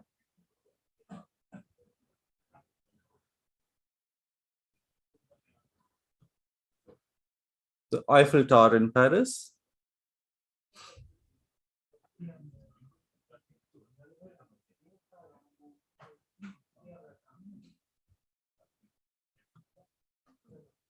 The Falling Waters is a residential house in the Laurel Highlands in Southwest Pennsylvania in America. This house is actually built on an actual waterfall. The Lloyd's building in London. It's one of the oldest, Lloyd's is the oldest insurance company in the world. The Guggenheim Museum in Bilbao.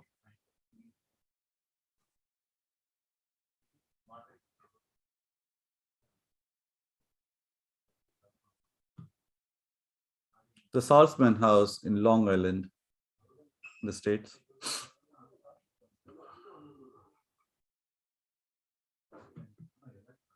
The Jubilee Church in Rome is one of the few churches which has been actually commissioned by the Pope in the recent years.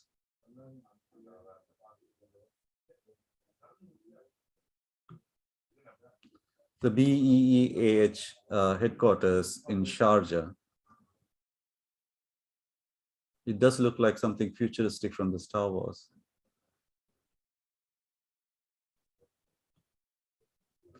The Rolling Bridge at Paddington Basin in London.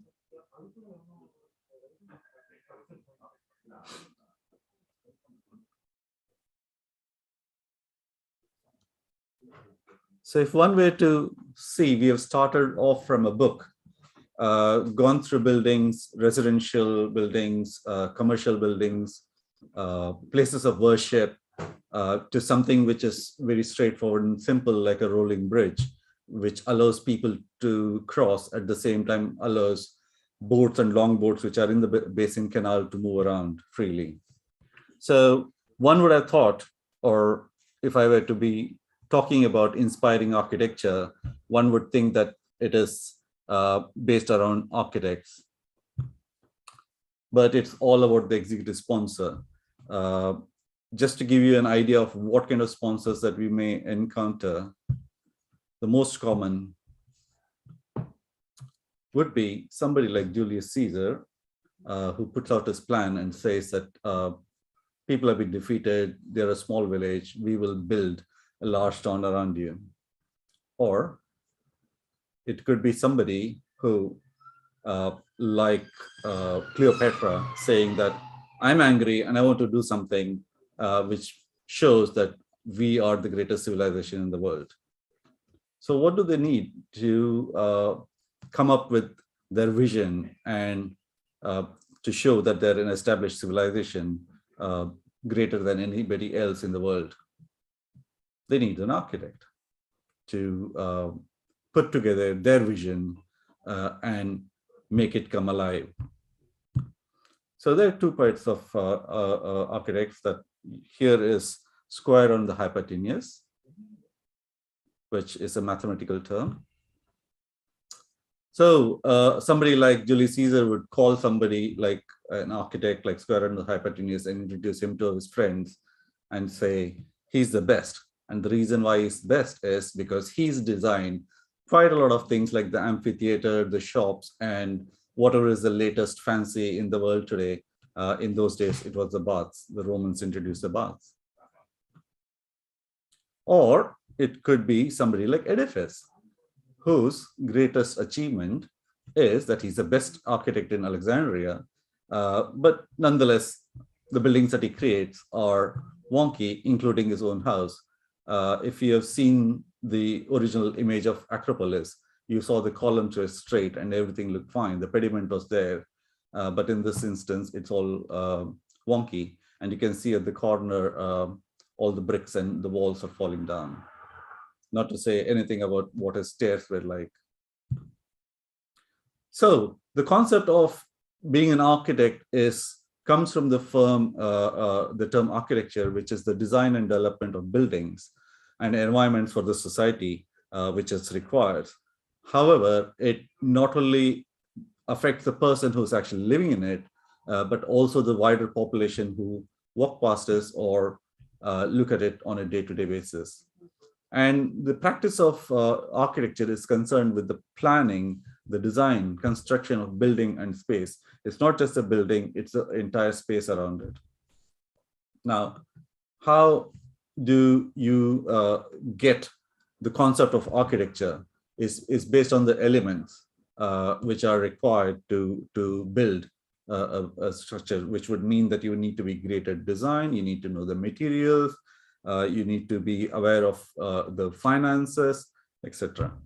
So the people who are profess the practice of architecture are called architects, and they are the people who design and create the drawings and plans that are used to create the buildings and spaces.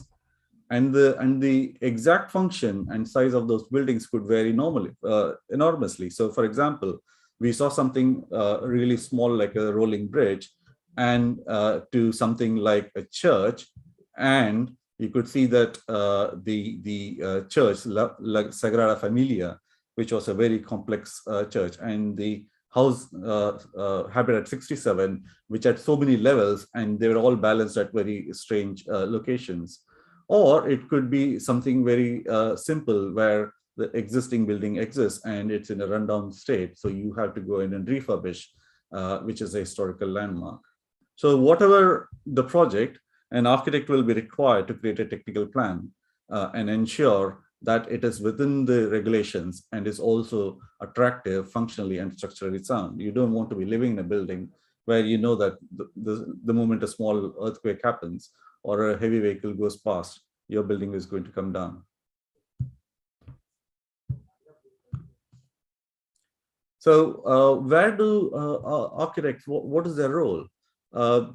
Architects generally work in a firm or rather than a company, and it involves preparing computer models or animations so that you can walk through. When you show it to your client, you show it from a plan to a 3D and you walk them through so that they can have a feel of what the space is.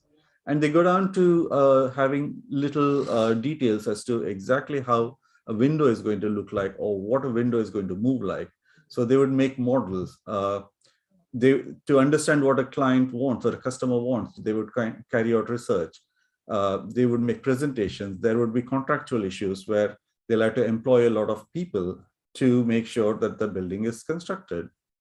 Not only that, you would find that you have lots of opportunities in this country or also employment overseas, especially places like the Middle East and everywhere else where there's large construction companies are involved.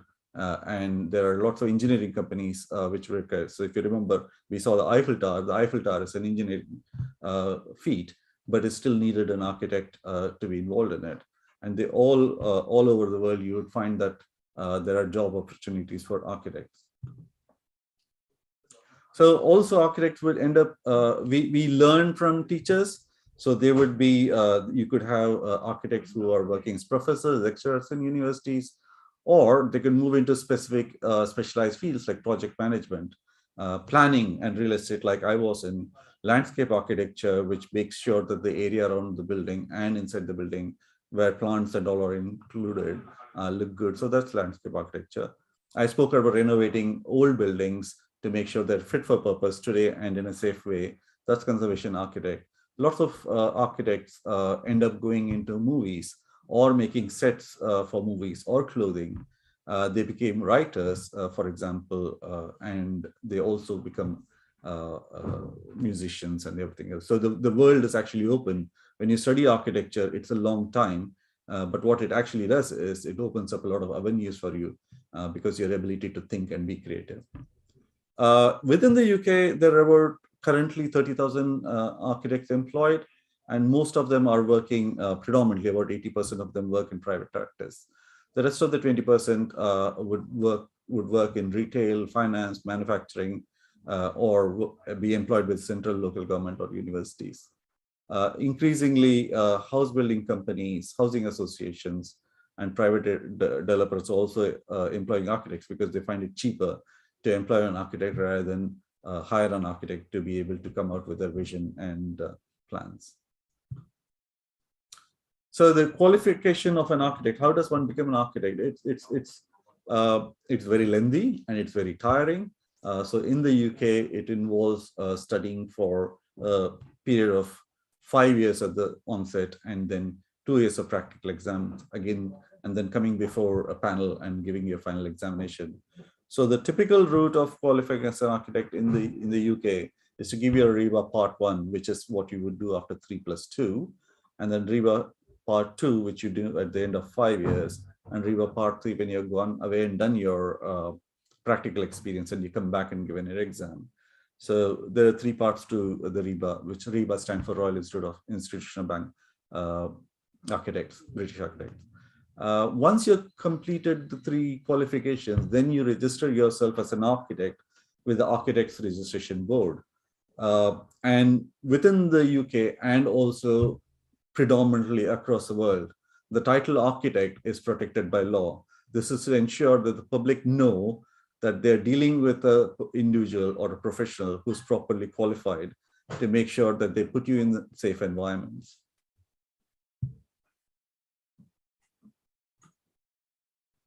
So what are the entry requirements within the UK to get into architecture? It's a mixture of arts and science subjects with at least 2 subjects at A level or 1 A and 2 A's levels. In addition, you must generally have passed 5 GCSEs, which should include English as a language to be able to communicate and mathematics to be able to calculate. Competition for places within the UK and abroad for architecture can be very high. So in addition to your scoring, they may ask you to have a personal statement as an essential part of the selection process. Admissions tutors would want to see that you have the aptitude, interest, and motivation to study architecture. For example, when I wanted to be an architect, not only did I have to give an entrance exam to show that I had the aptitude and the ability and the knowledge, but also I had to do drawing. So they'd put us in different modes where you sketch. They wanted to see how you're creative in thinking, so they would ask you to write a story. So there are a lot of different universities test you out on different ways to see that whether you have the motivation and aptitude and interest to study architecture.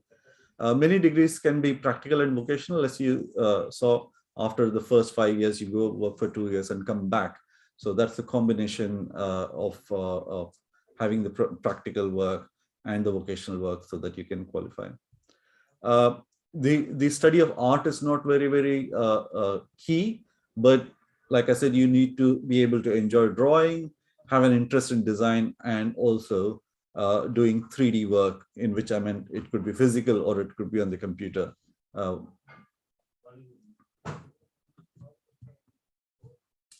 So most schools will require that you present a portfolio. The portfolio which shows that you have an interest and you have a broad skill set, which would mean that you could take along with your sketches and freehand drawings, photographs, any technical drawings that you would have, which would be what we would call as blueprints, life drawings, for example. If you have sketched any humans or anything, any paintings, collage or models. When we say models, it could be building or it could be any, like a car or anything that you've designed out of Lego also would do.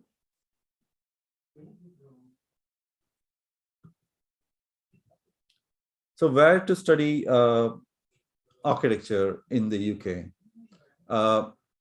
3 of the current top 15 ranks universities of architecture, according to the QS World University Rankings in the UK, are the UCL, the Manchester School of Architecture, and the University of Cambridge. But apart from that, you could study at Cardiff University, you could study at Queen's University of Belfast, University of Sheffield, Strathclyde, Nottingham, London, University of Bath, and so the list here is not exhaustive. It is only for indicative purposes. There are 52 universities in the UK where you can actually go and study architecture. So there's quite a lot of scope for people to study. But like I said, it is highly competitive, and I will outline the reasons why it is competitive as we go along.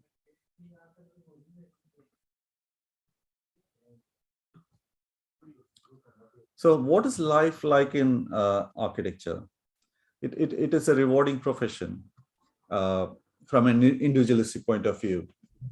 especially seeing your creations in 3 dimension, influencing people within its built environment and outside as an inspiration to the public and children. The buildings that architects design have an impact on the people who live in it. And Alan D. Bolton has written a very good book on how buildings and built spaces inspire people and have an impact on their social and physical growth. Recently, YouGov undertook a survey of around 22,000 people in 16 countries, which revealed the most and least respected professions.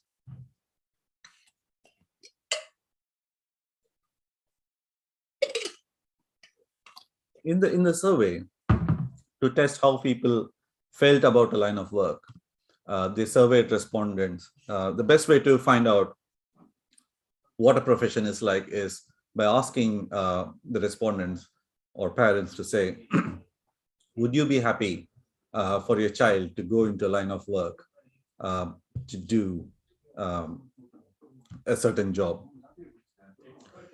Within the UK, the top of the list looks much the same as internationally. It has not changed much except for certain areas like mining, where in Australia people do get paid a very high, huge sum, mainly because of the mining boom. So that's a slight skew.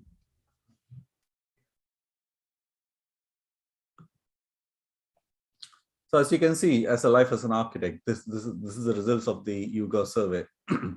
At the top were the scientists and the medical doctor globally.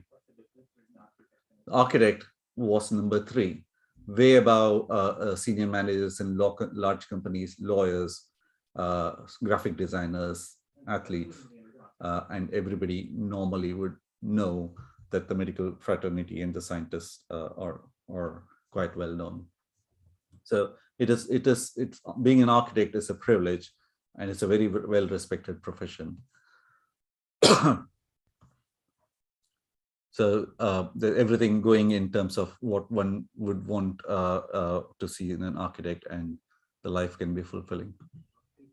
The economics. People who start off at the lower end of the scale can earn anywhere at the lowest end, start off with a salary of around 20,000. But partners, directors, and sole principals can earn up to 75,000. That does not mean that that's the only range within which you'll get jobs. It can be higher and lower. This is just an average scoring system.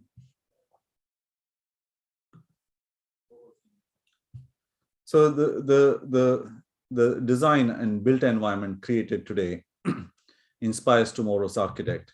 That's because you grow up, or people grow up seeing things and getting impressed by things and want to do things which they would do, want to be doing tomorrow. So I am a perfect example. I looked at Habitat 67 as I was growing up, and many other buildings. And that kind of inspired me to be an architect as I grew up. But being an architect doesn't end with your, like I have said previously, doesn't end with only being able to create buildings. You do a lot of problem solving. You're very creative. And if I were to go back to my slide as to what I trained with originally to what I am today, and the profession that I'm in today is very, very different.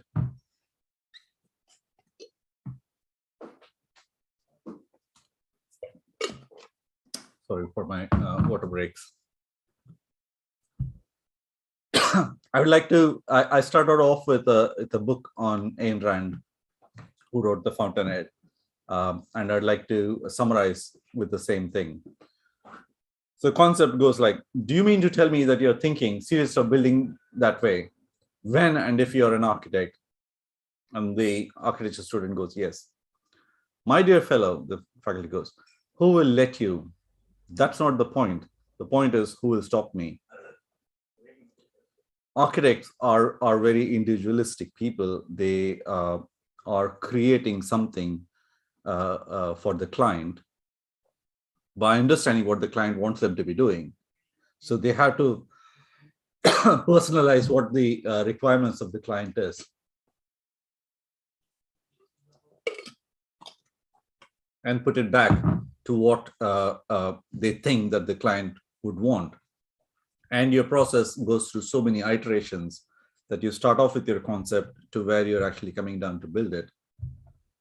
You have traveled a long journey and you build relationships both with the customer and with your team of construction specialists and everybody else. So this is a small bibliography of the places where I got the information from. I'm going to start off back right at the beginning and tell you the names of the architects who were involved in this film.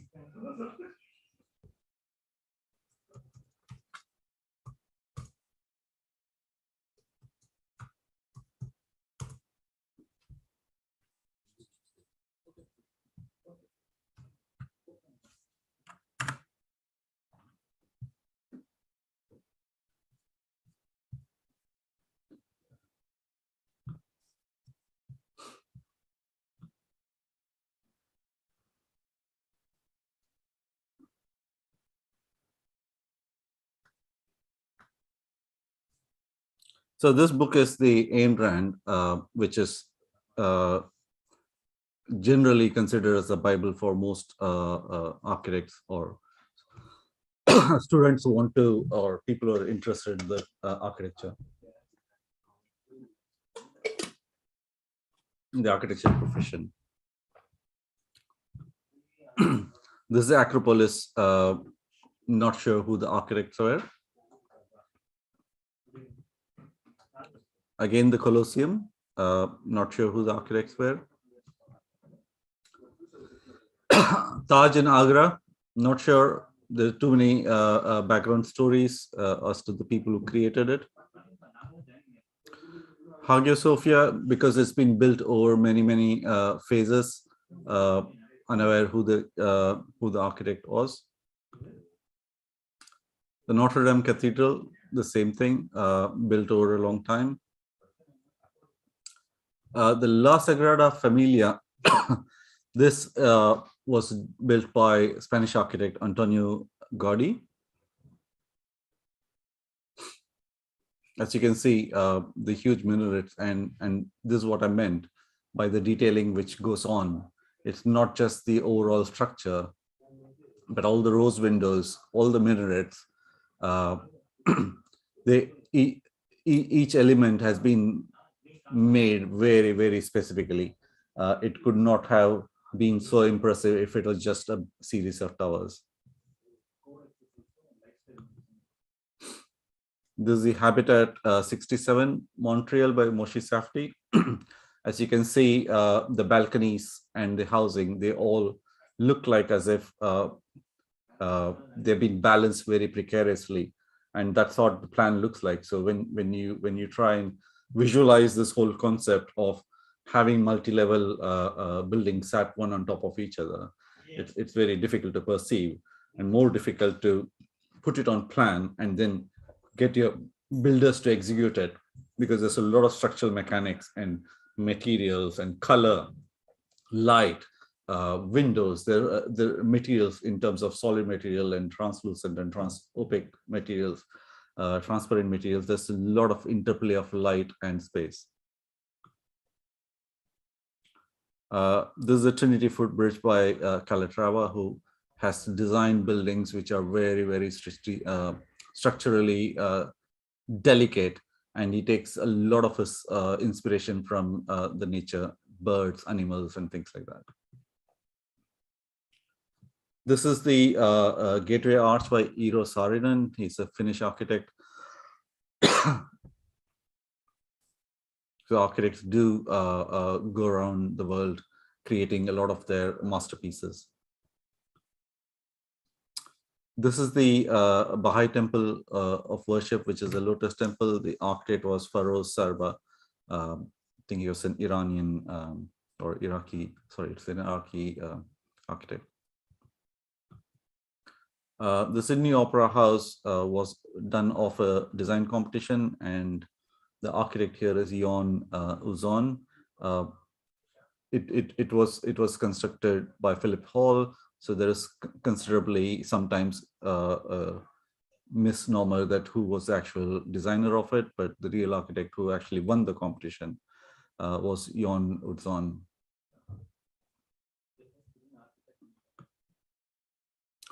So the next one is the Eiffel Tower. Predominantly, as anybody would know, it is made out of metal.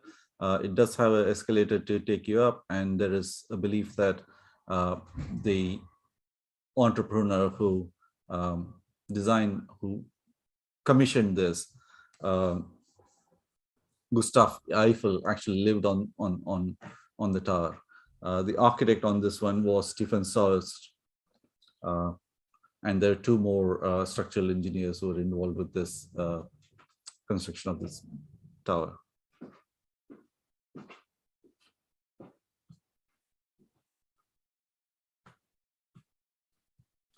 So this building is the Falling Waters, very well-known designer, Frank Lloyd Wright.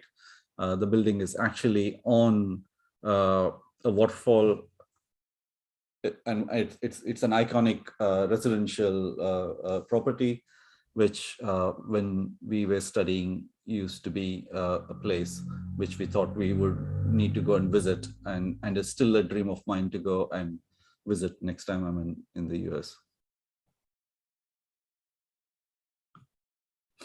Now this is the Lloyd's building by Richard Rogers, or the whole point of this building is that Richard Rogers tried to bring what's actually hidden inside a building's walls or the core, which is the services, and bring it outside and make the entire structure and the piping and everything very visible. So it's a very striking building where normally what everybody tries to do is hide them off in a corner, not visible to anybody, and we only see the glitzy and the glass aspects of it. So he tried to bring it out, and most of his work would find the services and elements like that very, very visible.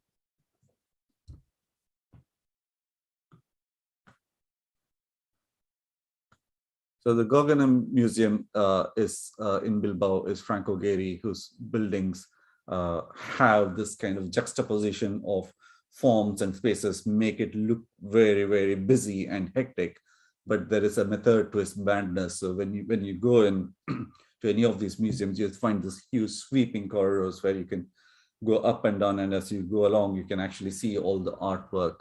I have not put in any of the things, any of the interior aspects of a building.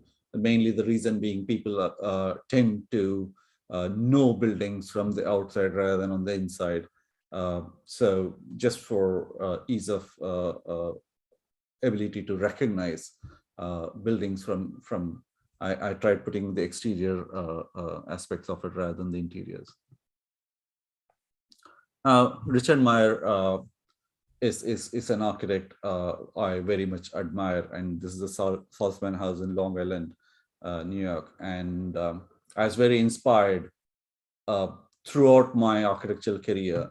I think I was introduced to Richard Meyer in year 2, where I initially had Richard Rogers, and we had to do an exercise of looking at an architect and getting inspired and telling about what the key features of that architect were to somebody else. And a colleague of mine who came in and said, or a classmate of mine came and said, you know what, you got Richard Rogers, I want to do it because I've seen his buildings. Would you want to do Richard Meyer? And till that date, I did not know who Richard Meyer was. But I said, oh yeah, that's fine. To me, two Richards didn't mean any different than the other. So, but when I looked at his design, I found his pure white buildings, and his buildings were pretty cubist in nature, but then you would have these curves which kind of lent you and gave you a kind of a flow. So for example, if you see this curve, it has an architectural feature which covers a set of staircase, which is a curving staircase. So it kind of makes you feel that you're actually moving along rather than being stark and open in the outside. So over a period of time, I tried and used his design and his elements into my work. And even for my thesis, I did an industrial design unit.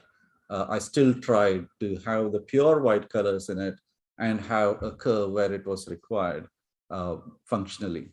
So I was very, very inspired by Richard Meyer, and that's one of the reasons why you would find two buildings of his, which is this one, the Jubilee Church. Again, this was a church commissioned by the Pope, one of the very few commissioned in the recent knowledge of past. I think this was about 2000, early 2000. So as you can see, he's tried to put the lofty spires, but also tried and made glass and tried to make it a modernistic view. So one way to look at it, one would not know this is a place of worship, but could be a leisure center or anything.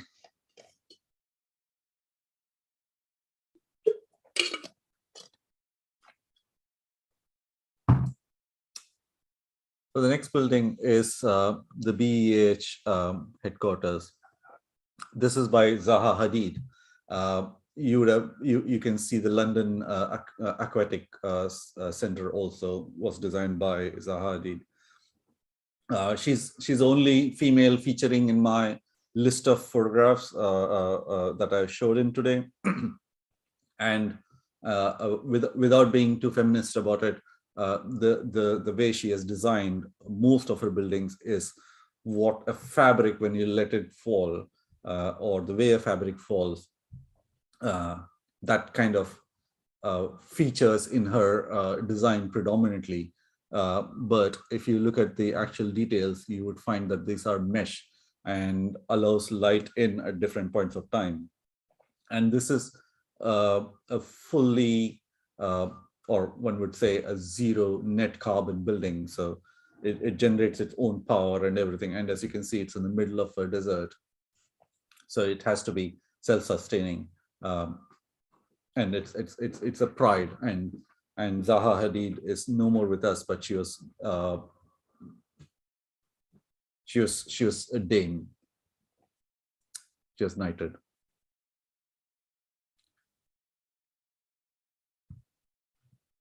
The last one that I would want to come back to is Thomas Heatherwick, his rolling bridge in London Paddington.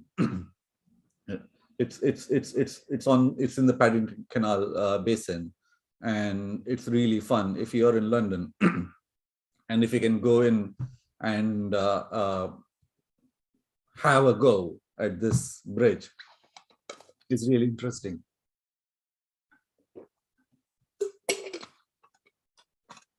So the exoskeleton, actually, when you actually go there, it's always rolled up like a octagon, and there's a little switch out there like a remote. You press that remote and it slowly unwraps itself. So you can see in the large one, and it turns into a bridge. When you're on the other side, to allow ships to pass by, the longboats to pass by, not ships, the longboats to pass by, there's another button on this side. You press it and it rolls back. Thomas Heatherwick has also designed the B of the bank in front of the Manchester City stadium, football stadium in Manchester. And also, if you were to ever go on the Champs-Élysées, he's designed a retail unit for Le Chaps. So yeah, that kind of are the different take from something like a book to structurally very strong, like the Eiffel Tower, or somebody who's trying to bring out the services and bring it out so that everybody can actually see the beauty of the services. So the role of an architect is all encompassing. It's not just with making drawings and making models. They have to come up with solutions. The solutions can be very, very difficult based upon things like the topography, the site, the location, the rules and regulations in that region, or it could be totally freehand in the middle of nowhere, or it could be budgetary pressures or the issues with geography, for example, whether it's in a seismic zone and everything else. So an architect has to consider a number of issues before the first foundation stone is laid. And that would bring me to the end of my topic. Prem, are there any Yeah, thanks. Yeah. Do you want to unshare? Just trying to see. Okay. Thank you, Prem. Thanks, Gama, for the excellent presentation. I really loved all your architectures you had shown. I got a few questions actually. The first question is from Saran. He says the word architect is protected. What does that mean? So what it means is that legally, I am not allowed to say I'm an architect if I'm not on the architectural register board. Anybody can be a designer, anybody can create, but an architect is one who has gone through the rigorous courses, training, apprenticeship, written the 3 examinations, and then qualified to be an architect. We have to be very careful to see there are system architects, which would be related to architects into IT and those kind of things. Whereas when it comes to an architect, the first thing anybody thinks about the term architect is somebody who's related to the built environment. Somebody is qualified. Thanks. Somebody who, sorry, just one, only somebody who's is an architect can sign off the drawings. Thanks, Gama. I got a question. Gama, if you wanted to build a dream house of yours, so will it be a salesman house or it's an Habitat 67 or anything else? First thing, I may say jokingly, I will not design my own house, because the sole reason being, I want to wake up every day and curse somebody else for having designed the flaws. Architects are very critical, self-critical. Architects tend to look into the nitty-gritties, and with everything you learn and you find new things. So I do not want to wake up in my own house and curse myself or the architect. But yeah, to answer your question, I would design something like John Salzman rather than Habitat 67. 2 reasons. As you grow old, you don't want to be climbing too many levels. You want to have as much as possible.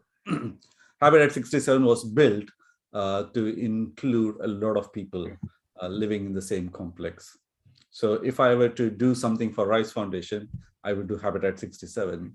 But if I wanted to live on my own, it would be Salzman House.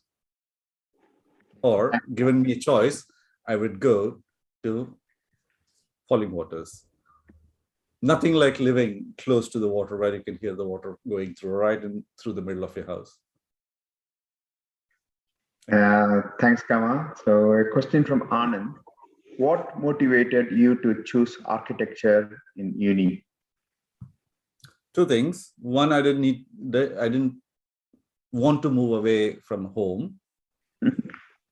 So if I had to move for any other course like engineering or anything, I would have to move away from home. That's one thing. Secondly, architecture grew on me. Rather than me choosing architecture, architecture chose me. Is all I can say. I had too many varied interests. I was interested in finance, I was interested in law, I was interested in economics. I want to do everything but architecture. And even though I was very good at what I used to do, it took me a while or architecture to grow on me. It just snapped. It happened one day. I've grown up watching a lot of, reading a lot of books on architecture. I've seen stadiums being built in front of me. Traveled a lot as a child. Had a lot of experience, but in reality, architecture actually grew up on me rather than me growing into architecture. I can't say when it happened. Yeah, thanks, Kama. A question from Kavi. How does architect differ from structural engineer? Okay. Architects are creative people. So we can visualize, we can create a lot of things, but that does not necessarily mean that that building will actually stand the test of time. A structural engineer has done his normal civil engineering or any other form of engineering and then studied structural engineering as a specialist subject. As an architect, I study structural mechanics so that I can, whatever I'm thinking, whatever I'm visualizing, I know will stand. I may not know the dimensions, I may not know the actual strength of the columns and the beams and everything else, but I know what goes into the building. So I know the exoskeleton, I may not know the thickness of the skeleton. A structural engineer's job is to make sure it stands. So his job is to make sure that the creativity of the design, that's not what happens. Yeah. So the key difference is that the structural engineer is trying to keep it up. I'm trying to make it look good. Thank you, Gamma. There's always this tension between a structural engineer and an architect, because a structural engineer wants to make the most simplest way of designing and making sure the building stands, whereas an architect wants to make it as complicated as possible, with many levels, many curves, many lines. There are many different styles of architecture, which I have not gone into actually today. But yeah, there are quite many of styles. So even all the buildings that I've shown today, they all represent different styles. I tried to choose different styles from different periods of time, so that people can get a flavor of what architects are involved with. So what do you think? Was it a structural engineer problem or the architect problem? The board behind you fell down. Well, I think it's a structural issue rather than design, especially because the things which are being used to hold it up are not able to hold it. And again, it's not just the strength of the tape which is being used, it's a material that it's being put against. So that's what I said, architects work with a lot of stuff and materials, how materials work together. Some of them are contiguous, some of them cannot work together. So that's why an architect, even though he's visualizing something, he needs to know what materials he's going to use to make sure that they don't fall down. Thank you. Now a question, it says anonymous attendee. Buildings in Rome and Tanjore Temple were constructed prior to IT and computing age. How much computing has changed the architect industry? Oh, that's a very interesting question. Computing means that anything that is designed today, we are leaving a very straightforward record, starting from the original conceptual drawing down to the final blueprints of what has been designed. Tanjore temples and temples of that period, or architecture of that period, when I put in the 2 instances or 3 instances of buildings, I said I don't know who the architects are, mainly because I don't know, nobody knows. But those temples were created not just by people who are architects, but by craftsmen who were very talented with the use of stone and other materials. So it is very unimaginable today to be able to create those same buildings, especially because you needed that executive sponsor and time. The executive sponsor in those days used to be the king, who had vast resources at his disposal, both in terms of monetary and people to skill it up. To make sure that the plans come up into reality. Huge difference. Computers make things fast. At the same time, as you're studying and you're against time, it's quite easy to replicate things. And it's quite easy to access previous designs and redo it. So if I were to do one design and tomorrow I had to do another one, I can be lazy. So for example, the common statement that we say is that if you offer peanuts, you're going to attract monkeys. So if the commission is not great, or you think that the commission is not worth it, all you're going to do is copy the design, turn it around a different angle, and put it out as your own offer to the client. So yeah, computers make life easy, but at the same time, it could also reduce your creativity. So when I studied architecture, even though we had computers, we were discouraged from using the computer for your concept and design process.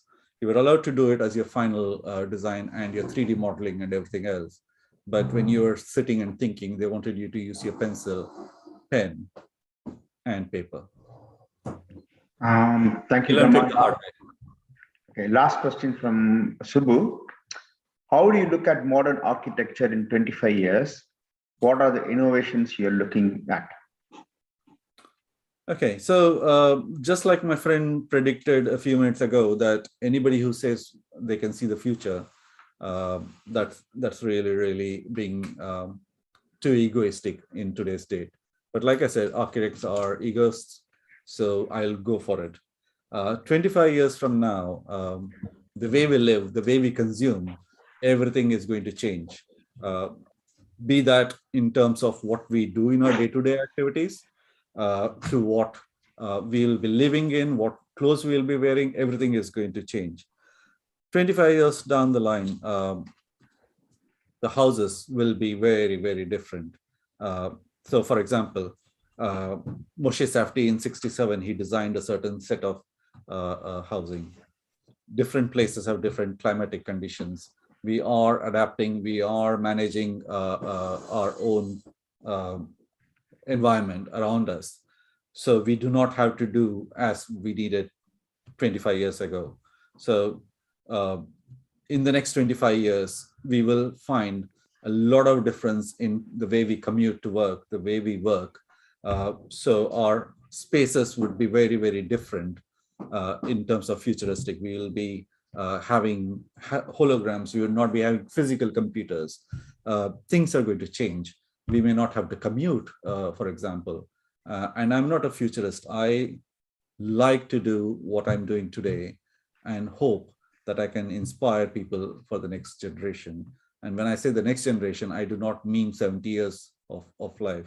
I'm saying 5 years. I take 5 years as the next generation because the pace of change is so strong and so rapid. Some people will evolve and overcome the challenges. Some people will fall. And it's the role of architects to make sure that they take care of everybody, those who can and those who cannot. Thank you, Gama, and thank you very much for this excellent session. I really enjoyed all your slides, and I'm going to invite Snega Ramu, who's going to talk on life in UK for the Indian students. And as she's setting up, we're going to do the video.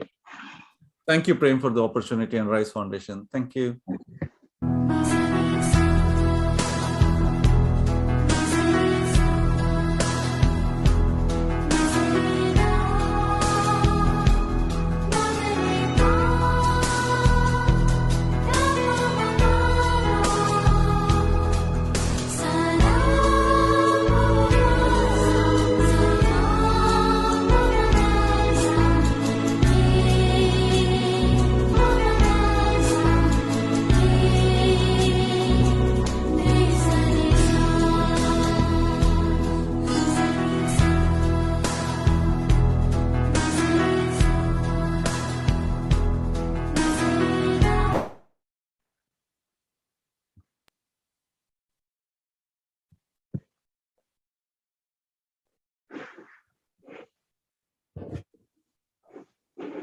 Hello, Sneha, you can start. Thanks for joining. Hi, everyone. I'm Sneha Ramu, and I'm an international student from India, to be very precise, from Tamil Nadu, Chennai. So now I'm going to just tell about my experience and how I explored a lot in UK as an international student, how I came here, and how my journey started. I also have my friend along with me, Ram, who's going to tell about his point of view, how he handled the things over here. So to start with, I'm going to start